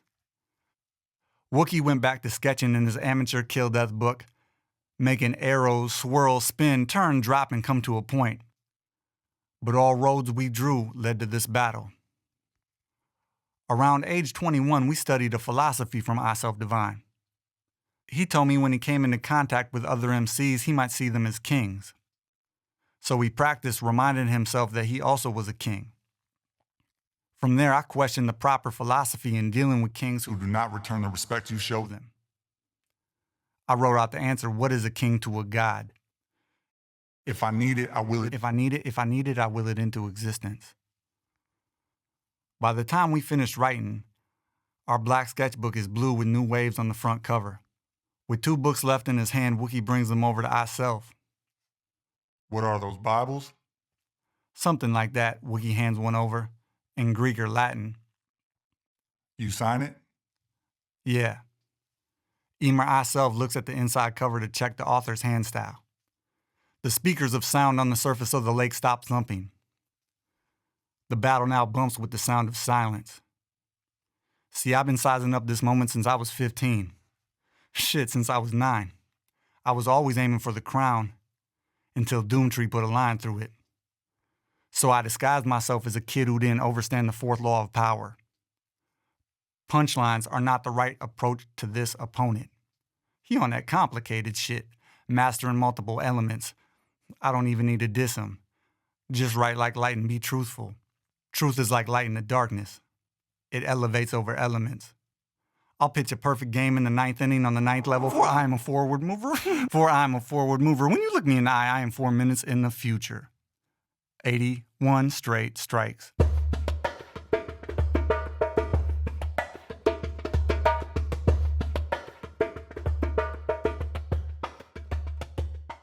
I would cast Slug to play Cersei, first queen on the board, entering season 8 where we wonder where winter is coming towards first.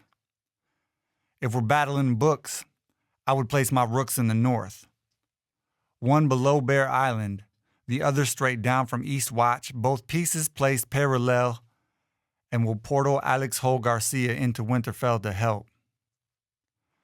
Donnie's dragons can be the bishops. With fire and flight, as the Night King comes, can a song of fire and ice have some hand drums? Do the first men bleed, or are the dead fragile as Alex levitates 400 feet above the Winterfell castle? Seen full screen 360 degrees as Brandon Stark sees through the trees. I would sting DJ abilities with a swarm of bees.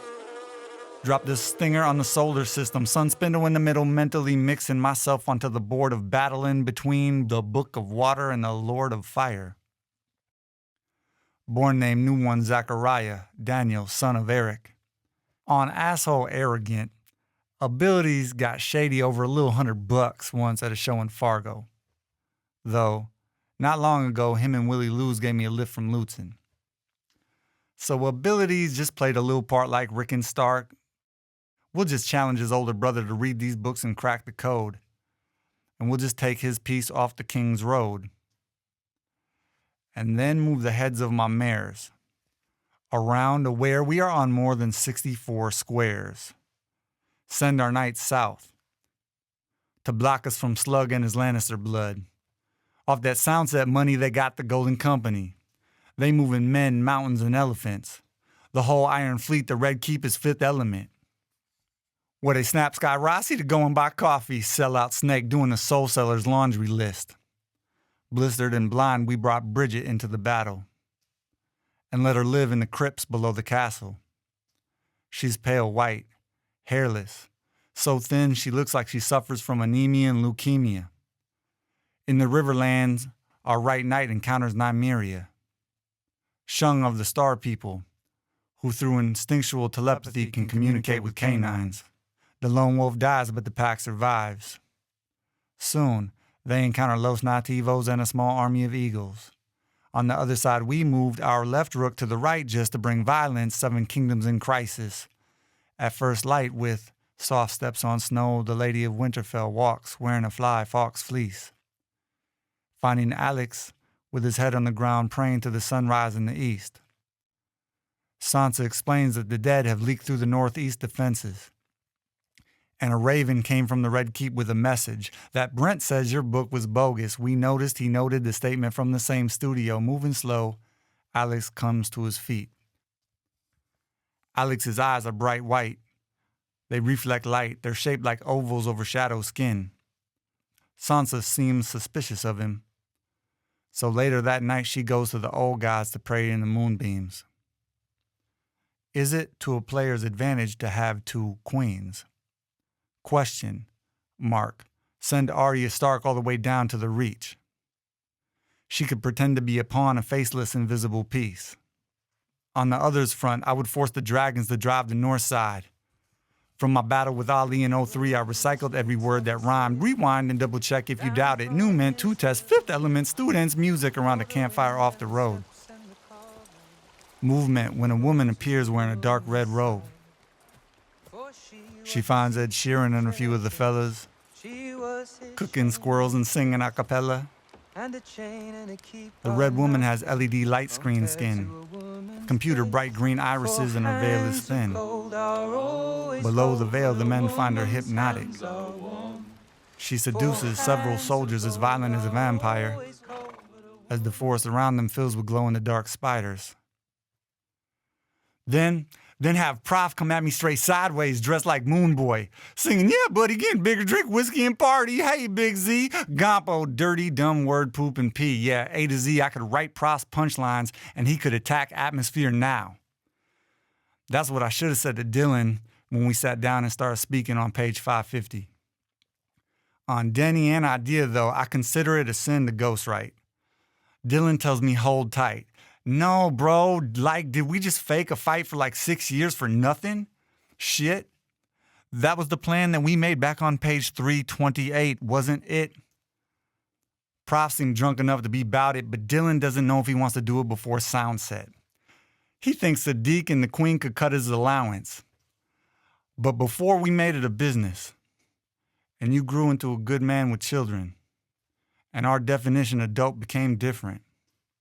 Remember nighttime tagging, spraying on the wall, ice dragon, plume, blue flame, attacking atmosphere, aiming out the window, frame, window, feeling some type of way is the new emo. I'm sticking to the plan, Dylan. I'm moving with intent to invent a new playing field to put I Self Divine in check, in chess. Interesting thing about this game is, within the rules, you cannot have a physical advantage. Unless one player is blind or has a skewed view of the board, it is mind against mind, which does truly not reflect war. Man, back on page 328 when me and Dylan was sitting in the car, the night Denny died, and Dylan had the idea to go after Atmosphere for the popularity prize. I was like, nah, the UVS is the true test. Oh, see, I would rather be broke and have a whole lot of respect. We challenged you guys, but you felt it was fake, WWF. And though my business was out here broke rapping, I was peeping how much money the pasta bar was making off us. And I felt like we could springboard off the popularity of the pasta bar and start throwing battles like a boxing match and just rock some raps. But then that dumb shit at the Dinky Towner happened, and our perception of dope was too different to share the same space. The fundamental flaw on the wall of fame was the rule only paint over if you can do better. Better is based on an illusion of opinion, breaking into beefs over egos, though maybe fighting was half the fun when we were young. You know, I got dirt on Ant and others. I could publicly put it in Punchline's battle rap, take half your pieces in a Thanos snap, though is that a mature move at our age and understanding? Into the upper levels of MCing as the board multiplies on different dimensions, can you battle self without being a bully? And can I counter without funny style punchline capping? How do we redefine battle wrapping this up into a point with Dylan building in the car? Back in 03, when he claimed he could infiltrate RSE. See, before Denny died, he taught us battling was the key. Opening doors to old memories. Since that night, I kept Denny alive in my music. I put his name in my books. Though his existence now feels so far in the distance. Shit, shot, guess we all playing on the clock. Anyways, Queen to Rook 5. Hit the game timer, hands go round, and until you move, I could get cocky and claim the crown. Though I am leaving it on the ground by the Iron Throne and drop my character my roof in the middle of the Citadel. At nights, he can go tagging up Old Town. Bombing up Old Town. During the days, he'll study storylines from the 4th book. Find out what happened to Tosh, even if it reads like Aesop Rock. And no find our names on old flyers. Written as big as the Micronauts. Full circle. Misspelled on Fresh Friday flyer. No autocorrect on the old typewriter. Growing up in Twin Cities hip-hop, I got that wrong. Making mistakes. Learning along the way. Talking too much. Falling into old photos. Images, reflections, intentions, phone calls from High Specs brought us to a St. Paul High School dance with the Battle Cats back in the day. Twinkie and the band in back of us played. We were freestyling for Felix for like 45 minutes. High school kids around the breakdance circle. I'm sitting on stage, and to my right, at like age 16, Eyedea spitting freestyles like I've never seen. Well, maybe because the night was getting long, or maybe I just wanted to test them. I was like, yo, Eyedea, hey, battle my sneakers. And eager, without flinching, Eyedea lyrically tore my laces out. I was like, damn. Abilities came over my shoulder smiling like, those are some tight kicks though. Luckily, I was wearing some clean new Nikes. Maybe that spring, maybe a few months later, we were walking down by the river and Eyedea was telling me how he practiced battle rapping. Saying he sits in his room and starts battling his chair and then moves to other objects. I'm thinking, damn, you battle objects? From the dressers to the door down to a popsicle stick, drop it to this. Shape, twist, move, I'll shape the next scene. Just like last New Year's Eve. Everyone was looking golden after midnight, said my homegirl Sita when we were walking to the coat check. We were at some big concert living in the light show. Fell back to the homie's house with a few good friends like 3-4 a.m. I dropped down from the attic and hit the second floor bathroom. Next to the bathroom, there was an open door to a room with wood floors, some storage, nobody's bedroom. I have an idea to do Eyedea's practice drill. New Year's Eve freestyle game night, right? Let me just test where my 40-year young freestyle skills are at. I step into the room alone, close the door, and decide I'm going to battle the 5 most complicated objects in my new space. I look around the room. My homie who lives here has 2 of my books, one being the original edition of this. There was a chess set, so I set up the pieces on the floor. Shit. There was a Rhymesayers sticker on the dresser, the one with the 2 winged cats and mics holding the crown. And on the wall was a Game of Thrones map of the 7 kingdoms. Man. Now, what are we battling on that map? If the map is like the layout, is the soul of the show based on books or a secret ceremony? True story. Story true. Now, the overview of this book, if you're not reading it and you just jumped in, it's a memoir of being a Minnesota broke rapper for hella years, living in lyrics, but you can call it what you want. You can call it a history book or a Minnesota hip-hop encyclopedia. You know, I wish this edition had a few more idea stories. Mike DeMar is always asking me to tell him some idea stories, and I only got so many. But this right here is my favorite one. All right, my man Mashout. Some of you younger cats might not know who Mashout is. He was Muja Masai and Raw Villa's DJ coming up. And he ran with this cat Omar, who was the illest battle rapper in our state's history. Omar was an MC headhunter. Like if you did a show, he would wait outside. If you claimed you rapped and you saw him coming, it was probably a battle. Mashout and Eyedea had this drastic battle at the second Hip Hop Olympics back in, I think, the summer of '97 out in Como Park, where Mashout felt the RSE judges jerked him. So dig what he did. Mashout went to a 7th Street entry show, sat in the back, scoped the scene. He did not challenge Eyedea on stage or make a show of it because it was personal. He waited until Eyedea went outside by himself, caught him alone, and brought a battle to his chest on the sidewalk. Eyedea told me himself how much he respected Mashout for that move. Mashout claims he chopped him, though you know, there's only 2 that could tell you the real story. No recordings, no YouTube views, no likes, no comments, no audience, no politics, no press, no ticket sales, no money, just 2 Minnesota MCs battling each other downtown below the shadow of the city. Now you can return to reading on page 360. Eyedea Bright, February 9th, 2013, Minneapolis, Minnesota. We invite you to recomprehend color. Eyedea practiced saying. Is recomprehend a word? She wondered as she whispered it again. Darkness was defeating the daylight as Eyedea fed the parking meter machine outside the cafe. Sunsets in the city are cold compared to the one seen from Magical Park. Every evening out at the park, people gather in the parking lot to watch the Father Star fall beyond the horizon as an array of reds and oranges and yellows blend and bend behind the curve of the Nature Dome. Eyedea always enjoys those sunsets. In comparison, this concrete city feels dullish gray. As Eyedea slips quarters in the meter machine, her eyes notice graffiti written on the building across the street. In drippy apple green it reads, "The white Jesus walked on water." Red bricks of the building have become faded orange with age. Apple green is ugly against it. Eyedea loses almost a minute staring at the sentence. Coming to the city alone is scary. The possibility of the reptilian capturing Eyedea forces her to survey the street very cautiously.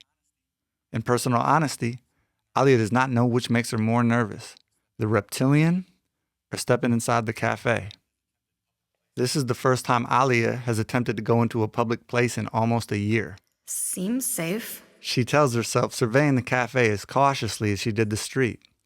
The small sounds of computer keys clicking accompany the smell of coffee in the air. All engulfed in computer screens, none of the 15 people in the coffee house notice her entrance. Through Eydea's eyes, a mist of emotions hover over the heads of sitting patrons like candy-colored clouds of cigarette smoke. From the far corner of the cafe, a smiley young white woman with curly black hair waves. Eyedea recognizes Abby, smiles, and walks towards her. Small emotions scratch at Eyedea through the rainbow mist. Nothing to be afraid of. Eyedea Bright is 23 years old. A small 5'2" ginger with recently dreaded coral red hair, mint green eyes, and pasty pale skin. Today, a brown scratchy sweater keeps her upper body warm, with a low-toned tan scarf wrapped around her dreads and hanging down her shoulders. Wow, I love your scarf. Abby politely says that she greets Eyedea with a hug. Through the embrace, Eyedea recognizes Abby's friendly energy.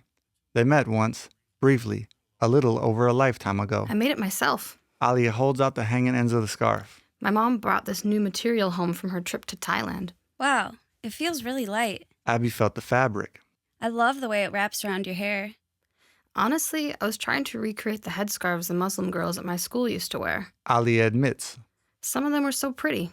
Abby lets go of the fabric, forces a smile. How have you been? I've been good. Eyedea questions her own answer. Good and getting better. Getting better from what? Well, it's not easy to explain. Eyedea hangs her knitted brown bag around her chair as both girls sit. But right after the night we met at Alex's... The night you guys were on the honey drug? Abby sorta laughs. Yep, same night. Eyedea confirms, pulling a pencil and a copy of the Book of Water from her bag. The after effects of getting high on honey were hard on me. Things got bad for a little bit. The honey inflated a bubble around Eyedea. Radiating from her heart in every direction pulses a transparent bubble picking up all emotional energy close to it. It allows Eyedea to see emotions as colors. But when the bubble absorbs too much negativity, Eyedea becomes spiritually sick. Last time it happened, she was left bedridden and scared of the sunlight for months. But choosing to put it nicely, Eyedea skips straight to the happy ending. This book helped me fix myself. Abby tries to fake a pleasant expression, but her colors get uncomfortable. Abby is a devout Christian. Her church believes in the literal translation of the Bible. Abby feels the Book of Water is blasphemous and came to the cafe today in hopes of disproving it. Thumbing through paper pages, Eyedea begins the intro she practiced on her 2-hour drive to the cafe, but Abby cuts her off with question number 1. So why do you guys call Wook the White Jesus? Oh, here we go. Eyedea thinks. Caught off guard, the emotional mist scratches at Eydea's shoulders from behind. Well, you know, Wook was a rapper. Eyedea scratches her itchy dreads with the eraser end of her pencil. I didn't listen to much rap growing up, so some parts of the book I don't understand. But there are chapters in here that give great insight into being a woman in the modern world. My favorite is the Book of Deborah. So why do you guys call him the White Jesus? I told Alex I wasn't ready for this. This is the first time Eyedea has been challenged to defend her new beliefs. Eyedea makes a quirky tongue movement with her cheek, spilling insecurities out, then puts the Book of Water over her insecurities. Listen, Abby. Eyedea speaks confidently. I was raised Christian. I grew up believing in Jesus and going to Sunday school. Nothing in the Book of Water is challenging the Bible. What about the Adam and Eve story? The Book of Water claims the Garden of Eden was a science experiment, doesn't it? I heard it claims there were more than 10 Edens, and it says Wook walked out onto a lake without sinking and performed miracles, doesn't it? Those are all stories taken from the Bible and turned into jokes. Abby had obviously rehearsed her arguments. Eyedea felt uncomfortable. Since the 10th grade debate assignment, Eyedea stood with the belief that the competitive sport of verbal debates takes away from the truth. A debate turns an argument into a contest, not an honest discussion to hear all sides of an issue. Abby, listen, I didn't drive 2 hours up here to try to convert you. Alex only asked me to come build ideas with you. If this book doesn't sit well with you, don't read it. I'm sorry, I didn't mean to attack you. It's okay. Things about the book make me upset. I used to like some of Wook's music, but I can't like him if people call him White Jesus. I think it's blasphemous. Eyedea leans closer and speaks softly. Abby, so you don't think there's any possible way Wook walked out on the lake like all the witnesses say? Abby paused, and the colors coming off her darkened. Well, if he did, it wasn't God holding him up. It was something else. Like what? Like something dark. I'm not sure. Eyedea itches her dreads beneath her scarf wrap again. In the Bible, it says, "For false Christs and false prophets will appear and perform great signs and miracles to fool even the elect." Matthew 24:24. Eyedea had never pondered the possibility that Wook was some sort of false prophet. Abby got a text on her phone and her shade shifted quickly. Guys from her generation are so indirect. Abby said in complete subject change. I'm going to this party. Come through if you want. What does that mean? Does that mean you want to hang out with me? Should I bring a friend? Eyedea smiles, lifting the small stress scratches from her back. I just want a guy to be clear. I want a guy to ask me out on a real date with a real time and place. The first time a boy asked me on a date, it was over AOL Instant Messenger. Eyedea remembers how funny her mom thought it was that the boy didn't have the nerve to ask her out face to face. Abby began to say something else before a quick response from the boy on the other end of the text romance distracted her. Eyedea checked her phone. 7:22 p.m. She thought about getting a coffee as she looked over her shoulder, observing the quiet cafe. Hold on. Abby stalled the conversation, typing out a response. Whatever Abby read kept her new shade steady. People's color patterns were personal. Depending on the person, Eyedea saw different colors come from inside them. The honey brought out beautiful abilities in Eyedea. She can fill in feelings like a coloring book. It is a gift she loves to share with other living things. Abby tosses her phone down along with another question. So, is Alex like the leader of your guys' religion? I'm not sure we're a religion. What are you guys then? I don't know. Eyedea answers honestly. Looking up to where the wall met the ceiling, Eyedea brought her thoughts down slowly. She pinched her bottom lip with her top teeth before looking into Abby's blanket brown eyes. Abby, hold out your hand. Eyedea reaches out with her left. Abby smiled suspiciously, asking why with her expression, but complied. Eyedea softly interlocked 10 fingers, took a breath in, and lightly pulsed violet vibrations into Abby's arm. Feeling the other girl's heart pulse, Eyedea asked, Do you feel that, Abby? Abby jerks back her arm. Let yourself feel it, Abby. Eyedea instructed and gently held up her hand, releasing small waves of yellow light from her fingertips that spun in the air towards Abby. Confused fear filled Abby's face as colors rippled through Eyedea's bubble. Abby tried to call for help, but nothing more than a whisper came from her lips. Abby's eyelids fluttered like butterfly wings. In all four corners of Eyedea's eyes, tiny pinwheels of coloration appeared and her tan scarf began to glow. We are children of the water, Abby. Eyedea's own voice now sounded overdubbed by angels. We invite you to re-comprehend color. All right. So it's like I'm inside that room, battling the mirror and everything. All the walls and all the objects start to become reflections. They start to become feedback, and they're all around me saying, "Listen to me. Take time and energy out of your day to listen to me. Put words to my feelings, so I can tell you how I feel about some shit like the 8th season of Game of Thrones and the way it was told. And when I came into my own idea." A wise man, fear, battle in a mirror, move through matter, and my atoms reappear on the other side. The wise woke Wook held up both hands as if balancing scales, saying he was weighing love and pride in sign language. Terrell the deaf, 36-dimensional chess gets kind of complex. Since last we made a move on our opponents, they pushed a pawn forward. RSE employee, Stop House Studio owner and engineer, little Dylan Parker, who I used to tag with markers on East Lake when we were 18, came back from my battle attack by tweeting hateful, mean things about me, as is the way of the Fifth Element students.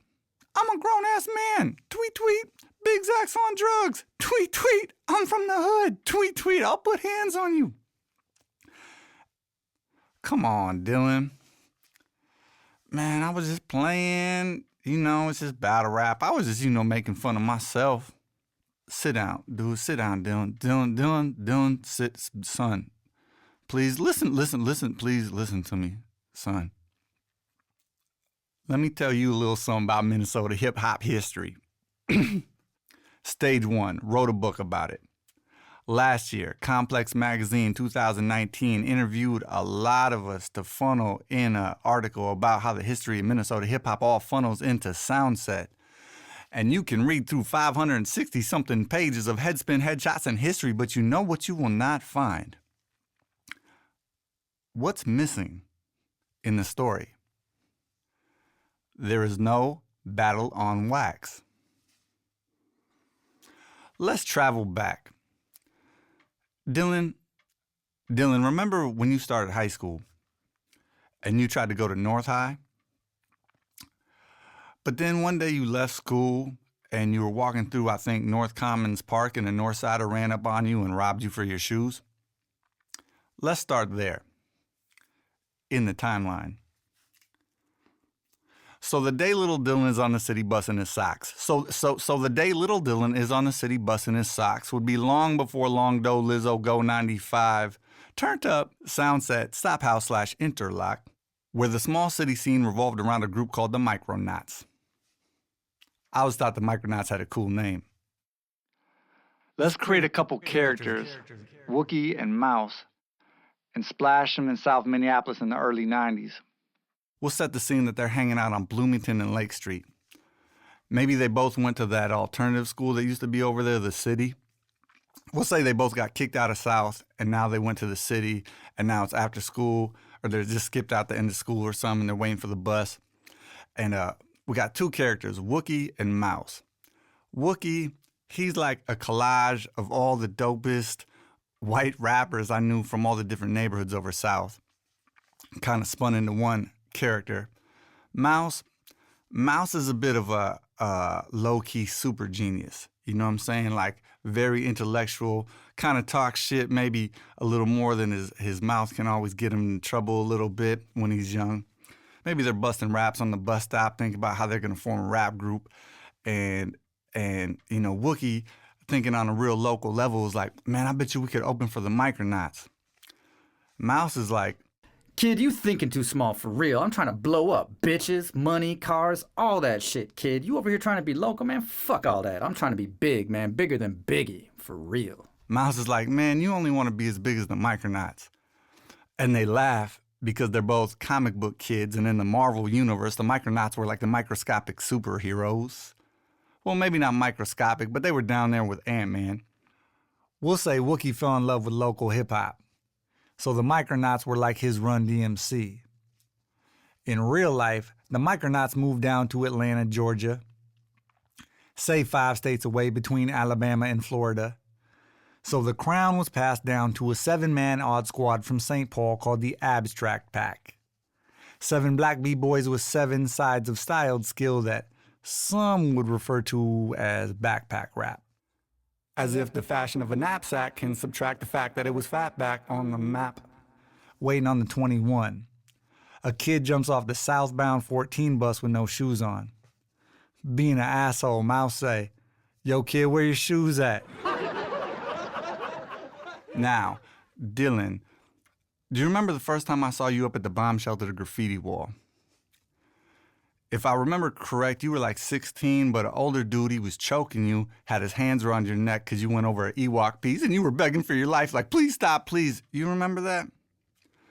Okay, that same year, the Abstract Pack linked with a group called Full Circle, started a crew called Headshots, and even put on a white boy who went to Washburn from a group called Urban Atmosphere.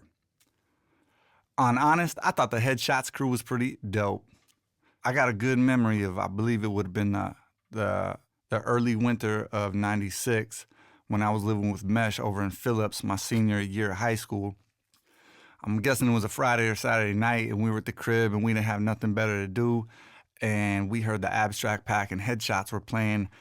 So me, Mesh, and whoever else was at the crib that night, we just dipped out. We didn't have no car. We walked through the snow, through the south side, over the river into the college area.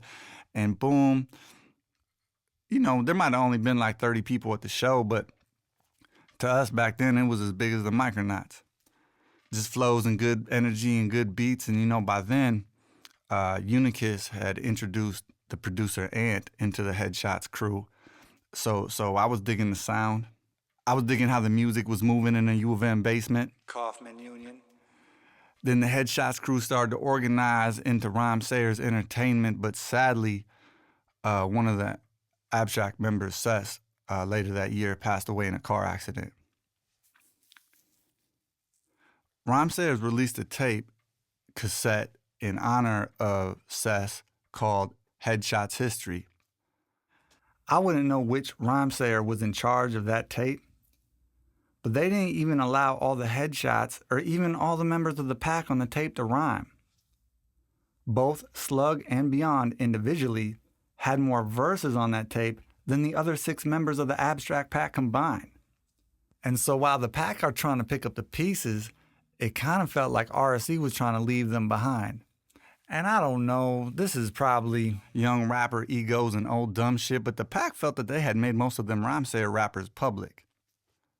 And now Slug, Spawn, and Beyond had built up a small following, brain octane from all the high school girls hollering. The pack went on the attack.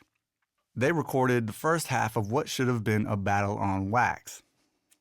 Now this is like 98, 99, where the dopest story in Headspin, Headshots in history had to happen. Shit, we could have brought it down to Headspin Sundays B-Boy Battle Rapping, probably had hired Truth Maze to host it, maybe Stage 1 to spin it, but the Rhymesayers did not battle back because of a business decision. See, the Rhymesayers were starting to play raves. They were starting to spread the sound out to the suburbs where, how did Slug put it? The white kids were eating it up like mayonnaise. So you got a lot of new ears, you got indie rock writers, and they're really controlling what's seen on the scene. I was like, is that big business brilliant? Or like real hip-hop b-boy bogus? That Rhymesayers took the crown by dodging a worthy opponent. In small print, we should write, views expressed in New MC versus the Mirror might not reflect those of the 6 remaining members of the Abstract Pack because, you know, that stuff happened 20 years ago and I'm just talking shit.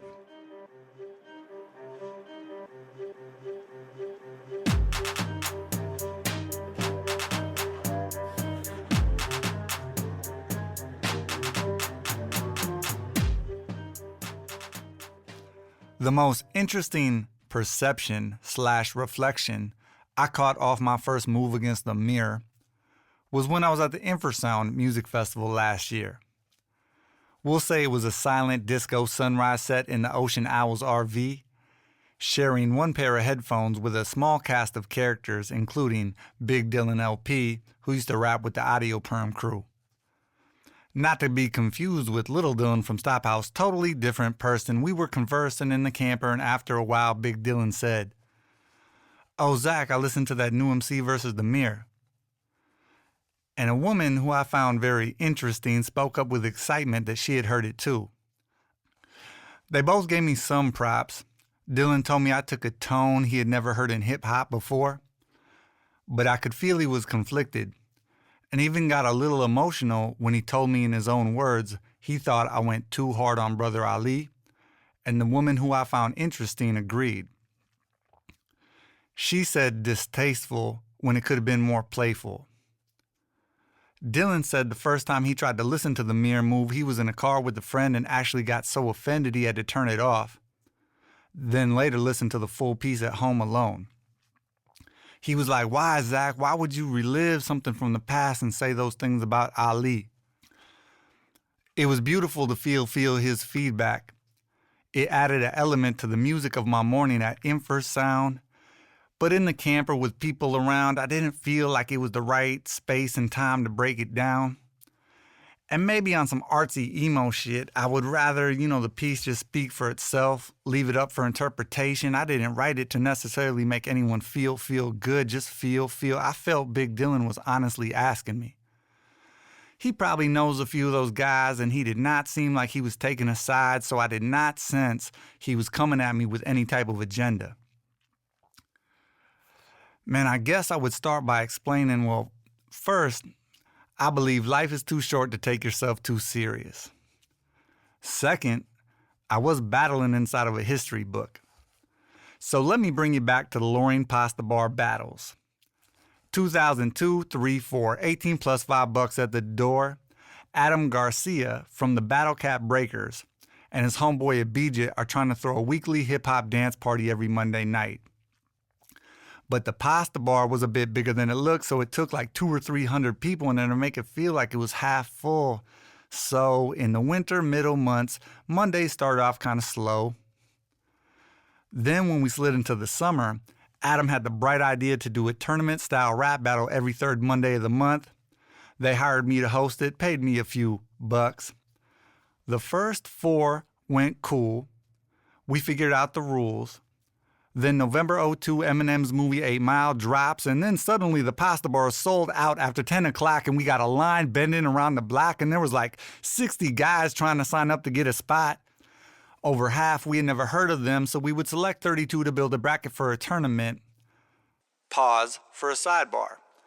The pasta bar is located in the middle of Dinkytown, Minneapolis. For those outside the state, I'll make a map. The biggest college in our state is the University of Minnesota, D1 home of the Golden Gopher. There are several campuses across the state, though it spawns from southeast Minneapolis and connected to the campuses 6 blocks of storefronts in a southeast neighborhood we call Dinkytown. To the north side, south side, northeast, midway, west 7th, east side St. Paul, and all surrounding suburbs, Dinkytown is like neutral ground.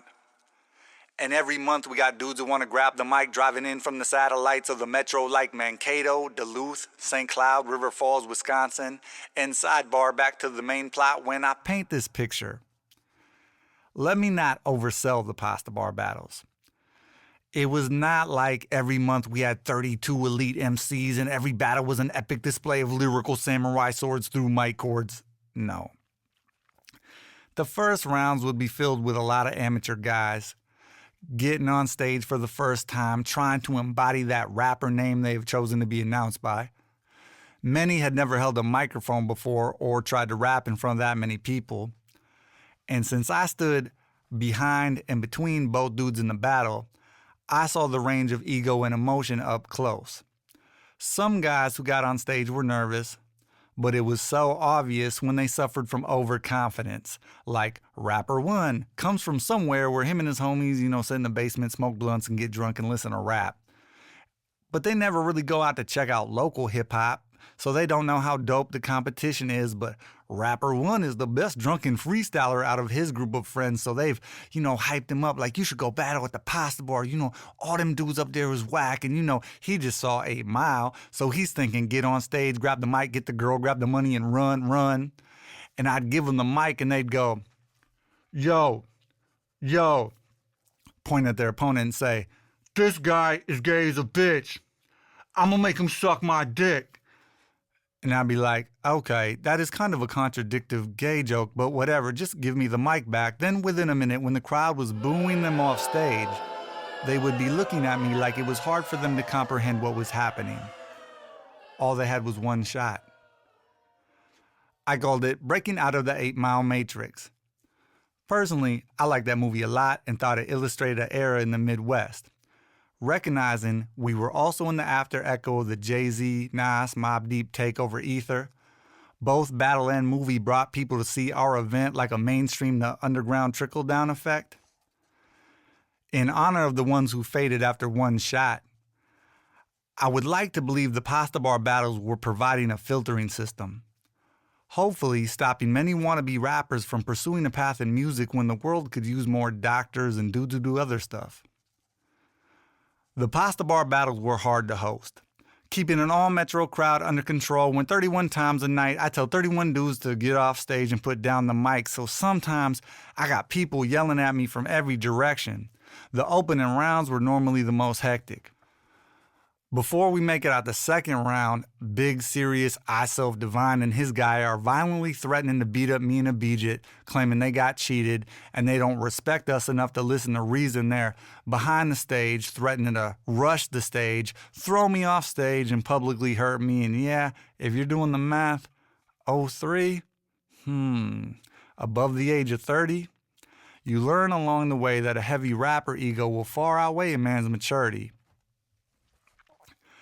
I Self Shaka in a 2020 calendar. To many, he is known as a Minnesota mentor or some form of camp counselor, like a founder of a foundation or something. I don't know. But I'm saying during the days it was my job to host those battles, I Self Divine and his guy were definitely the most disrespectful and difficult to deal with. Real spit. If I tried to break down their behavior, on the surface, they were just being poor losers, claiming the crowd vote should bow down to their personal definition of dope. But in a deeper dimension, I think they were trying to fight the future. I Self Divine and the Universal Vibe guys had laid a lot of bricks that built the basement that the scene was standing on. But Minnesota hip-hop was getting too popular for them to keep bullying their way through it. I get it. You know, I think back in your days when hoods packed a jam at 6'5", 250, I bet you would snatch the mic out of a smaller man's hand, spit a complicated diss that the other dude didn't even understand or decipher with 2 to 3 other guys in a street cipher, and you would punk your opponent like it was life, death, or represent. So if you guys want to carry on tradition, just go outside and aggressively rap at each other on the sidewalk, be my guest. But this is a bit more of an organized event. It's like, dude, like, what are you guys doing? Bro, look around. There are hundreds of people here, flowing through a first and a second floor, multiple levels, different board. Where I stood on stage all night, every night, and looked into the crowd's faces. Diverse different races of all different ages. They would shout, scream, boo, and ooh in amazement. Because within its essence, battle rapping has an element of entertainment. And this place is packed with people who paid the payment to get in here tonight so they can cheer for who they liked on the mic. And when I did the crowd check, I don't know, say 100 people cheered for your friend when 120 had cheered for the other guy. It was more of an iron bank mathematical equation, less up for interpretation. And my true judgment would not have broken a tie for your guy. At times, I would overrule the audience if it was obvious that rapper one had brought like 1 million friends that were going to cheer for him extra loud no matter what, but it wasn't that close. Different people, different definitions of dope. From stage, I looked down in your guys' eyes and you could read my mind. I was thinking, yeah, I bet 5-10 years ago, pound for pound, you guys were some of the best. Bully battle rappers around town, but just because you're tough, you still got to keep up. Month by month, the battles would get better. You make it to the 3rd round, you might face an MC as good as like Gene Pool. Yeah, let's pretend Gene Pool is your 3rd round lesson. You got to remember, he was like what? Like the 4th best rapper in the Dino Spectrum? 4th or 5th. He's got a lot of stage experience, like mic control, breath control, the type of stuff that will get you past the first couple rounds. And when he gets the mic, he's going to come at you harder than a statue and start saying something how we park outside from where your bitch just conducted. If he knew you was going to use his name, he would claim to do something but do nothing official, and he's under the impression that everything he spits is so raw it's going to hit you like a missile. I suggest, just sit still. Let him exhaust all that energy. And then when it's your turn to rap, just simply point out that he looks like Mighty Mouse mixed with a pit bull. You know, open with some basic battle rap bars that were entertaining the masses of the audience back then. More recently, I saw a couple flickers on Facebook where I am pretty sure Mr. Gene Pool was taking shots at me. If you can believe everything you read in a comment, he wrote that the story I was trying to sell was BOIRRRRRING. Yeah, I know. I know this is battle rapping, not a spelling bee, and I can give dude benefit of the doubt that like all those R's were just him growling, I'm Gene Pool, I'm mad, I'm a mad dog. Okay, but the I between the O and the R, I would go as far to guess that represents the I in self. See, Gene Pool is the center of his own story. For him, the Headshots history might start when he was on a St. Paul school bus with Beyond, busting some raps as a kid. For him, that would be the first session of the Dino Spectrum. For me, I would simply take a second selecting the right weapon. Then pick a target. I could focus in on that dot on top of the extra lowercase I and reply by subtracting all the black pixels inside but leaving the shape, or the rim of the dot. You'd have a full circle.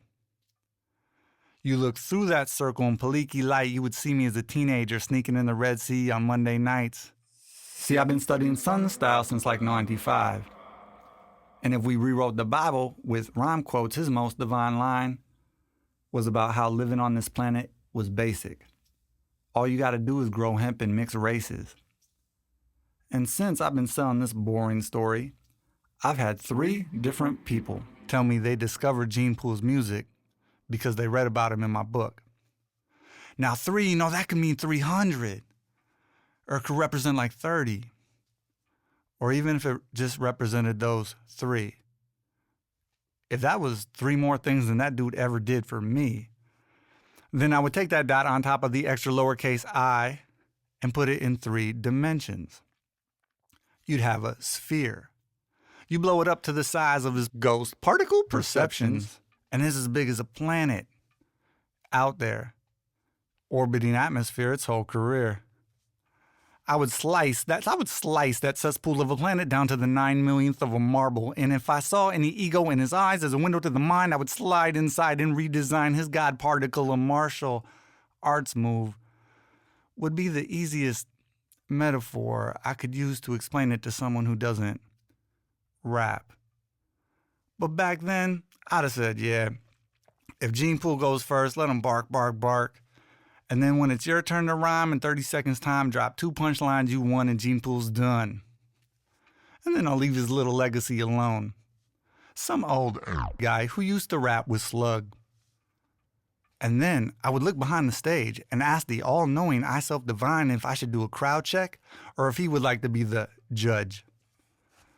Next, now the night is moving quicker. As your interpretation of time is built on a blur of mathematics of a tournament bracket, if you won the first battle in the first round, you had to sit through 15 battles before your name was called again. Though the final 4 moves faster.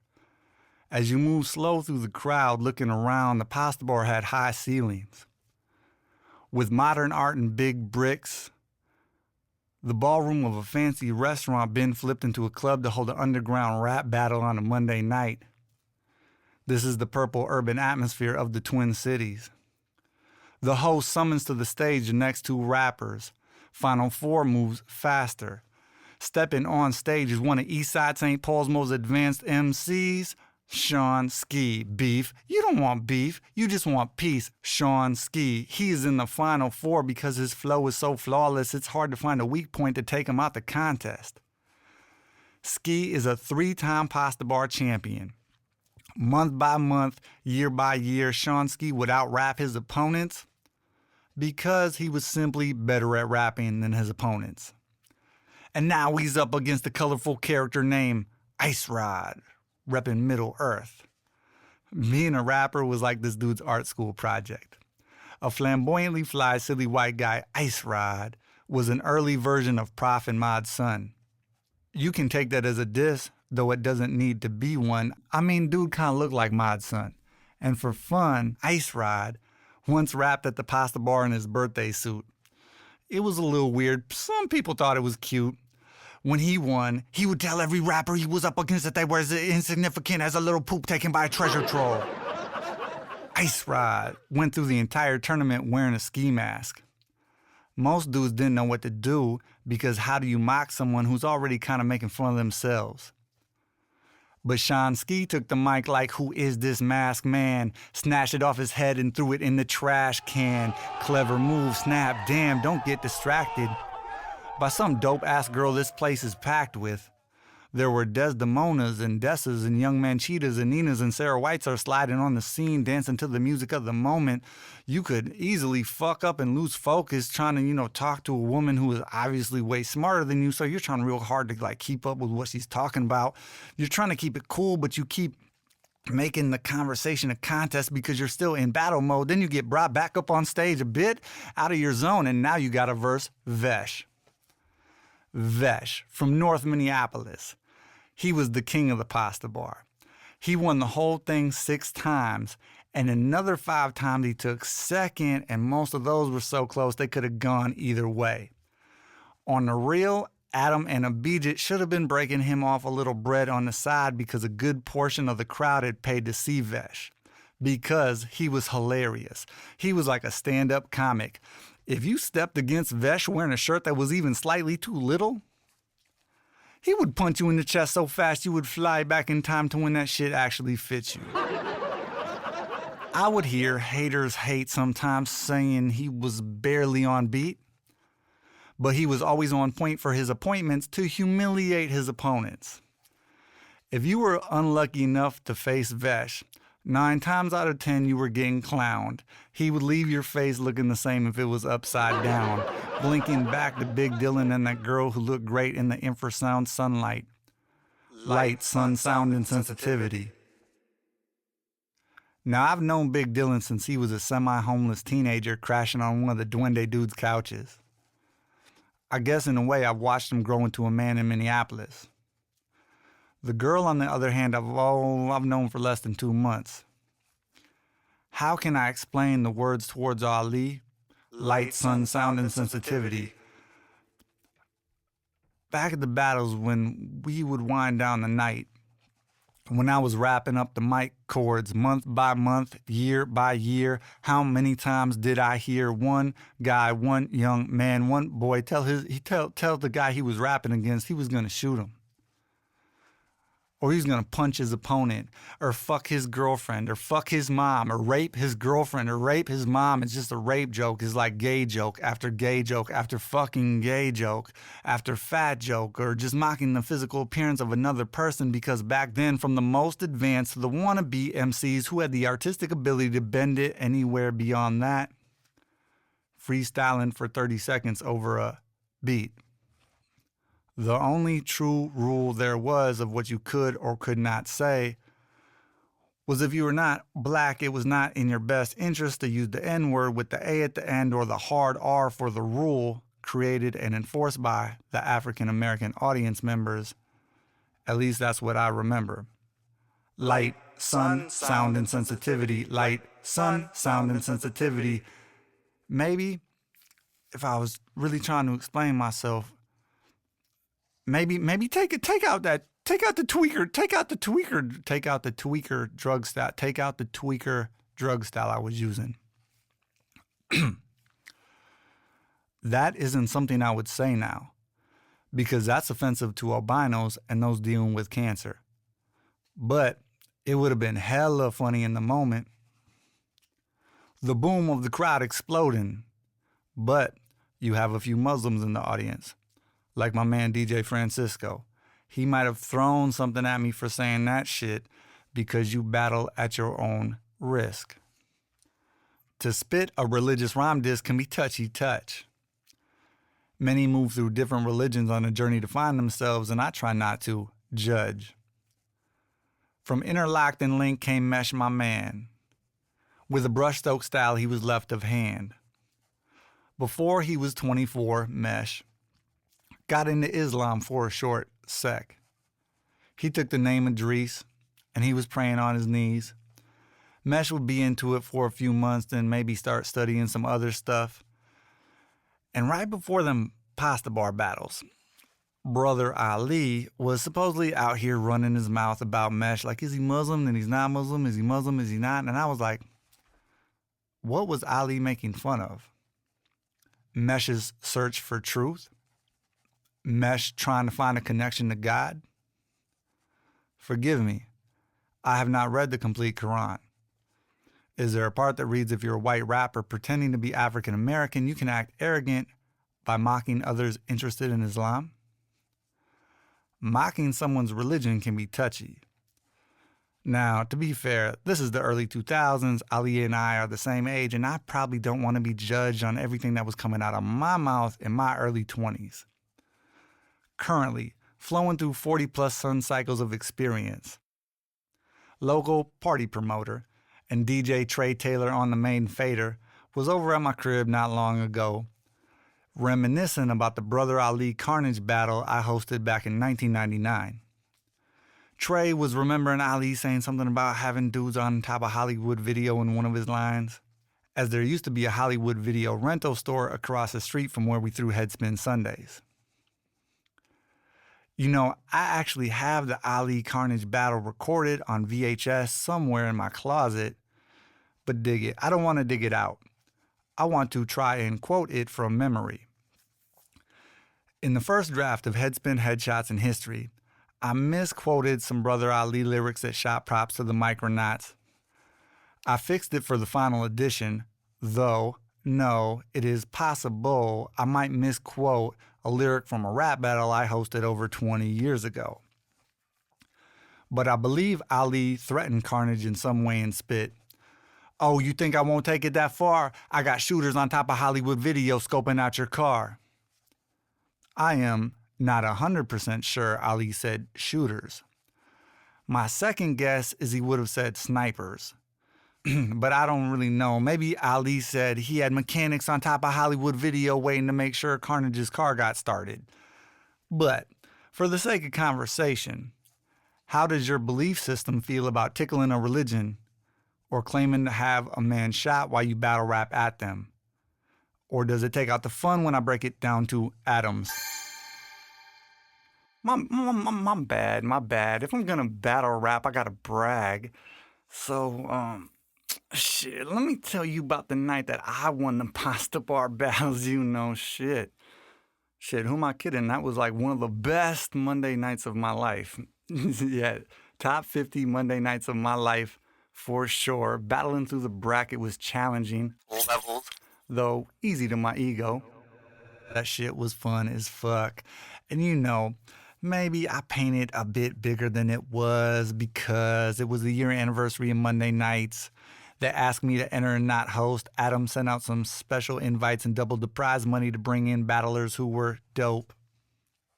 Try D, Sean Ski, Ali, Vesh, Illicit, Pridus Rain, the Purest Form guys were in it. And I ended up against Minnesota in the finals. Now, 9 times out of 10, Minnesota would freestyle right through me. But luckily, I was writing on walls with this dude tagging META. So when we would spray paint, I would flip his name, so my metaphors were not typical. They were metaphysical. I could levitate when I meditate in a mental space, spray paint on a metal grade. Back then at Battle-In, I was kind of a beast, 7 or 8 seasons before the Laker game winner by Meta World Peace. The Zen master telepathically told me not to take it, but I still said something dumb though. I said like Meta looked like Cameron stunt double. And dude don't really look like Cameron at all. I was just trying to say he didn't look like nobody, I guess, but nobody laughed at the rap. And I was wearing these dirt brown shoes that were pretty beat up and weathered. Meta said it looked like I'd been walking through the desert. But most of the audience could not see my shoes, so I did not serve Minnesota. I just lucked out and did not lose. And when they announced me champ, I took the mic and I went on a rant and told the whole crowd how I was against the war in Iraq. And since BDF beat him in the 3rd round, Ali had been in the crowd like cheering for me. Next time I saw him, he said, "What's up, champ?" On friendly. Made me feel as big as the Micronauts. And to my memory, I never had another negative run-in with Ali after that. So, put that battle in the past. Looking at the memory in the mirror as the energies appear in infrasound color, Big Dylan and the girl in the story, I pray that makes sense. Light, sun, sound, and sensitivity. Outside the pasta bar, we'll say Wookie and Mouse were smoking a blunt. Since the shit would sell out, people would post up out front on the sidewalk watching the battle through the big windows. When I peed on Ali, Mouse, and Wookie start cracking up with laughter. They're in their mid-20s now, scoping out the honeys in the crowd and laughing at the bad rappers. 2 bars later, 2 girls outside start booing Big Zach. Boo! Mouse engages the girls and asks, "Oh, that line was too hard for you?" Too hard for you? Shit. The booing blonde girl says, "We're from Lakeville." Outside on the sidewalk, they took my last line sideways. Mouse starts laughing in the high haze. A person is not defined by where they went to high school. Wookie would say some shit like that to her. She unsure how to take it, though. Wookie asks, "Is there any lakes in Lakeville?" She looks at Wookie like he's stupid. For the rest of his 20s, we'll say Wookie wrote himself a little Lake Street to Lakeville love story.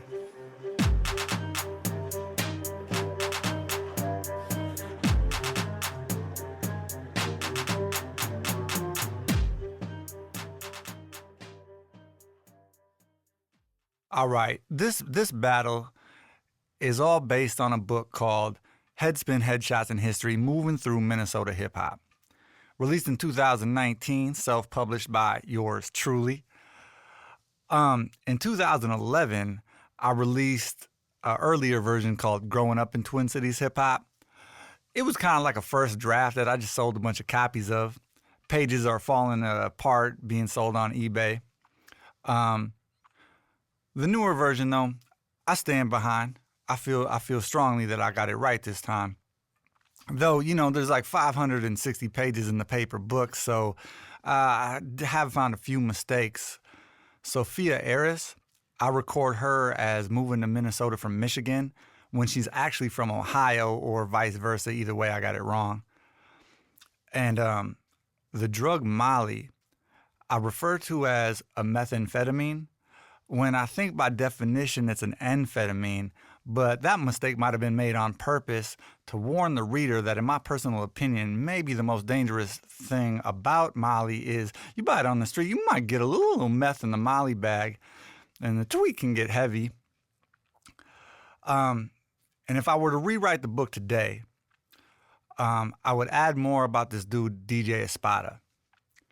DJ Espada been around for a long time. He's a St. Paul DJ. He's put in a lot of work for a lot of years. I've known dude going on like 25 years.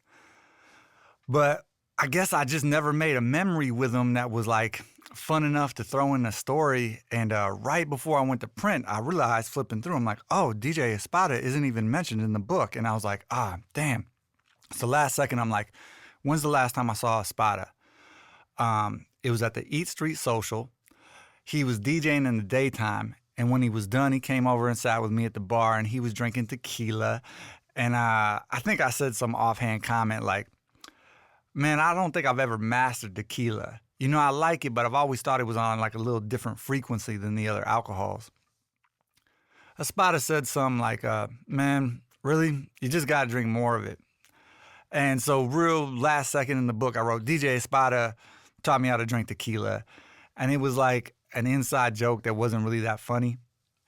Though if I were to rewrite the book today, this is the story I would share about DJ Espada.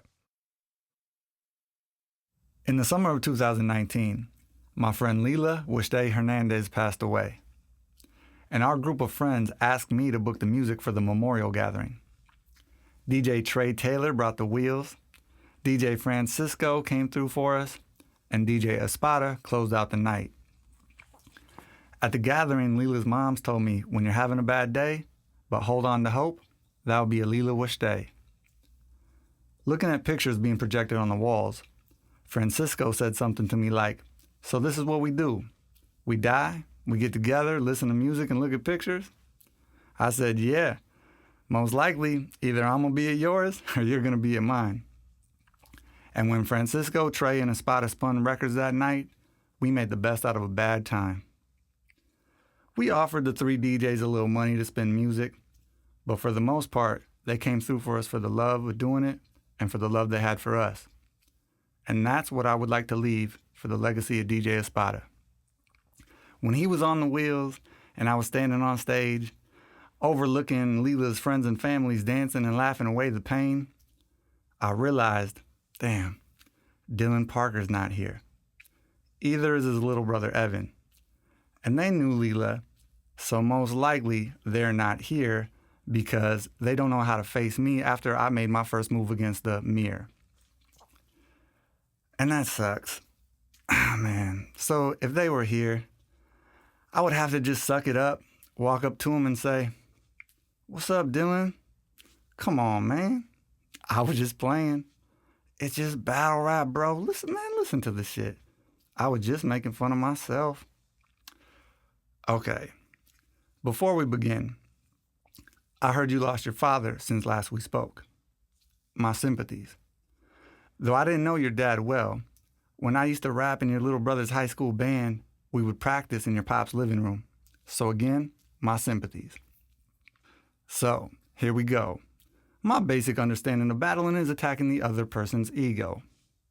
Picking apart the other person's projected persona. So, Dylan, if I can quote you correctly, when you went on Twitter going at some dude who wasn't, bowing down to Prof's greatness or whatever, and you tweeted, I'm from the hood, I'll put hands on you, end quote. You gave me all the ammunition I needed. All right, okay, let's make this more mature. The part about you getting your shoes took over north, can't even remember if that really happened. Maybe your high school homie Reed told me that happened to you guys when you were kids, but shit, let's put this on honest. When I was 14, if I'd have been walking through the north side on a nice day and a dude would have pulled out a strap for my plastic Payless Pro Wing sneakers, shit, I'd have been out them kicks real quick. I might have just offered dude my socks. And I would have walked home barefoot like Tosh. Actually, Ree, I was sketching a new scene in the new book, 81 Straight Strikes, where Tosh actually walks from Brooklyn Center all the way to Uptown, and he does it in his bare feet because, you know, he's a superhero. We'll say he walks all the way down Penn and stops at Wale's Market to check out the North Minneapolis mural. On honest, in my books, I'm not qualified on the history of graffiti in North Minneapolis. So Tosh stops to study the story within the brick canvas. But oh yeah, back to what I was saying with those 1992 shoe bandits. It would kill me if Ree felt any type of way about me bringing it up in an immature audiobook rap battle. For the listeners, Ree is a mutual friend of Dylan and I. Good dude, hella smart, first person to put me up on Game of Thrones, and he did me the big favor of proofreading book one of It's in the Water. So shit, Ree, if you're hearing this, you gotta come where we're going. Maybe help Dylan crack the code. About 6-7 years ago, I was watching basketball over Ree's crib. And as adults, we discussed the dude who choked Dylan out at the bomb shelter. Spring of 95, Dylan would have just turned 17, and the man who assaulted him was into his 20s. How can I put this maturely? Okay. The girl from the infrasound story. She asked me out after I met her at a festival. She was only like 24, 25, but I dug her vibe, spun around the sun with her once until she kept it pushing on a player, moved to Michigan, see you later. But at any point in our relationship, if I would have asked her how her day went and she would have replied, I had to choke out this little 16-year-old bitch because she spray painted over what my homie spray painted, I would have been like, deal breaker. Speaking of breaking deals, so this past June, RSE dropped Prof in public to make themselves look like the good guys during the call-out cancel culture of 2020. Dylan, I say the next sentence with humble love, homie. I told you so. I told you couldn't trust them fucking Rhymesayers snakes. Now, for like 4 to 6 years straight, y'all sold like 4,000 to 6,000 tickets to the Prof Outdoors event. Then Dylan, why go on the internet and start arguing with insects? Let's put a character called Loves Math at Prof Outdoors. The Caboose Pavilion, summer 2016. 6,000 people in the audience. Prof on stage killing it. Yeah, buddy, getting bigger, drink whiskey and party. We'll say Loves Math is a real observant character. He don't miss much. We'll say he's posted in the back when Prof brings out St. Paul Slim to stage. And he's digging the recession music stop house styles. Got Math wondering who got the crown. Is it always atmosphere? Or is Prof about to take it? Or did Doomtree have it and cross it out? Math wants to book all those acts at his own outdoor festival in 8 months. So his intent is to study the event. An hour from the end of the concert, Loves Math feels a pulse on the left side of his frame. He looks up to the left. Over the Riverside Plaza buildings, one star is penetrating the night sky. Bright blue hexagons start to appear on his skin. So Loves Math walks off the block. Dylan, Ree, let's walk through the West Bank with him. Loves Math lives way out on the edge of Brooklyn Center. Tonight, he'll put up more tags on the long walk over North and Force Hat and East Lake in 87. In our Laws universe, we create our own legends. You know, personally, I still put up like 18 tags a year to keep the copyright on my name. Maybe slap up some stickers on the West Bank walk. Echoing up the street, yeah, buddy, getting bigger, drink whiskey and party. So Dylan, what I'm saying is, for everything I did to help you guys get on early, you couldn't just battle me back? Man, Prof has so much popularity he could pop my bubble in 2 bars. Like I'm Prof from Powderhorn Park. There goes my Uncle Big Zach who thinks of these Jesus on acid on Lake Street giving out free books. So we're passing Palmer's Bar. Loves Math remembers when his mom and uncle brought him to the Hip Hop Harambe block party in the parking lot in 2012 across the street. For like 45 minutes before the headliner Talib Kweli took the stage, DJ Kool Akeem turned the parking lot into a West Bank dance party. It felt like home. Hometown hip-hop. That's the feeling Loves Math wants to recreate in his own festival. On the left, we come to that West Bank mural next to the Cedar Cultural Center. Loves Math posts up to study the styles of the painting. For what his uncle schooled him, there were 3 members of the Micronauts. I Self Divine, who made this mural, DJ Kool Akeem, who rocked that block party, and the One Truth Maze. Nowadays, I'm a bit disconnected. I wouldn't know who got the most views or plays or who was getting paid in the rap game of Minnesota. But in a few true ways, from beatbox battles to murals on the walls throughout the city, Math feels the Micronauts still have the crown, in an adult definition, especially when I flip it into fiction. Dylan, Ree, you still with me? At our age in our 40s, in the 2020s, how could you really battle I Self Divine? Like, I wouldn't run up to this mural with a can of paint and jack it with a bad throw-up. That would be dumb and disrespectful to the neighborhood. I could go basic on a battle on beat claiming I was real and they were fake, but nah, that ain't fresh. Been done to death. And I ain't really trying to beef with these dudes. I played enough basketball/physical chess with I Self to know I ain't trying to fight, dude. He like 6'3", fast feet, strong D in the post. Yeah, I ain't trying to get into all that. I could call him up like, Shaka, bro, battle me back. Yo, it'll be easy. I made an album called White Jeezy. I basically giving you an easy alley-oop. But I doubt dude would dig the idea. And on some real shit, one of my favorite local MCs told me just like 3 years ago, Shaka showed up at his crib on like a Thursday night. You know, just 3 guys hanging out. And Shaka was like throwing some beats and started freestyling. And homie told me Shaka just crushed him at his own crib. Homie told me he couldn't sleep right for a week. He was having problems going to the bathroom, which is what happens when another MC sucks the energy out you. And as much as I like to brag about how good at battling I was way back in the day, my freestyle skills are a bit rusty. But right before we wound down 2020, I Self Shaka denounced his affiliation with RSE. He was taking a stand with those who had a list of demands. And artistically, the Art of War would tell me to strike, but they were speaking on sensitive subjects.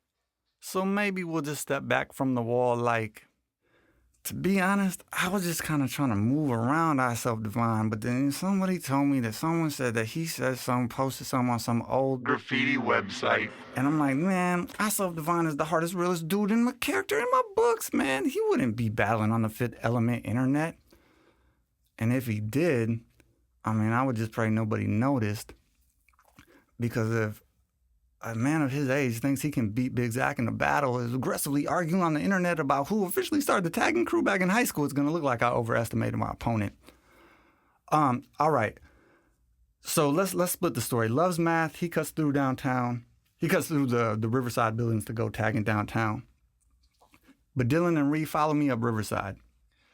Now, I don't know if Ree would agree, but I believe every time you call someone a bitch on social network or things of that nature, it is within the laws of nature that energy will return to you. If I'm sounding like I'm trying to sound like a teacher, it's because we're walking through the college now on our way to Riverside Park. Let's start school at the bomb shelter basics with our elementary understanding of aerosol art. Looking back, would it have been doper by definition if Ewok and his heavy metal homies would have had a different way to get you to listen to lessons? Like make you paint battle for your name? I don't know. Would that have been lame to organize it to prevent more violence? Riverside Hospital is now on the left, so we're coming through the Riverside neighborhood. Half a block from the park, we'll come to the place where Dee and me were parked across from Adam's crib the night after they pulled the plug on Denny. Remember we were talking about battling? See, I think there has never been a legendary battle in Headspin history because the Rhymesayers raised us in a passive-aggressive hip-hop culture. Going back through all them old headshot tapes where Slugging the guys would talk about what they do to the whack rap kids with their skills and their lyrics. But when the Pack, the most poppin' group in Nepal, called them out, All they did was pretend not to hear it. So, this is the part where you and Prof could really pull it off. Be aware of how advanced Atmosphere is, and that Slug was slaying MCs when Prof was in preschool. But Dylan, you've always been smart. Now be genius. Subtract the social network shit. It is your biggest weakness. Take all that anger you've been aiming at Atmosphere via tweets and put it into something productive, or it will become corruptive and corrosive. Levels. To simplify what I'm saying, Stop House attacking Atmosphere with a diss track on Digital Wax this winter is way doper than you continuing to tweet shit talk on Twitter. D, I know you tough enough in a certain circumstance you might truly put hands on one of these Twitter talker little local rap fans, but fam, on the level that the Stop House is on, is that dope? Nope. Think back to our battle talk in 2003. I knew we couldn't defeat them dudes, man. People in Minnesota loved the Sayers so much they had already won the game, so I figured I'd wait till I was like, I don't know, 40. You know, when I'm no longer out here campaigning myself as a rapper, I mean, maybe I'm still making music, but when I reach the place where I don't have to play the politics to pay my rent, I'm going to hunt down all the Rhymesayer rap guys and rip apart their legacies. And it ain't a money move for views and streams, but best believe me, Dylan, for the negativity those guys pushed in my life, from little girl gossip to internet nonsense to the actual violence that was inflicted on my loved ones, while the Rhymesayers masqueraded themselves to Minnesota as good human beings, I'm mainly just going to do it for the love of doing it. To try to hurt feelings. I put that shit on Denny. Levels. 17 sun cycles ago, the night we were building on battling, I was also brainstorming about writing books. Levels. Thinking Wook grew up on this block. Like right here. Let's say he grew up across from Adams. Let's say for a Riverside, Southside white boy, he was kind of tough. We'll say he had a dad who was a professor at the University of Minnesota, teaching astronomy, though he was into astrology, you know, stars and stuff. We'll say as a teen, Wookie's favorite band was the Wu-Tang Clan. And sometimes they would make religious references Wook wouldn't fully understand. Like Cain did Abel, Christ when he speaks the gospel, swinging through your town like your neighborhood Spider-Man. So Wook started to build a belief system that was a bit of a misinterpretation of East Coast hip-hop Wu-Tang slang. Levels of the 11 elements, time, mind, money, love, sun, moon, stars, earth, air, water, fire, levels, and say Wook's dad's dad was a Shriner, which I think would make him a Mason, though I've never studied those sciences. But he finds a book in a box that belonged to his grandpops about the magic of obelisks. Am I pronouncing that right? Obelisks. Obelisks? Powerful secret stolen from Egypt, and it reminds him of something that he read about in his Micronauts comics. Got him thinking about the Washington Monument. From on top of it, Tosh dropped through the comic strip down to the chessboard, feeling I've countered every comment that came at me. So my skin goes space black until I levitate in the Alex Cube, so I can stay still, chill, until somebody else wanna move. Alex Hole Garcia, February 9th, 2013, Magical Park. Positive education always creates elevation. I feel alone. I feel dead. The Creator has made me different from everything else. I spend entire days alone in my small, square room. Carpet, computer, crystal, books, door, heavy black blanket over the only window, no closet, 4 walls, floor, ceiling, 6 sides. I am in a box. My room is a cube. I spend entire days alone in my cube. My thoughts are short sentences. I believe I'm in love with Alia Bright. She is my favorite person. When I am near her, I do not feel dead. I feel human again, normal again. But Alia doesn't like me. She thinks of me as a friend, nothing more. Can I truly be in love with her if the love is not returned? I have recently read two opinions. One taken from a poem claiming that love cannot be restricted by rules. The second, taken from a medical book, claims that love can initially be one-sided, but eventually the projection of unmutual feelings towards another will become an obsession. Maybe I am obsessed with Eyedea Bright. When I think of her, I do not feel dead. I feel human again. I was born human. I was human when I made the choice to eat the honey 15 months, 27 days ago. I cannot give you an exact time of when I became something different from human, different from everything else. I have lost my nose, mouth. I let go of the sense of smell, taste. They were distracting to my thoughts. My skin is space black. My skin seems to absorb light. When I step into a room, people say the lights get dimmer. There are tiny black bumps covering my entire body. Sometimes they are sharply sensitive to the touch. Other times, the matter that makes up my body isn't even there. I cannot feel anything then, except a longing for Eyedea's colors. My eyes, ears are white ovals, changing shape depending on the moment. My eyes can get as big as my hands, allowing me to see atoms. My ears turn clockwise, close, shutting out all sound. My ears turn counterclockwise, open, tuning in specific sounds. I sit, meditate on the carpet in my cube. Small spots of energy come into existence around my body. Spots are black, white, golf ball size, have no weight. Spots allow me to levitate above the carpet. I meditate in the center of my cube. I live in my cube. My cube is in the only house in Magical Park Festival grounds in southern Minnesota. The first of our followers have come here to live. We refer to them as the New Nine. The hive of evolved bees also live with us in the park. There are many old oak trees here. We are all children of the water. There are energies here I do not understand. Eyedea lives here too. She is of the energies I do not understand.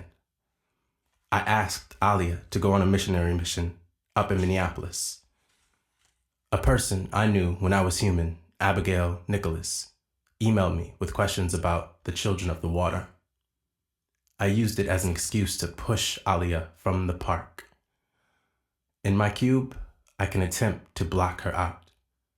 This is my one-sided love story. Respect. Rest in peace and power. DJ Disco T. New MC. Mirror Move 3. I'm gonna come out swinging shots at somebody random in my era of the Minnesota music scene just to warm up. I'm gonna come out swinging on Sean McPherson, aka Twinkie Jiggles, the bass player for the band Hyrule Specs, and disc jockey heard on the current Minnesota NPR radio waves. Twinkie Jiggles has been a dear friend for over 20 years. We've been in bands together and stuff like that, but Twinkie didn't believe. And man, back in the day when we were getting bullied by the big bad evil Rhymesayer Empire, and I was telling Twinkie, I was like a Jedi Knight when it came to MCing. So any day of the week, I was believing if you lined up any of them Rhymesayer rappers, guys, Musab, Slug, Phil, whoever, I would just slice through them like a Jedi with a lightsaber. But Twinkie didn't believe me. Or Twinkie just didn't believe. He was like, I don't know, Zach. He wasn't really buying it. He was like, no, those guys could just clown in your career, Zach. I was like, what, Twink? I was like, what, Twink? I was like, just because they got rich off rap and built a big sound set and were respected and recognized and commonly considered the kings of Minnesota hip-hop for over 20 years, you believe that gives them the ability to beat me in a battle, Twinkie? Man, if them dudes tried to blast on my career, I would come back. I could come back. I'd say the rap group I was in, Cancer was famous. At the Dinky Towner. Swear to God, you could ask the bouncers. At the door, I was probably almost always on the guest list. CDs? I sold lots out my cardboard box. To buy breakfast, 2 a.m. Tex-Mex. Sean, you remember that big old burrito? You remember the Tex-Mex at the Dinky Towner Cafe, as it was called. This basement bar we used to be at throughout my 20s. For being a small spot, it had a lot going on. Back room had Minnesota slicks, tables and sticks to play pool. There were sparkly diner-style booths with a kitchen open for a.m. breakfast until after bar hours. Pretty good food. A little dance floor before a small stage, DJ booth, comfortable couches, bathrooms, and bar stools. Well, I would post up at the bar a lot. You know, I was trying to kick game a lot to the bartender, Ellie. She had a beautiful Drew Barrymore look, but the only way my ego could compete with the other guys trying to get at her was, you know, them other dudes, they couldn't rap. So I was like telling her about how I won this like rap battle tournament down the block at the Loring Pasta Bar back in 2003. But I don't think it impressed her. Name drop Ant from Atmosphere on the bar stool next to me, drinking a Budweiser, constantly clowning on all the broke rappers who were regulars at the Dinky Towner. Since it was on campus, the Dinky Towner attracted some college kids, but it wasn't your basic college bar. The dudes in the kitchen doing the cooking were also doing the booking, and they were called 10K breaks. They were good dudes to us. Brought cancer out to Colorado a bunch. And the Dinky Towner in general was hella supportive of underground Minnesota hip-hop. And lots of interesting underground rap acts from around the world just found themselves on that small stage. I witnessed Wise Intelligent rap there once. Rashad Ahmad on a Mission. We opened for the Alcoholics on New Year's, and one time Akil from Jurassic 5 was performing solo on a Saturday night. Like little rap shows 2, 3, 4 nights a week. A lot of rap. Sometimes rap. But Mondays were hella lesbian ladies night with DJ Last Word, where there were cool conversations and the dance floor was fun. I used to fuck with ladies night a lot. I would like to describe ladies night at the Dinky Towner as just me and a bunch of girls drinking Yag bombs, but that is probably selective memory. Saturdays were spun by Stage 1, hosted by Unicus, who hooked up hella shows: Ernie Rhodes, Hecatome Longdo, Doomtree Skaters, Ravers, Weirdos, Lost Souls, Young Hustle, Freestyling Outside, Girls from Prior Lake, Fake Thugs, and probably some real ones. More of the bartender, she was hella nice. There were hella epic nights, a chosen few too many regulars to remember: Johnny, Lance, Anya Ant, Trey, Lindsay Fresh, the Wallace Brothers, Chuck U, Dominic and College Kids, hippie jams, rock bands, Minnesota hip-hop fans, including all the Interlock, even Prof, Roz, Fundo, St. Paul Slim, the St. Paul Kings. Wait, no, I can't do an all list, and it would be way too long. There was that night at Unicus's birthday party where the Parker brothers were trying to carry him up the stairs, and Unicus was so faded he kept falling back, and it's so funny because Unicus hasn't even drank in years now. Me myself, I used to have too much fun down there with the homie Tim Lang. The Dinky Towner was our place to hang. There was EMS, Sonia, Solina, Josh, Jared, Alexis, and Bria. Tila, Sean, Morocco, Outshout, Mesa Pizza, the best Dinkytown deal for a slice of pie. RSC Headshot guys, a hot crew of girls from over south, side in New Brighton and Northeast, and young women from Wisconsin talking politics. You could get a free education drinking with college kids. Adam at the bar, bro, hey, what you reading? The one bouncer with the long dreads down his back, the blend parallax, lots of Chicago rap acts, all-age Sunday shows, Buck Whitey in the back playing pool, acting a fool. It was just a Twin Cities thing to come down to the Dinky Towner. Twinkie, one of the first times I ate at the Dinky was like early 2000s. It was you, me, and your girlfriend Anna. Some nights the Dinky Towner would be a low-key place to be. Well, during the second half of the decade that we were hanging down at the Dinky, I was so confidently claiming that I was the best battle rapper in the state of Minnesota. I had an open invite for anyone to come down and get on the mic about it. Wait. Not like a wide open invite, where any given Sunday, Monday, or Tuesday, Tom, Dick, or Harry could run downstairs to the Dinky and run up on me talking about blah, blah, blah, yabba dabba doo, I can rap too type of shit. No. I meant if any established or even semi-established MC from the Twin Cities hip-hop scene wanted to come against the crown I was claiming, I'd give them like 3-4 weeks to figure it out. Bill it like a boxing match, and after we pay the DJs and the opening acts, win or lose, we cut the dough from the door down the middle. That felt like fair mathematics and an honest way for me to pay my rent. I can kind of claim that I went all those years undefeated down at the Dinky Towner. Though there is one asterisk. Outside of my boxing match battles, the Loudmouth League once asked me to judge like a freestyle 8 mile down at the Dinky, maybe a random Wednesday weeknight 8-rapper tournament. Oh man, I don't even remember it that clearly, but the kid who won was named Shelto. Shelto was a young Harry Potter magical mathematical rapper who freestyled against his opponents like he was playing speed chess. In 30-second freestyle battle rounds, he understood the game of it and could add a little bit of entertainment. So, after we awarded him the winner, I slipped out of the judges section, stepped on stage, and told the host I wanted to battle Shelto. Extreme Dispute 1 was the host. He grabbed the energy of the room to refocus. Young Shelto shook his head like, nah, let me step outside first. You know, he had just won a tournament, but I wasn't trying to steal his shine. So I said, nah, for fun.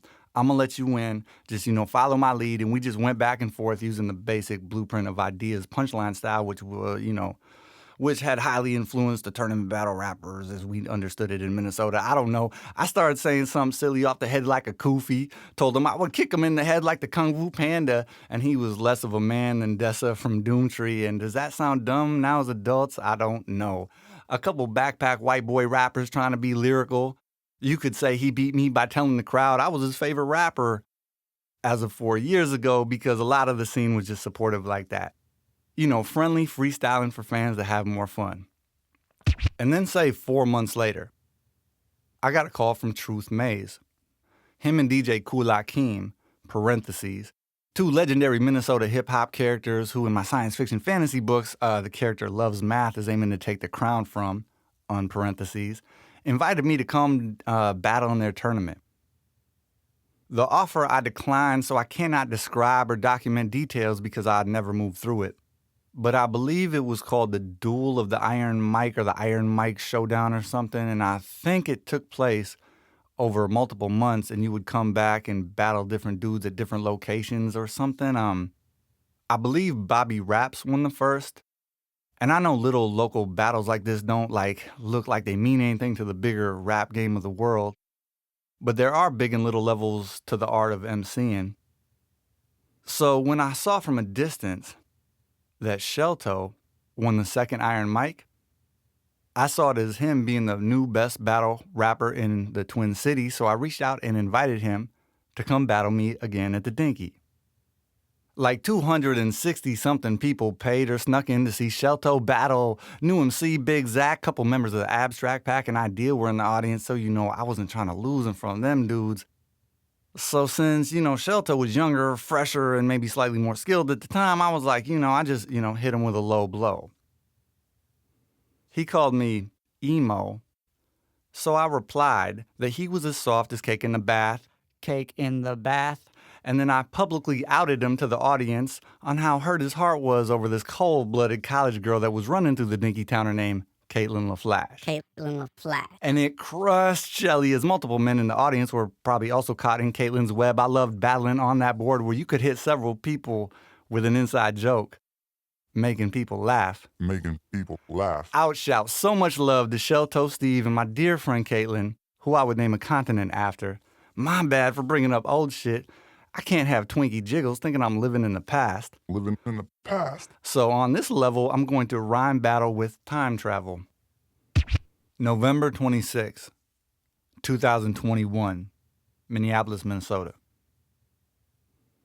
Longshot and Laserbeak. We're celebrating a new album, Spread Love, release with a show at the 7th Street Entry, the smaller concert venue connected to the famous First Avenue nightclub. As it feels like people are still coming out of the COVID caves, it was a nice night with good energy in the air. Floating through life in my four-dimensional 40s. I've been supporting the scene so long, I wrote a book about it. Headspin, Headshots, and History, moving through Minnesota hip-hop. It's just me, describing the scenes as I see them, and readers have to follow along with a lot of Big Zach rants. But back to this night where Laserbeak makes Doomtree beats and Longshot is very versatile with style and a Chicago transplant, who hosts his own show tonight, giving a personal introduction to an MC by the name of Just Justice. Just Justice. One mic on stage, he took control, and his experience shows. Telling the crowd that he's from the east side of St. Paul, but also moved through the south side of the Minneapolis. Made some moves with a crew of guys called Street Capital. From stage, he spits something dope I can quote. Big brother doesn't love us at all, but still we need to find a way to evolve. As he raps through the matrix of 2021, back when I was 2021, Just Justice and I both worked at this sandwich shop down in Dinkytown. Just, about a block and a half away from the Dinkytowner. Star Wars Episode 1 had hit theaters, and we were, working, talking about the lightsaber fight near the end of the movie. I remember how Just paced back and forth along the counter, describing the scene where Darth Maul the Sith is behind the force field with his lightsaber lit, when one Jedi went into meditation. In this random remembrance of the Phantom Menace, I forgot Sean McPherson was never into Star Wars. So the metaphor I'm making before I step before the Micronauts won't even make sense. All right, ready. Truth, Maze. Cool, Akeem. I, Self, Shaka. And let's sketch DJ Stage 1 into the scene. It is probably not proper etiquette to begin a battle with the word peace. For like 6-7 months, I was saying shalom when I answer the phone, using shalom as my telepathy tone if your inner ear can hear the keo when I was saying shalom in the memory of a man named Steve Shapiro. Shaka, I believe you knew Steve. He told me he worked with you once or twice. Steve Shapiro is the father of my friend, the singer Natalie Fine, for those of you who followed or follow the band More Than Lights. And he left this life at the top of 2021. And Steve was the son of a rabbi, an educated eye that the Hebrew homies say shalom in the same sense a Muslim might say assalamu alaikum, or peace is how I greet him when I see him. So yeah, the scene starts with our protagonist standing before stage 1 in the Micronauts. Levels. To get to this level, I had to slice the RC crew into with a couple of moves, cut them into pieces, pawn pieces. Slug and the Sith Lord Soul Seller Sadiq Sayers can be white, while Prof and Stophouse can be black. I'll take both pawn pieces and put them behind my back, then hold out both hands. Left, right, black, white. You know how it works to see who moves first. You pick a piece. And I'll pick it up where we split the story near the end of the second move. With the fictional character Loves Math walking away from the West Bank mural, it's nighttime now. He's on foot moving between buildings through the blocks of the Riverside Plaza.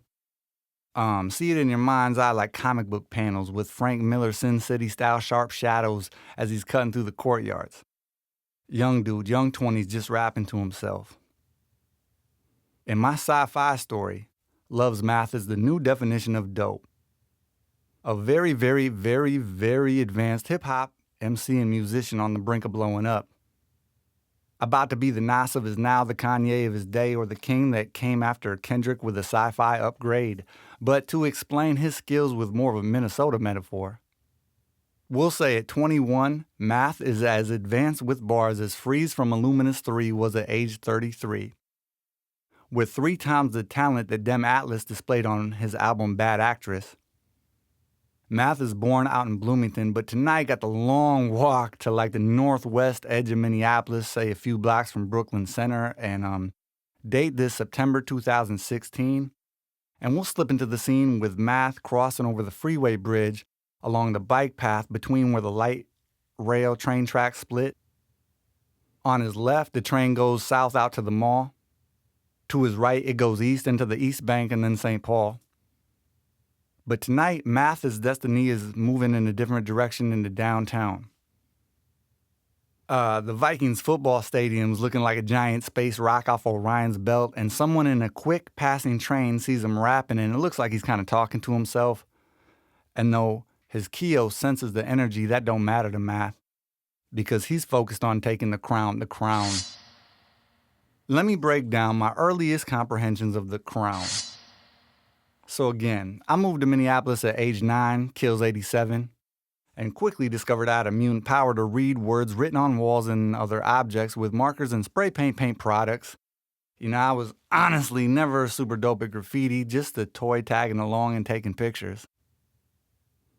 But going back to 87, the first fresh tag I ever remember seeing in Seward over South was Force.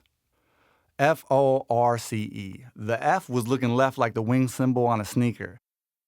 Then the E on the end was just 3 horizontal lines like the levels of a ladder. It just jumped off the wall looking deaf because the F was backwards. Force had throw-ups on Lake Street, tags along the train tracks, was up on Franklin, and had a piece right in the neighborhood. One day near the start of 4th grade, in class I overheard some kids talking about the art Force made. Some of them were sketching the 5 letters of Force the way we saw it written around us. And it was said, or I overheard, that, Force had the crown.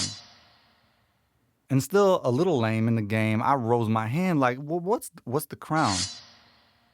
And in whatever 4th grade 87 slang they were speaking, the kids told me, when you got the most tags up throughout the city in the freshest graffiti style, you got the crown. And since my imagination was a bit stronger than my street smarts, I thought there was actually a dude out there tagging Force who had like a golden halo hovering above his head that gave him the power to sneak around the city at night and write his name without being seen. Shit, I was like 9 or 10 years young on that comic book killed that shit. I thought that's how it worked, and I figured if you got up more tags than Force, then he would come hand the crown over to you. Or maybe you had to take it. I don't know, shit. At this age, I'd probably only heard a handful of rap songs. I'd never been to a party, with no defined knowledge of a hip-hop culture beyond the movie Break and no true understanding of any struggles or expressions of inner-city African Americans and the art forms they were creating. I thought the point of it all was to take the crown. So for those of you familiar with downtown Minneapolis, Math is walking up 5th Street. Along the light rail tracks, then he cuts through Nicollet, turning invisible and catching tags. Now remember, Math is walking in September 2016. But as he's crossing Hennepin to the east side of Block E, let's flip into a different scene. The story spins around the same spot on the same block with 10 teenagers at a bus stop, blast back over 20 cycles of the sun to where the Book of Water begun. Back in 90, 91, back in 92 or 93, cheap seats at the Wolves games were only $4.50. And if you had a school bus card, you could get on the bus for a quarter, so there and back was only a $5 night. Me and my homeboy Russ used to hop the bus and go to a lot of games in junior high. Back then, Block E was a parking lot. And there were speakers on the poles around the block that would play classical music into downtown at nights. I would assume in an area where that many people can be intoxicated, stumbling out of bars and nightclubs and strip clubs and sports games, the classical music might be a means to mellow people out. I guess I never minded the music. Half the time I had my headphones on anyway, but on this fictional night in the 90s, we'll say, a few teenage dudes, they came out the game and they wanted to make their own music. So one boy started beatboxing and sparked a little cypher. Freestyle flows for about 5 minutes before one of the dudes starts rapping about the Timberwolves' best player, who back then, for what I remember, it would have been Chuck Person or Christian Laettner, or maybe my favorite was Flight 5 Doug West. Man, that year he got robbed in the dunk contest. Man, again, this scene takes place more than 24 before Love's Math, the Young Prophet. Into the echo of a night where the Wolves got their butts kicked by, say, the Houston Rockets in the Olajuwon era. The bus stop breaks out into reaction, and bars and beatboxing turn into chatter and laughter. We'll say there are 2 teenagers outside of the cypher. One will name Martin. We'll say he's a mixed kid, West Bank baby. He kind of on criminal. Uncle got him selling sacks as a sophomore. The other, Andrew, we'll say he's a Riverside white boy, basketball, comic books, pops is a professor. When the rapping stops, Martin speaks up from a few feet away like, hey, don't stop, keep going. Keep rapping, that shit was dope. Laughing, one of the dudes replies, what you got on it, homie? These freestyles ain't free. After 5, 6, 7 seconds of thought, Martin speaks up. I got some weed. I got some tree.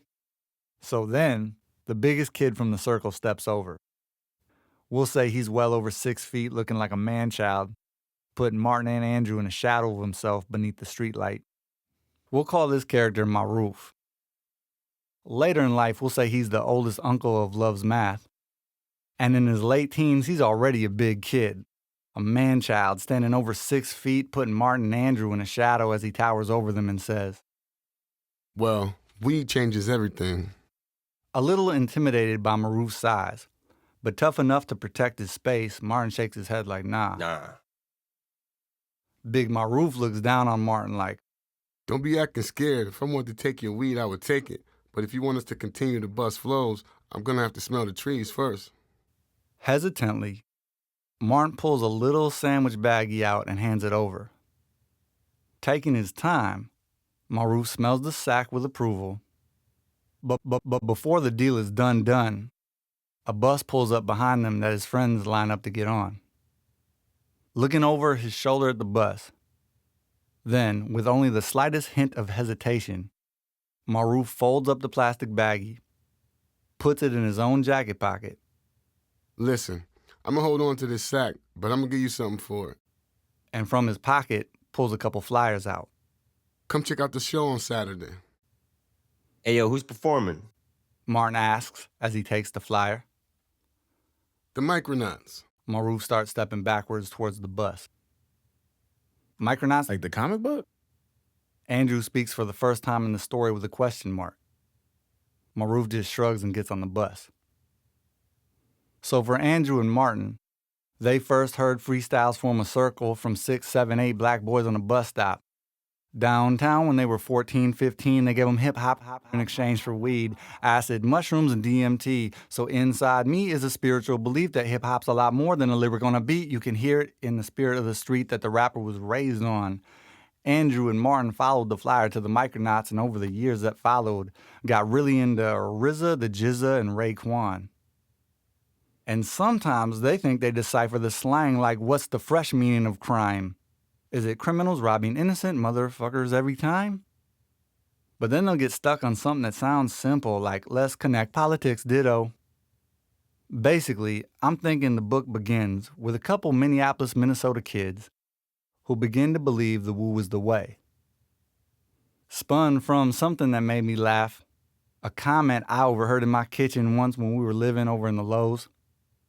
A little gathering of friends somewhere in the 2010s, the homie Mashout said something to the homie James like, "You know how it was back in the days, we showed them hip-hop, taught a few of them how to rap and shit, and in exchange, you know, the white boys had the good weed. Felt like a fair trade." Made me laugh out loud.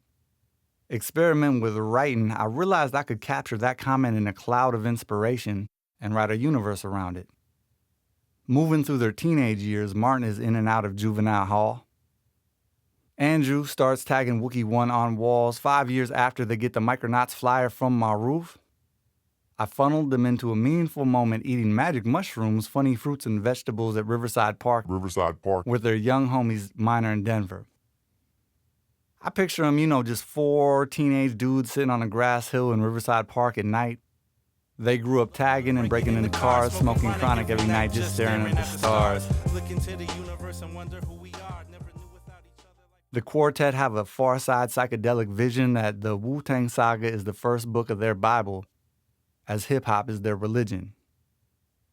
20 years later, Martin is preaching these prophecies in prison. I picture him speaking the new word of water to inmates, and by the time I got this far in the backstory, I sensed I might be making a mistake. Or at least need to put an asterisk after it. See, I grew up with a whole high tribe of Riverside kids in the city. Spadam, Shiz, Dylan, and Denny. Tank, Finnis, Seth, Scats, Josh, Big Derek, Aaron, Junebugs, Orion, and Ricky. Dung, and his younger brother Anthony. The Lost Boys on the side of the West Bank. Pink writing poetry. Adam's dad, Softball Steve. Man, many men who have remained lifetime friends, and each with their own beliefs. But in my science fiction books, this small squad of Riverside kids creates a new religion that brings balanced light to their reality, so I feel silly and weird that I need to keep this clear, but my Riverside family of friends probably do not necessarily agree or co-sign with everything I spun into this psychedelic science fiction inner-city hip-hop hippie water religion. Though I did slip in slivers of wisdom, some of them have shared with me throughout time. Maybe I started making these mistakes when I started to spin my own opinions into my version of Minnesota hip-hop history. For example, another time upon a time, I was at the 7th Street Entry. Truth Mays, who was the youngest member of the IRM crew in the 80s and the elder member of the Micronauts in the 90s, was now emceeing in a hip-hop spoken word performance group called FUAS. Either 98 or 99, I was watching Truth Mays move across that stage, beatboxing as he transitioned into poetry pieces, and he told the crowd he was claiming the crown. Truth Mays let the audience know he was the best beatboxer in the state of Minnesota, and if anybody wanted to debate that, he was down to battle about it. At like 20 years young, a little light bulb pops up above my little white boy brain like ding. So I go outside and I approach Mays, probably a little excited and nervous, like, oh, you said you'll battle Truth. You said you'd battle beatbox anybody? Well, we just started this crew called Interlock, and there's a kid in the crew that can kind of beatbox. So if I talked him into taking your challenge, we could build like a boxing match and do it down at those Headspin Sunday shows we do in Dinkytown. You know what I'm just saying. And in his own words, Truth Mays was like, sure, run it, tell me when. So the Interlock homie John, a.k.a. Muad'Dib, who would later become a vocalist in the St. Paul hip-hop band Haru Specs, was also working with me over at the sub shop. And his beatbox ability was dumb hot dope, so I approached him like, John, John, I got a dope idea. You should challenge Truth Mays to a beatbox battle. But at that age, though he had hella talent, I am not sure John had ever even beatboxed into a microphone before. He was just a kid beatboxing when we were walking down the street. Now, honestly, I don't remember if John was into it or I talked him into it. I thought, shit, it would be fun. You know, we promoted for like 3 weeks. Come see Muad'Dib from the INT verse Truth Mays Be Fresh battle beatbox mics, and we have Felix hosted and the crowd will give the crown to the victor. Shit, I thought that was kind of a dope idea. And I can probably speak for every Interlock member, along with extended friends and family moving through the scene at the time, that we were hella proud of what John did that night on the mic. He stood still on stage, inside himself, closed his eyes, and slowly built beautiful beats from the bottom up. With ridiculous rhythms, he filled the room with jungle juice. And at that point in my life, I'd never seen anybody like make techno with their mouth before. But Truth Mays blew him off stage. Truth Mays got on the mic and was like 10 times louder. Like big beating speakers were coming out of his soul with a halo of a crown. He held crowd control. He called to the audience, the real, the real, the real. And the crowd called back, hip hop, hip hop. In his early 30s, Truth Mays was already a true master of ceremony with advanced mic control to move the crowd, while most of the Interlock kids, we were just still trying to figure it out. Now, in retrospect, it could be considered a bad chess move that I set up a scenario where Truth Mays of the Universal Vibe Squad Mighty Micronauts movement beat a kid from our little Interlock hip-hop co-op crew in a battle. But through the later days of Truth Mays, as Carnage the Executioner was becoming one with his pedal play, and Heatbox was building beautiful beats out in the Milky Way, before or after Minneapolis' own DJ Snuggles won Scribble Jam, from the dune deserts of Arrakis rose Muad'Dib, whose mouth had become an angelic instrument within the High Respect's heartstrings, leading me to believe that battling advances the art form elements. If you learn when you lose, and battling can be a way to settle disputes. Now, battling is healthy is my personal opinion. I wouldn't know if Muad'Dib or Truth Mays would see that story the same. They might be like, what the fuck is Zach talking about? We might have learned different lessons from the same events. So maybe another example of my personal opinion spinning into the story would start with the Twin Cities producer D-Tech.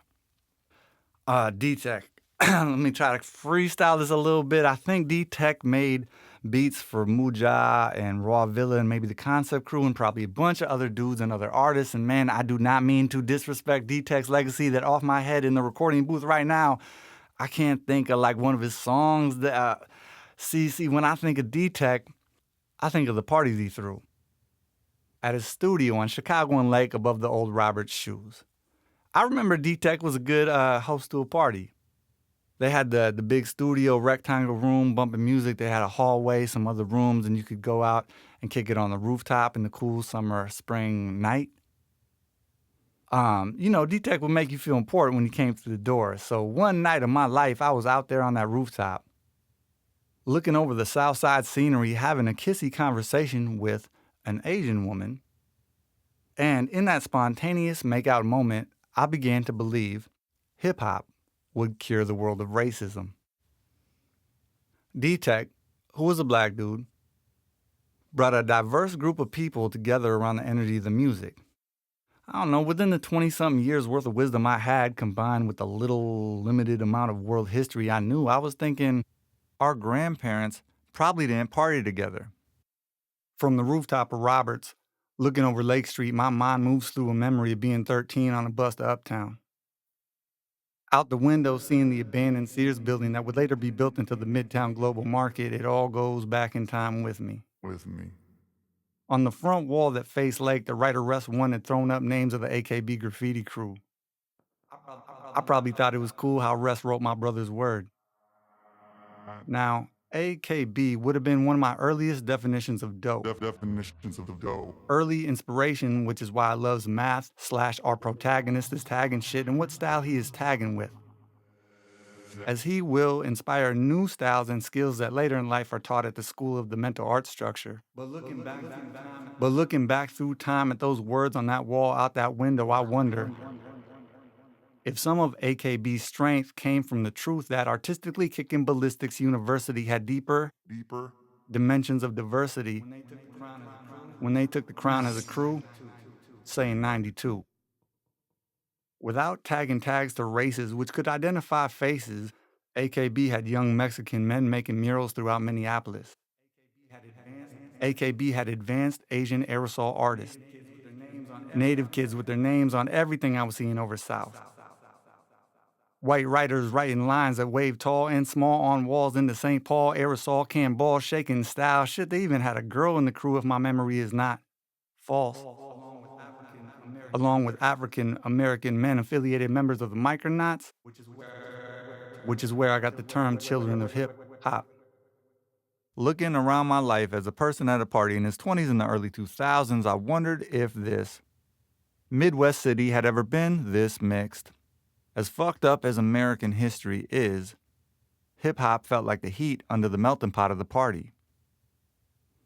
I figured hip-hop had educated kids of all colors to the struggles and oppressions and results of racism, and that put a positive feel on the future. Or else, what was the point of the party? The point was to take the crown, Trey thought to himself as he tagged the last bus stop on Penn, before it became Brooklyn Boulevard, 4:17 o'clock a.m. when Trey is close enough to the crib to feel like he made it home. He had zigzagged through the north side all night, putting up more tags over north than Force had on East Lake in 87. In our large universe, we create our own legends. Trey's dark skin illuminates light, like three-dimensional patterns of blue hexagons that are beyond human eyesight at night, so when he goes tagging, Trey turns invisible. So his throw-ups are up like in Sue in 2022. Oh, and Trey is the birth name of Love's Math. Last name emit, E-M-I-T, as in emit a frequency out into the world. I guess I envision it like Love's Math music is emitting an anti-racist energy. His listeners become more intelligent as the use of language deepens dimensions of the mind. And inside himself, Trey believes that the crown on his crown chakra will amplify the mission of his message. Math is real literal with lyrics, or I should say he was real literal with lyrics.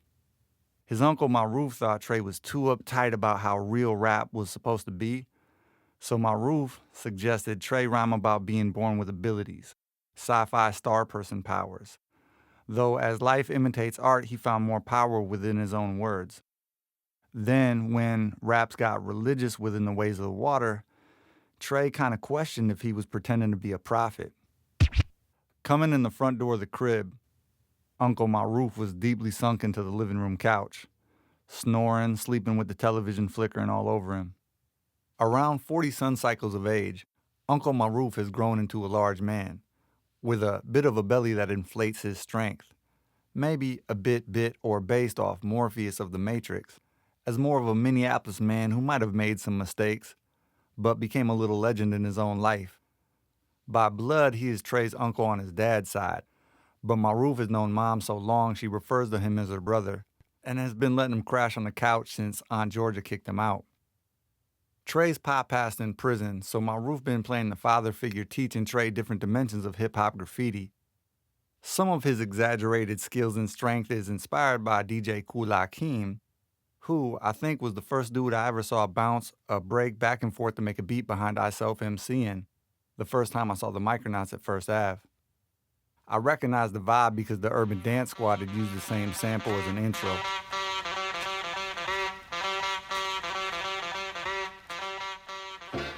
After I dropped the first edition of Growing Up in Twin Cities, Hakeem, I saw you down at Honey on Hennepin. You asked if you could flip through the graffiti photos in the book. I said Slug shared the secret that you were smacking walls back in the 80s and wondered why I hadn't written about you. Hakeem said, nah, I was fading out while your brother was coming in, so you would have never seen me. So on Curious, I asked, do you remember the writer Force? Flipping the pages, Hakeem cracked a smile and said, yeah, I knew Force. He used to tag Zap. He was biting my letters. I read a letter Hakeem posted on his page after the death of Disco T. If I can quote Hakeem correctly, he wrote, Disco was humble, but also a hustler, an entrepreneur, and a real visionary. The doors he kicked open for his own generation and the one after were giant. Every single person in Minnesota hip-hop, know it or not, benefited from things Disco put in motion. Cause and effect. I did not know Disco too deeply. Though I did deal with Disco once on some basic business. I was at the post office, the one on Bloomington and 31st over South, back when we were slinging CDs through the mail, and I thought I spotted dude, Disco, at the post office. So I was like, yo, you Disco T, right? What would be your asking price if me and my homies hired you to headline one of our underground hip-hop raves? His energy seemed cool, seemed like he was aware of who I was, looked at me, thought for a sec, threw out a number. I was like, bet. So me and the homies hired him to, headline one of our parties back in, I want to say 2005 or 6. When I wrote about this party in the book, I actually, the moral of the story, I focused on you, Truth Maze, about how we should have hired you to host and you should have been properly paid because when the sound went out, you jumped on stage and saved the day. But that's a sidebar of another story. So the night of the party, I got to the event a couple hours before doors, called up Disco, checking his ETA on the load-in, and he let me know that he had already come, set up his stuff, ran a sound check with the sound man, left, and would be back about a half an hour before his time slot set. I was impressed. And though our events were like semi-illegal, the party got packed popping with a few hundred people. And I wish I could spin the Disco T headline set into a story, but I didn't really experience it because while he was on stage, me and Dylan Parker were taking our turns taking tickets at the door. Outside. 20-some, Stop House Dylan. Sharp on the city, but slightly new, re-seeing the scene, so seeing the scene through his eyes, you saw the scene through what it was. And this was when we were in our young 20s just having fun. We were having a good time, but both a bit bummed that we were missing Disco's set. Had to play our part because the party don't throw itself. So a few years ago, I took my moms out to breakfast at the Seward Cafe. Disco and his daughter walked in at the same time we did. I told them I was rewriting the second edition of the book, and asked if he was in the mood to share that disco tea story over some breakfast food. With good early morning energy, Disco gave me and Moms the short version of his life story in music, starting with seeing someone DJ for the first time in Chicago, working at KMOJ, into throwing his first party at Whittier Park in the 80s. Disco said he left that park party with $150 in his pocket, and in a way, had been chasing that 150 ever since. When we were leaving the cafe, my mom asked if Maruf from the books was based on dude we just ate breakfast with. Hey, Zach, the man we just had breakfast with, was he Maruf from your book? I said, nah, Mom, why you think that? Mom said, 'Cause he's from Chicago and he's a DJ. Which was part of Maruf's backstory in book 1. I was like, good observation, Moms. So out of respect for who Disco T was as a DJ, we'll say Maruf Amit saw DJing for the first time in the same frame in Chicago. And though I barely knew him, send love out to Disco's spirit, because the one time I hung out with him, he was nice to my mom. DJ Stage 1. On the ones and twos, this dude could probably educate anyone on Northside Graph in the 80s. He's a disc jockey, a journalist, an author, and even organizes like a million Minnesota hip-hop artists to come together for huge group photo flicks. Stage. On honest, man, I appreciate that I was invited to the last Twin Cities hip-hop photo shoot. Twinkie, Unicus, and Mike the Martyr all tried to get me to go, and I was told that you recognize cancer with respect when you were speaking, which means a lot to us. As you know, we kind of came up under the culture you and your crew curated. But stage. Bro. I can't go to the photo shoot. Shit, I ain't trying to see Slug. I ain't trying to run into Shaka. In my reality, I am in open rebellion against the throne. Though as I have grown to understand that the heart of hip-hop beats more in the streets of the uprising riots than it probably ever did at my dinky town of rap battle books that are stacked beneath the board on the floor. See stage, the UVS is now playing chess against the most advanced battle MC in Minnesota Headspin Headshot hip-hop history. You know, just a part of my MC ego I decided to hold on to through adulthood. And I put that part of myself inside of an Alex cube, a shape-shifting, seven-sided circle that moves in the mirror, made from the energy of my imagination. And in the center of this space, I stay in a hibernation-type meditation. But as of late, we were awakened when someone said something basic. Within the cube, all new has to play with is a chessboard in a book world. I mean, you know, in move 1, I said something like there was a map of the 7 kingdoms on the wall. But in real life, really, the homie just had a couple box set seasons of Game of Thrones on DVD laying out. So stage, you must allow me artistic exaggerations. As it is from here in this mirror, I've hunted down all the headshots that signed or released with Sadiq, but on the side of that psychedelic tweak, I reached to select my next piece after I check beneath the board that the books won't get poked when I push your pawns down flat like thumbtacks. Now back to the adventures of Love's Math. Trey snacked some food, used bathroom, and he used few words as possible throughout parts of the book. Like at times, he thinks in straight lines by design of his character. And emotionally, he's so strong that sometimes the kid comes off like a robot, but he hella human. He feel life a whole lot.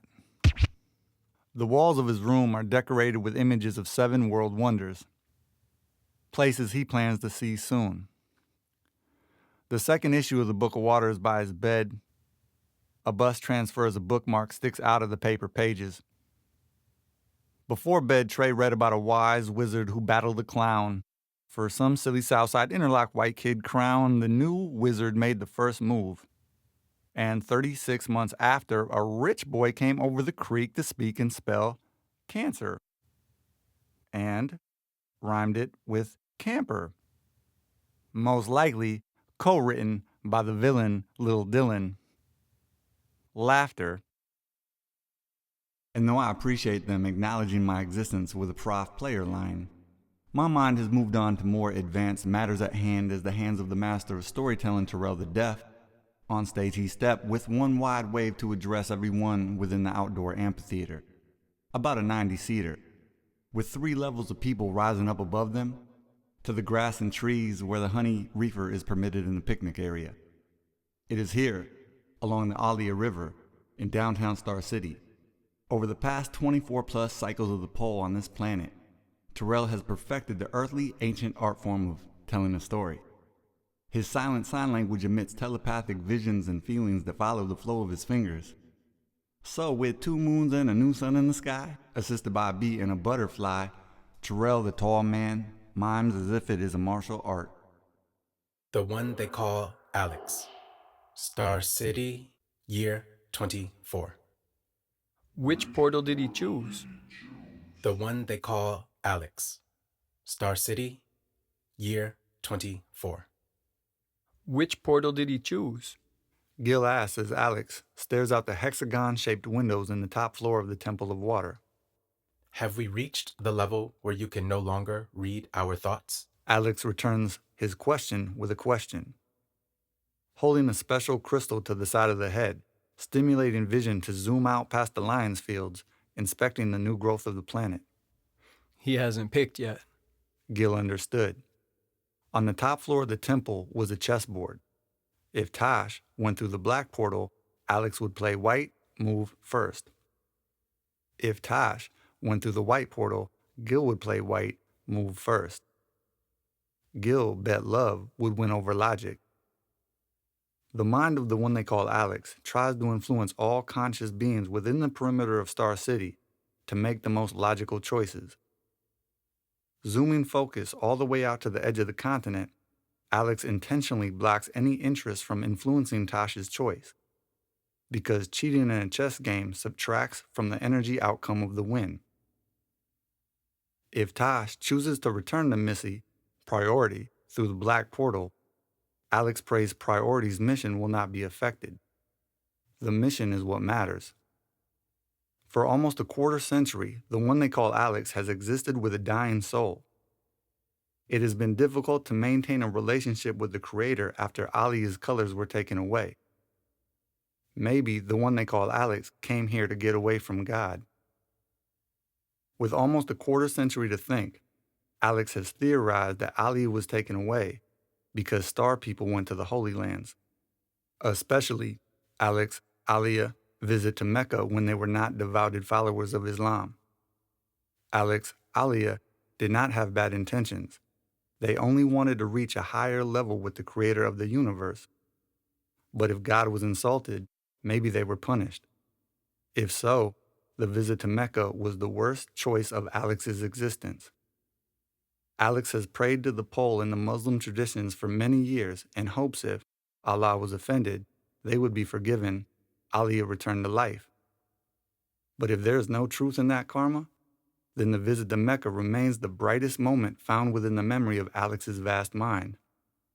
When love is more powerful than logic, maybe anything is possible. Gil. Alex keeps his eyes out the window. When you wrote Game of Thrones, Phoenix, did you create a world inside of your mind? The world was already created by George R.R. Martin. The show and the books were so popular with people that the fantasy world was taking up plenty of space in the collective consciousness.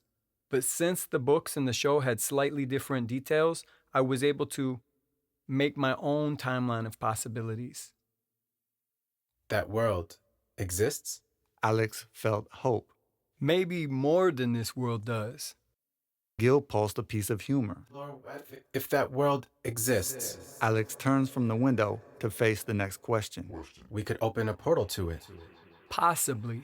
Could you help us to locate, see inside that world? Possibly. Gil chuckles through their telepathy. If you can beat me in chess. Scholar's Mate. Done in one take. Take one edit.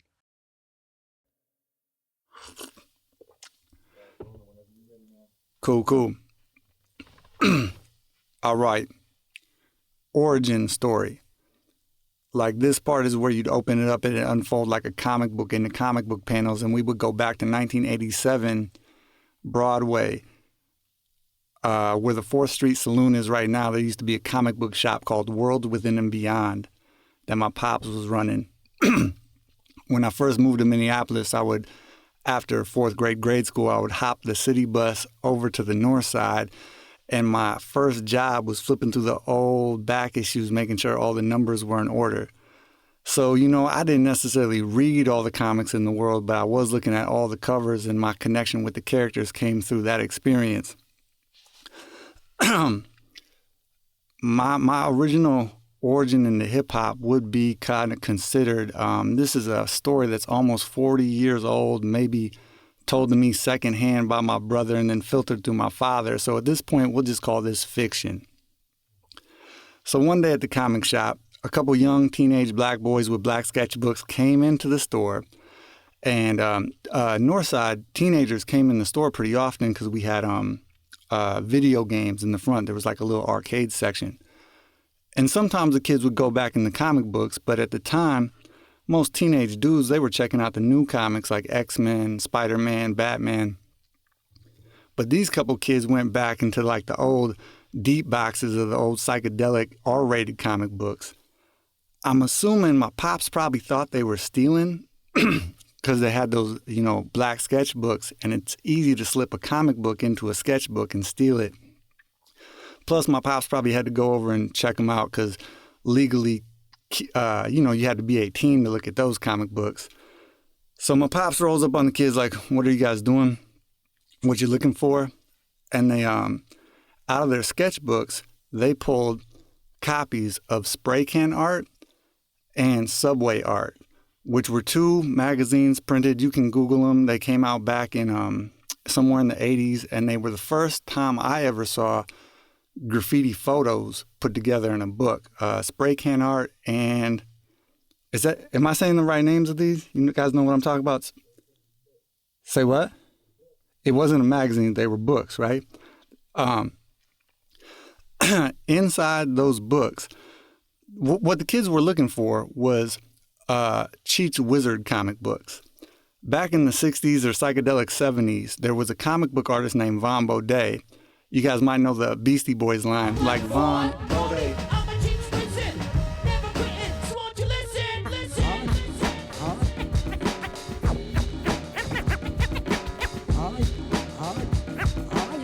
Yes, indeed, it's fun time.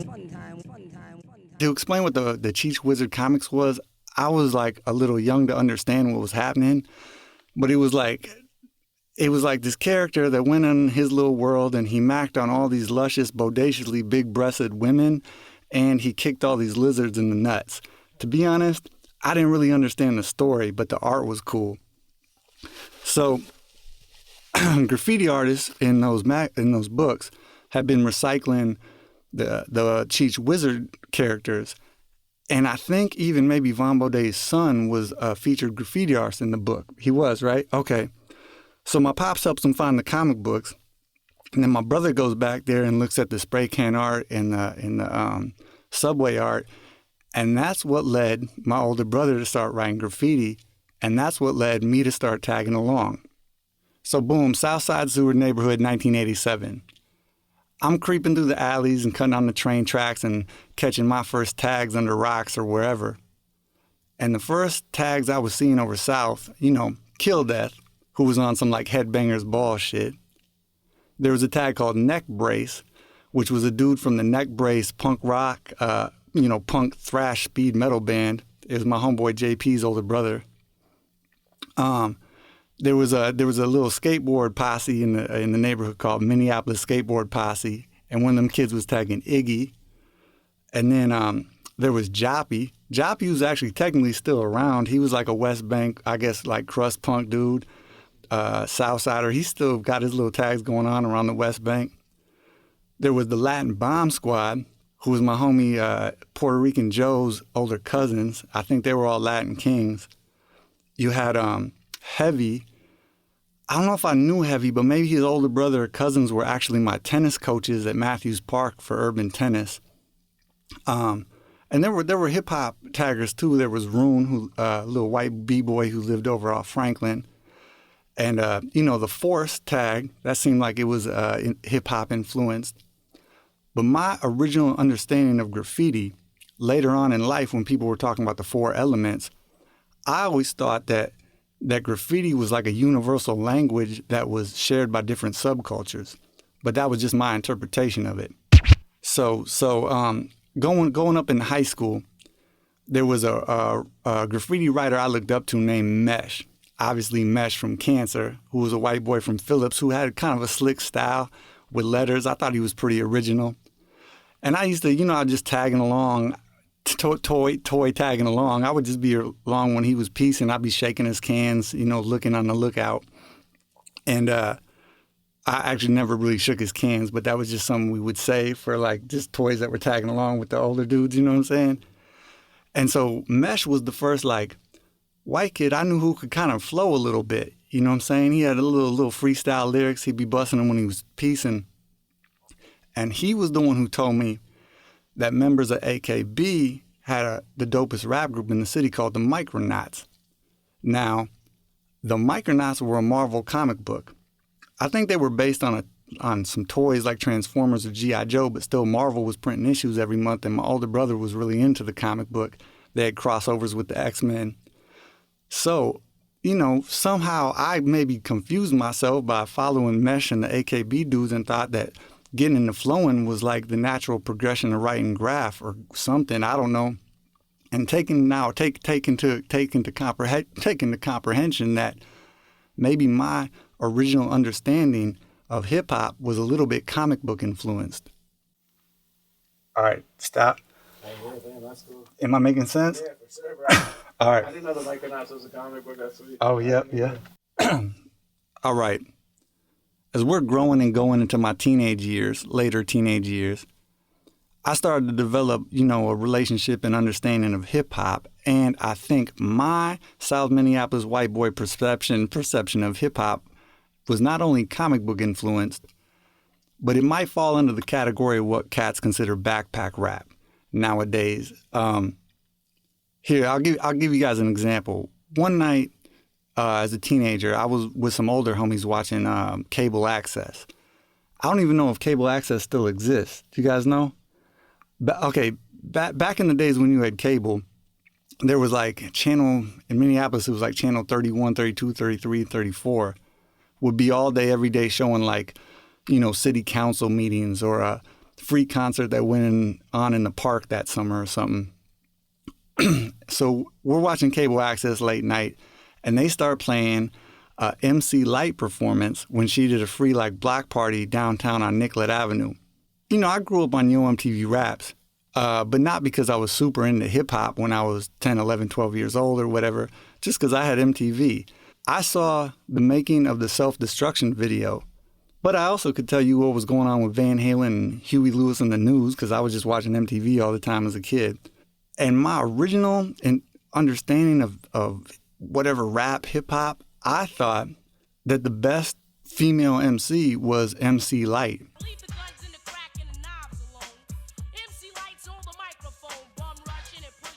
This is before I heard Bahamadia, and just like, I liked MC Light. She just rapped about old normal stuff, getting like a cappuccino, light as a rock, paper thin, poor Georgie, stuff I could kind of understand. And I just thought, because, she called herself MC Light, I just thought she was like real hip hop. She wasn't selling sex. She was just selling skills and music to me. So I'm saying that to these older kids that I'm hanging out with watching cable access. And these older dudes just kind of start shitting on me. They're like, man, MC Light's fake, bro. Her fucking dad, paid for her to become a rapper, and she didn't even write her own lyrics or whatever. And they bust open the tapes, and there was other people marked as writers. And my whole little world of what I thought real hip-hop was crushed. You know what I'm saying? Like, to think that MC Light didn't write her own raps, that just fucking broke a little player's heart. I don't know. Then, during the MC Light performance on cable access, she opened the mic. And, a few rappers got up there and they was, doing whatever they were doing. But then she let a couple members of the Abstract Pack on the stage. I believe it was Knowledge MC and Cess, R.I.P. And fucking they were just killing it, bro. They just grabbed the mic. They were flipping skills back and forth. You know, they had that like East Coast twisted with fucking hieroglyphics / St. Paul. They were just dope. And I was like, yo, who the fuck are these dudes? And all their homies were like, oh, that's the Abstract Pack. They from St. Paul.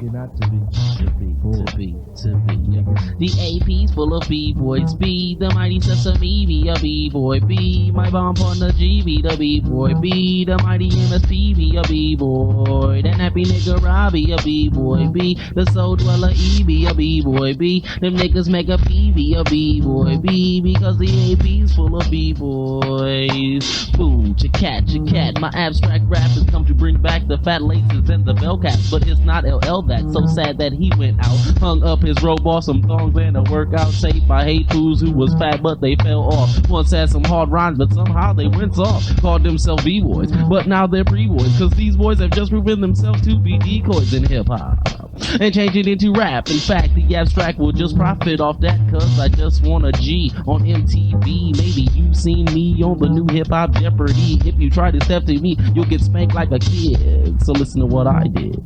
I was born to flow, born to be fluent, born to grab the microphone and run right through it. I was born to flow, born to be fluent, born to grab the microphone and run right through it. I was born to handle rap, spitting and cat splitting, to push a fat whipping, gag clicking. Who's tripping? Women strictly dicking, mini skirts and denim, running up in them, spitting venom from the beginning, damping and linen, casually sinning, all hating him, seize the inning, crush them in tinning, shorties is grinning, niggas is pissing, you dissing, come up missing, conflicting, on the riffing, steady bitching, pull out a switching, you ghetto ass whipping, so get the dipping, for my man pop the clipping, you get the shivering, nearly shitting, steady twisting, I'm hella swiffing, your niggas need to listen. And I was like, man, they was dope as fuck to me. And I think maybe right then and there, my definition of dope kind of changed onto some local hip hop shit. All right, there. What year you think that was? 92, 94, 95, something like that. I used to watch the fuck out of public access because there wasn't much to watch at the end of the night. Yeah, so right. There used to be some Northside dudes with their own show. And Yep. they'd be in there fucking around hard, like cussing and not even can. And they'd show the same show like for every night of the week and shit. Like, dude, you remember it came out, right? I remember the community. I think they still do those community It was services. like PBS or public access TV or whatever. But they had mad Northside shows at the end of the night and shit. Okay. Word. All right. That shit's fly as fuck. I'm making sense so far, you guys? Yeah, for sure. All right. I'm loving this. All right, I got. Okay. It's all flowing. All right. Cool. For a second, I thought you were about to go in on the abstract pack, and I was be like, whoa. Hold on now, Big Z. Nah, no. They doing that. All right, I think okay, now this next part is going to get a little fictional in my book world, but I feel like it will make sense. Cool. Are we ready? Yep. All right, next part. So, for like 30 years, into my 20s, 30s, and into my 40s, I was kind of an MC Lyte hater. You know what I'm saying? Like, every time someone brought up MC Lyte, I'd be like, man, she broke my heart when I was a teenager. Fucking MC Lyte's whack as fuck. You know what I'm saying? And people be like, MC Lyte's tight. I'd be like, she didn't write her own raps or whatever backpack shit I was on, right? So about 30 years into my MC Lyte hate rant, Unikis, my brother Unikis, comes to me and the homie Remo Williams, and they were like, Zach, you be hating on MC Lyte. Dude, she was still an artist, you know what I'm saying? When she had other people writing her rap, she was probably a teenager, but she developed her delivery, everything, and I was like, man, you're right. I was like, how do I get my karma right by all the negative energy I put out towards MC Lyte over the last 3 decades? So writing It's in the Water book part 2, Hula Hoops and Vampires. At the end, I created a character named Silver Love, who lives on the planet of New Alia. And when I wrote her in the book, I imagined a 19-year young MC Lyte with silver hair that kind of glows in the dark. Silver is a very advanced musical musician and just a very advanced star person. At age 12, Silver spoke to her water mother, Maya Love, the goddess of healing and a principal at the School of the Sky. Silver, what are you trying to tell me? Mom, the way I think about this form of light is unique and it's special, and because of that, I think it deserves its own spelling. As in light from the Father's star or light from a lamp, Light. is such an important element to their culture and society that it shouldn't share the same spelling with other definitions. Light as in the weight of the rock, light as in the weight of a rock should be L-I-T-E, and light like spark of flame should be L-Y-T-E. And the principal agreed with her, and they changed all their text throughout their culture, all their books. The light has 3 different spellings. And then Silver goes on to create a new type of music called light. I think it was a play on the word lit, you know what I'm saying? It's like an EDM form of music that exists in another dimension, kind of. And when you go to a light concert, you physically feel warm, both in physical and spirit. So you could have a light concert in the middle of the winter and everybody in the audience would feel like it was like 60, 70 degrees out. I'm at the open gym last summer. Crescent Moon got an open gym going on over by Brackett Park, Saturday, Sunday mornings, like 9 a.m. run. I'm tying up my sneakers. Homies is coming in, and Shocker comes in. Now, I haven't seen I Self Divine since his 40th birthday when he came to play basketball with me and T. LaShawn up at the YMCA. And I believe Shaka's over 50 now, so it's been a decade since I've seen him. But more importantly, it was the first time I saw any of the Rhymesayers guys since I've been busting these mirror moves. And you know, I ain't on some bitch shit. I ain't trying to duck Dylan or act all passive-aggressive with Prof if I see him, but I really ain't trying to see these dudes till the piece is complete. You know what I'm saying? It's awkward energy, I guess. So Shaka goes down the line, he's giving everyone handshakes, and he comes to me, he's like, what's up? And he gives me a handshake. And in the handshake, I can feel and sense he hasn't heard the mirror moves yet. So we start playing basketball, and man, I'm off. I missed like my first 9 out of 10 shots. I'm guarding Shaka. I'm playing pretty good D on him, but like I'm just not scoring because I'm thinking like, how am I good? I don't want to be passive aggressive, weird, and play basketball with this dude without telling him that I've been like battle rap crushing his whole crew for a few years or whatever shit I'm thinking in my head, right? So between games, Shaka's shooting around and I'm rebounding for him. And I'm like trying to explain to Tip that I got this psychedelic science fiction series where this dude loves math. His mission in life is to take the crown from the Micronauts. And, you know, Shaka already think I'm kind of weird, but I can tell he's looking at me like, what the fuck is this dude? What the fuck is Zach talking about? But I just don't feel like I don't want to keep coming back to this open gym and see this dude and give him high fives and basketball and everything when I'm releasing battle moves against, I don't know, right? Fucking, and then into the gym comes Big Bad Buddha Tai. Man, Buddha Tai, okay. Buddha Tai is the only character, human being, real person that I wrote about in the first edition of Headspin, Headshots, and History that seemed so upset that I had written about him that I took him out of the second edition. But if I were to, but it's kind of almost awkward that he's not in there because he played such a big role in so many stories that I've seen in the Minnesota hip hop moving through it, that I should have just put the most simple understanding of who Buddha Tai was in Minnesota hip hop history through the eyes of Big Zach growing up. To me, we can skip his origin story. We ain't got to tell what his favorite color is. Buddha Tai was the Universal Vibe Squad's best battle rapper. Omar Aziz, who as legend has it, was the best battle rapper in the early 90s in Minnesota, told me, he wrote me a letter and said that the first time he battled Buddha Tai, he felt like he lost. He said the crowd called it a tie, but he said when he went home that night, he felt like he had been defeated. He was like, Zach, when you're the champ and someone ties you, it might as well be a loss. He said later he got Buddha Tai back, so they split it 1-for-1, but he said he feels like he lost to Buddha the first time. With my own eyes, I saw Buddha Tai slice Slug at the 7th Street entry for the Golden Mike in like 1998. With my own eyes, I watched Buddha Tai battle Eyedea for the Golden Mike like a month later, and that shit went round for round and round for round and blow for blow and blow for blow. And you know, this is 25 years ago, and I do not have a recorded video, so I'm just coming up with this out of my memory banks. But if I remember, it felt like the crowd was like 60% Eyedea, 40% Buddha. Eyedea had outlasted him. Had outlasted him round for round. He had more punchlines, but the 40 or 45% of the crowd that was siding with Buddha felt like Eyedea wasn't freestyling. Eyedea had come with more premeditated punchlines, and they felt like Buddha was going off the head. It kind of got to be an ugly scene at the end as the crowd is arguing with each other and who won the battle, and they gave it to Eyedea, and I think I would have given it to Eyedea because he prepared more for that style of battle, but 40% of the crowd still thought Buddha won. Now, when I write in the legend about that Loring Pasta Bar battle back February 2003, I try to write that in the legend like it was the most advanced battle rap tournament that ever happened because I won it, and I'm just trying to spin that in the history of how dope I am because I'm the most advanced battle rapper in Minnesota, the Twin Cities hip-hop history. But, you know, I had that shit sewn up, right? First of all, I was the host.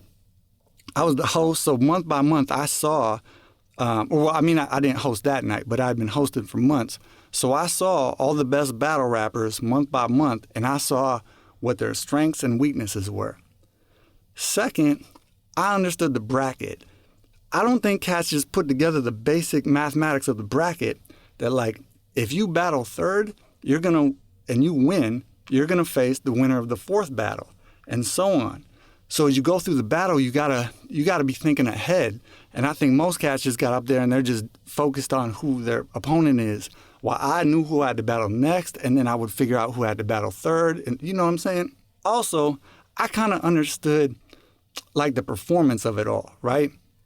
First round that night, I defeat the first dude in just a few bars. And then I start saying silly shit to the crowd, like calling out the best battle rappers, Aquil, Vesh, Tri-D. And I'm just being silly, like, I'm going to serve all you guys tonight. And the first one of you guys that talk shit about my beard is going to get it. Silly shit. I always been rocking some crazy facial hair. The first time Glorious of the Abstract Pack said he saw me battle rapping downtown, he was like, who the fuck is this dude with these fucking Wolverine side chops? You know what I'm saying? And I just thought it was some silly shit. So I had all this prepared shit for anybody that said anything silly about my beard that I had comebacks for, right? So just throwing that out to the audience, the crowd got a kick out of it, just some silly shit. So the first round continues.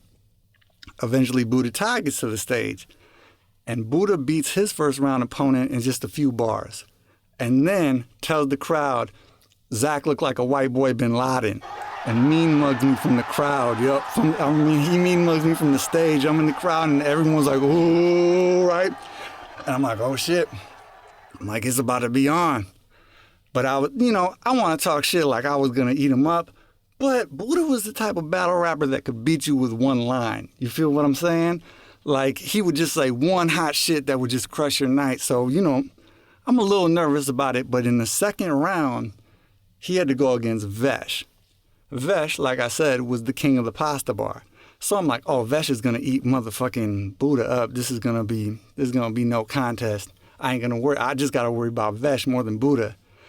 But Buddha crushed Vesh, dog, and it was fucking tough. He was like, on the mic, you ain't no beast. The closest you ever came to the north side is northeast. Crowd goes bananas, bro. Crowd goes bananas. Now, in literal facts, Vesh actually is from the north side. I've been to his crib. He played football for North High. The dude who's the cop, who's also the football coach in that Showtime special, I think Vesh played football with him at North High, I think. But this is battle rap. It don't matter what fact and fiction is. This shit was hot. So now where the fuck? Third round, and I'm thinking, fuck, I gotta go against Buddha in the fourth round or whatever. But then Buddha ended up losing to Aaron from the Purest Form crew, and I escaped that battle.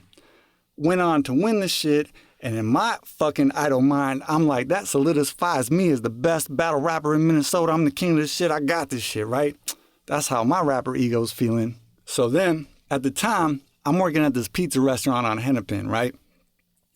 It's been like a week and a half since the battle, and I'm feeling like the man still. Anybody who won the pasta bar battle, they could tell you, like, if you won that shit for like a month, you felt like the man. It boosted the self-esteem. This homie, the Southside kid named Max, and a group of his friends came into the pizza restaurant. I'm like, what's up, you guys? How you doing? They order a pizza. I make the pizza. I bring it out to their table, And, you know, they sitting around as I'm putting the pizza on their table and they kind of snickering. I'm like, what y'all laughing at? Yo, the joke on me? What's good? You know what I'm saying? And Max looks at me and says, hey, we heard Buddha Thai called you a white boy bin Laden. And I was like, oh, yeah, whatever. Because in my mind, I'm like, I still won the battle, so I won the tournament, whatever. Give them their pizza, go back to, you know, making sandwiches and pizza. And then when they're leaving, you know, they're like, all right, Zach. And they're still kind of snickering at me going onto the sidewalk. And in that moment, I realized they were not at the pasta bar that night. Whatever grapevine they heard the gossip in, they did not hear that I, Big Zach, won the battle and I'm the best battle rapper in Minnesota. No, they only heard that Buddha Thai called me the white boy bin Laden. It felt like Buddha Thai took a swing at me, I ducked it, and then a week and a half later, it hit me in the mouth. And so, to record it in history, Buddha Thai went 1-for-1 with Omar Aziz, defeated Slug, defeated Vesh. 40% of the crowd thought he beat Eyedea. And if you ask Max and his homies, they tell you he beat Big Zach too. Which is, that's why I never really liked dude, you know what I'm saying? So we playing some basketball. It comes down to just 6 guys left that want to hoop. So we play some 3-on-3. And me and Buddha had to get on the same team. And, you know, we're competitors. And, you know, if you win a pickup basketball game or you lose a pickup basketball game, there's a little difference in the energy you leave the gym with. So me and Buddha had to put our little, you know, old grudges aside to work together. I think we won on a 7-0 skunk. But, you know, my memory's not what it used to be. Still the most complex part of the battle is how could you take out I Self-Divine and take the crown from him and Slug, right? So I had to get into my imagination, right? So I'm back rebounding, you know, me and Shock are shooting around. I'm like, Shock, you ever watch the Marvel movies? Like, you go to comic book movies? And he's like, yeah. Why? And I was like, because in my psychedelic science fiction water books, this is what happens. 2017 in the fictional story. The Minnesota Timberwolves are on their way to win the NBA championship. They're hot. They got a few star people playing for them. And right after the NBA championship, Marvel's about to drop a new movie called As Big as the Micronauts, based in Minnesota in the late 90s, early 2000s. And in the fictional world, the soundtrack to the Big as the Micronauts movie is all Minnesota hip-hop. You know, the Unknown Prophets, High Respects, Doomtree, Los Nativos, Musab, Atmosphere, and so on, Ernie Rhodes. And on all the commercials, they're playing a Micronauts song. You know what I'm saying? Because it goes with the movie. So boom, all the commercials are hitting the big commercials that are going on during the playoffs is bumping the Micronauts. And so the Twin Cities hip-hop scene is getting pretty excited about it. So maybe 3 weeks before the movie drops, they have a premiere showing, and I just envision it like all the homies, you know what I'm saying? Like Big Wiz and Long Doe, they got a song on the soundtrack, like fucking Big Quarters and the Doomtree Kids and everybody. I'll Abstract Pack, all the old Headshot members, you know what I'm saying? The IRM crew, everybody, all the KMOJ DJs, like everybody is up in the Minnesota, in the theater, packed, hundreds of people. Boom, they're watching the Micronauts Marvel movie, and like all through the movie, they keep dropping these Minnesota hip-hop classics, and the fucking crowd reacts every time, like they drop one of the songs, like they drop a POS song, and the crowd will cheer. They'll drop a extreme song, and the crowd will react. You know, it's fun, right? And then when the movie ends, you know, the whole fucking theater does applause. Let's say it's the best Marvel movie ever. And then the beat drops. And, you know, when you're at a Marvel movie, you know, everyone waits for the credits to go. And after the credits, there's an extra scene. So everybody's still sitting in their seats when this new beat drops, but it's a new song. And it's a song by Love's Math. And, you know, just boom, Love's Math drops in with the heavy, dope lyrics. And he's like, let us begin with the Eyedea. Was Ant-Man's abilities basic in the basement? Is it Loki or Lucy in the Marvel movie? Is I Self Happy on Sadiq Stark's payroll? Magneto Quicksilver Speed snatch the bulletproof halo. You know, some playful Marvel movie metaphors that to the rest of the world, it just sounds like he's loves math is flipping Marvel movie wordplay. But to everybody in the theater, they're like, loves math just took the... New MC Mirror Move 4 Explore the size of the memory moving. Your style is the far side mixed with organized confusion. And with them fat jokes you better chill. Cause I can lose weight but you can't gain no skill. I don't recall the first bar but I remember the message. You ain't gonna win the battle because you're getting all aggressive. Dear Atmosphere. Maybe the best thing about an Astro van is with the bed in the back where I can crash, I can cruise it out to Midwest music festivals, and I ain't got to worry about pitching a tent or really worry about the weather. At my age, I'm not out there riding the wave, raging with the ocean owls all season like I once was, but just this past September, the weekend after both of your birthdays, I got hired to host a pretty fun, semi-family friendly music festival south of Madison called Vibes High. Vibes High was put together by the family and friends of the Beloit band Earth to Clark, and the music was pretty diverse, everything from reggae bands to the silent disco dance parties. Since I didn't know many of the musicians out there, I kept my hosting style pretty simple, you know, just announcing bands and bouncing back and forth between stages. There was some hip hop out there too, some dope MCs. This one dude, Pro Pittman, and his group Anti-Gravity, they kind of reminded me of an upgraded version of 2005 Cancer. I thought they were pretty dope. And I was real inspired by this one dude and his crew, 608 Trace. Plus there was a homie Mammoth out there freestyling a stream of thought consciousness out in the outer space. Below the night sky, on the final night of the festival before I went to bed, I was walking around the little unpaved parking lot, you know, freestyling to myself, playing this game called Levels that I created as a kid to practice battle rapping. As I've grown into the game, it's become more of a mental meditation than anything else. And for the last 4+ years, as I've been moving against the mirror, you know, the grand master plan is to take out Atmosphere. So going into the cube, the grass beneath my feet starts growing into the Seven Kingdoms continent. The park cars and the porta potties become chess pieces, and I'm looking down at King's Landing, and I'm imagining that Sadiq Sayers is the king and Slug is the queen. Calling Slug a queen is not a gender joke. It's a chess battle rap metaphor about my opponent's most powerful piece.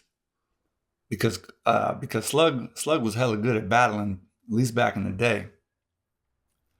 First time I seen this dude battle rap was, I think, 95 at this uptown warehouse spot called the Beeline that later evolved into Intermediate Arts.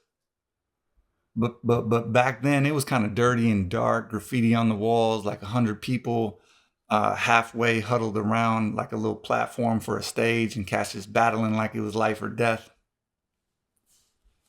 I remember we were watching Omar battle, and man, he was battling this dude, Grimlock, who was just a few inches taller than him, and they were face to face just going at it, and Omar said, "You ain't as tall as my dick." And we were just cracking up, and then he said, you ain't Grimlock, you're Goldilocks or something. Man, back then we thought Omar was like the best battle rapper in the world. I was with my homies Dylan and Finnis is nudging me on the shoulder like, "Jump in the battle, Zach." And I was like, nah. He knew I was a little teenage wannabe rapper, but I was well aware that I was not as dope as I thought I was. Shit, if I would have got pushed in the battle and it would have been Slug versus Little Zach, he would have wrapped circles around me, sliced me in half, plus he was down with Full Circle in the abstract pack, and I didn't want that smoke because I wasn't that dope. But you know, just flip forward a few pages in Headspin history, 2 or 3 more years, Atmosphere is in my ear, and the Headshot tapes and the Overcast album. So by then I was, studying their styles. I might have been able to break them down, break down atmosphere. Prefix was urban, did shows, made friends, made foes, overall became hoes. Made friends, made foes, overall became hoes? Nah, scratch that. First off, hoes is plural, and despawn never done me wrong. Second, when people be like, you want some hoe shit, dog? It's like, what's that mean? Dude, I'm acting like a prostitute? I don't know, man. You're acting like a hoe, dog. Was the first sentence the fictional character Flame said to Mouse when Mouse showed up at his birthday party with a few dudes that weren't invited. He brought along this Riverside character, Minor, young teenage Tosh, and Wookie, who would later become the White Jesus. And Wookie is drunk, fucking freestyling in the living room, and Flame and his family are not feeling it because they were just trying to celebrate a birthday. So this all escalates out into the street, and they get into like a fictional fight.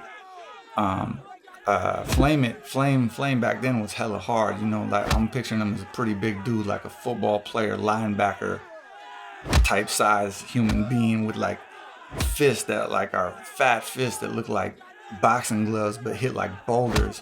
And he was punching up Wookie. Young teenage Tosh was tough enough to take a couple swings, but Flame just rocked his world, hit him in the jaw, dropped him to the ground.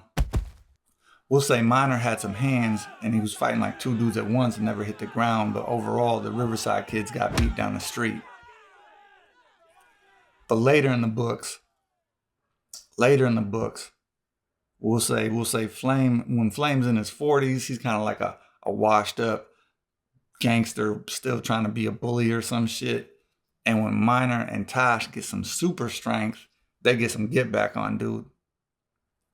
Man, I remember it was vivid when fucking Tosh is beating his face in and shit. I just felt like I was in my room writing it, and it was like I was back in 7th grade beating up a bully and shit. You know what I'm saying? Just smashing his fucking face in. And my boy Taro taught me that like you can take real conflicts that you have out here, real energy, things you're trying to get rid of, and you can kind of put them in your books. But what he didn't tell me, the side effects from writing fiction will be like, I'm walking through this parking lot at Vibes High, and I'm kind of thinking about Flame. Like, man, I hope Flame's doing good. I hope he got his life together. I hope somewhere in my subconscious where his story is still being written, like he reconnected with his kids. Shit, we'll say a few years after the fight, maybe he starts coaching his son's football team. Shit, we can make it that like he starts, as the years pass slowly, he starts to evolve advanced way of coaching football because his mind is slowly leveling up from secondhand smoke from the honey blunts. O-line over here. O-line over here. Offense over there. Offense over here. Y'all follow me. Everybody on the line. Everybody start running. Sometimes I can get lost. Sometimes I can get lost in the levels if I go too long. So at times I come out the parking lot to ground down, maybe go into the festival grounds and find some festy friends around a campfire. If it's a MJG Productions festival, sometimes the homegirls Gigi and Stephanie Devine be working the front gate on late night. So I like hang out with them for a minute, long minute. Gigi has, she's like one day after my birthday, we got a little Scorpio season connection. Stephanie Devine, she's a pretty professional singer. She was in that band. It was a Divine Collective or Divine Collection. She does cover band stuff. She does her own stuff. She sings with Mark Joseph, all types of stuff. So I've been seeing her around the scene for many a years, but I don't know her too deeply. And on this night, just hanging out the front gate in the middle of the night, she just kicking a little small talk. She said, Zach, did I ever tell you I went to high school with Spawn, Slug, and Sadiq, the Rhymesayer guys? I was like, oh, no shit, you went to Washburn? My mom went to Washburn. I didn't know Stephanie Devine was a Southsider until that moment. And she went on to say that Sadiq Sayers was actually her high school boyfriend, like first serious boyfriend, first love, first heartbreak, all that. And in my mind, while she's talking, I'm like, oh no. You know, from a distance, I always thought Stephanie Devine was kind of dope. And I can't really be completely honest with her that I was actually just walking around the parking lot, pretending and talking to myself, pretending to battle her ex-boyfriend's empire and everything about it. So I put that through a filter and just said something, you know, like, you know, to be honest, Stephanie, I don't always get along with all the Rhymesayer dudes. I mean, I ain't seen that dude in like over a decade. It's some old dumb shit, but it is what it is. And she went on, you know, to say some pretty positive things about dudes, saying like, you know, they've maintained a friendship for all these years, and he was at her 50th birthday party, and even that he had reached out to her for someone to talk to when in 2020, when the hip hop call outs were hitting the Rhymesayers hella hard. And I should pause here because that conversation was probably personal. Stephanie Devine did not go into detail. And I can't, in the middle of this battle rap, quote or maybe misquote a man I don't really even fuck with about, you know, something that serious. But as she continued to talk, it did make me kind of like maybe just as the open-minded here, as the open-minded man I am in the moment, I did start to consider the position he had to play as like, you know, a record label owner. And with my own words, I'd frame it like if you're running a record label and you're just trying to find artists to let artists be artists and give them space to bloom, like you got to filter through all their lyrics to make sure they're woke enough for the modern world. And like you can give somebody an opportunity and put them on stage or in the studio, but outside those two spaces, you really can't control what they do with their lives. So I was like, Stephanie Devine, we got to stop the story. We got to stop the story because I can't be feeling any sympathy for Sadiq Sayers, the Sith soul seller, sinister supervillain in this comic book I'm writing. I got to get back to battling. So boom. I'm back in the parking lot now, I'm like, all right, got to figure out how to take out Atmosphere, right? I'm like, okay, for all the years that Atmosphere and them spent on top of Minnesota hip hop, I saw a lot of characters throw stones at the throne and nobody really made a dent. Maybe the Pack got some punches in the 90s, and this one dude who was down with Doomtree, Spider Baby Raw Dog, who later evolved into Velvet Negroni, did have like one line about life giving you lemons that made me laugh. But I'm like, man, I can't be down here with all them other dudes and their diss tracks. I need to do something different. And I'm like, man, what the fuck, man, has luck even ever really done me wrong in a way that like, where's my motivation? Then I just looked, I kind of looked in a different direction. I was like, well, I could just bust some lines on Ant. I could just be like, yeah, then we hear this thinking with the semen shooter, super soaker spray gun, double pump, bubble up, pop fizz, drop kids in the city. Maybe like angel dust. Really Atmosphere's Anthony Davis. Shit, that would be checkmate over Sadiq Sayers Entertainment. I was like, oh my God. That was the hardest shit I ever came up with. And it just echoed into my mind. You know, it was just echoed into everything. Like I imagine like dudes from the Micronauts and Big Wiz and the Longdo dudes and the Doomtree homies and Unicus and Mike the Martyr and Tila Sean, Bus One, Will Greens, everybody hearing that shit. And me like, Zach just fucking slaughtered. Oh my God. And I was like, that's just shit I've been looking for like 20 years. And I was like, but would I really say that about Ant? Put that in the air?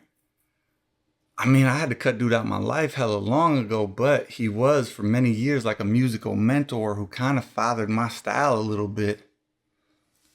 I'm like, I don't know. I'm like, man, fuck that. I'm like, I gotta go for the crown. But then I was like, man, that would change motherfucker's life to say something that hard about somebody out loud in public.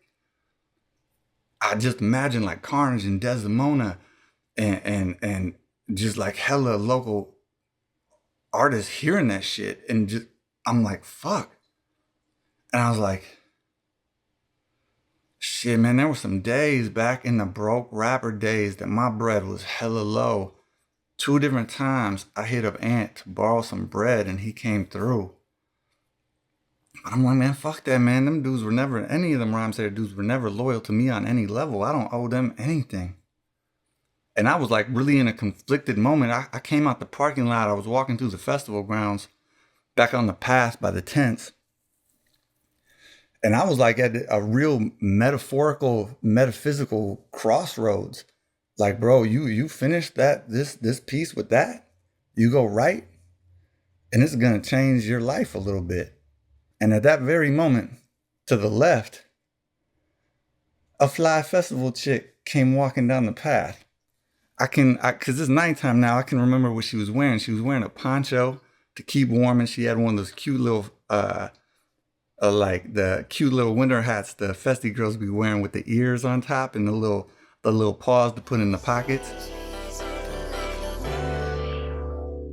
Stand there at my little metaphorical crossroads, lost in the levels game, playing in my own mind. This woman walks up to me and says, "Hey, are you Big Zach?" I'm like, I don't know, I used to be. What's up? She said, "Are you the dude who rode hula hoops and vampires?" I'm like, yeah. She's like, I liked it. She's like, I liked it a lot. I just finished it.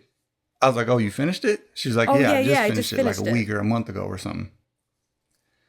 And I was like, oh shit. I'm like, did you have a favorite character? Which is something I always say to create a conversation about the book.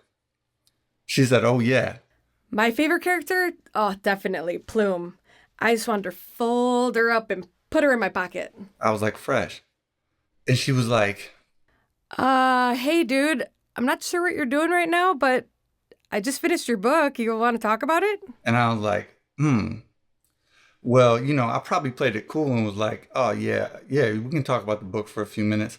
But inside, 99.9% of the time, I will drop whatever I'm doing to have a conversation with someone who just read my book and wants to talk about it and liked it. So next thing I know, after a little bit of small talk, we're walking around the parking lot together. I've turned the level games off in my mind, just trying to concentrate on what she's saying because I could be wrong, but I was kind of catching a vibe from her. So she said, I just want to know more about the spiders. And I was like, whoa, it kind of threw me off because like whatever, part of my mind I go into when I sit in my room alone and write about the caustic spiders is like way far away from the part of my mind that knows how to, take a fly, walk with a festy chick in a parking lot in the middle of the night. And so it like threw me off balance. Like she kept asking these questions about the spiders and Alex, and it was like throwing me off balance. I started to think that maybe she was a spider and I was caught in the book and I was caught in the web and she was about to suck me into the cornfields and eat me.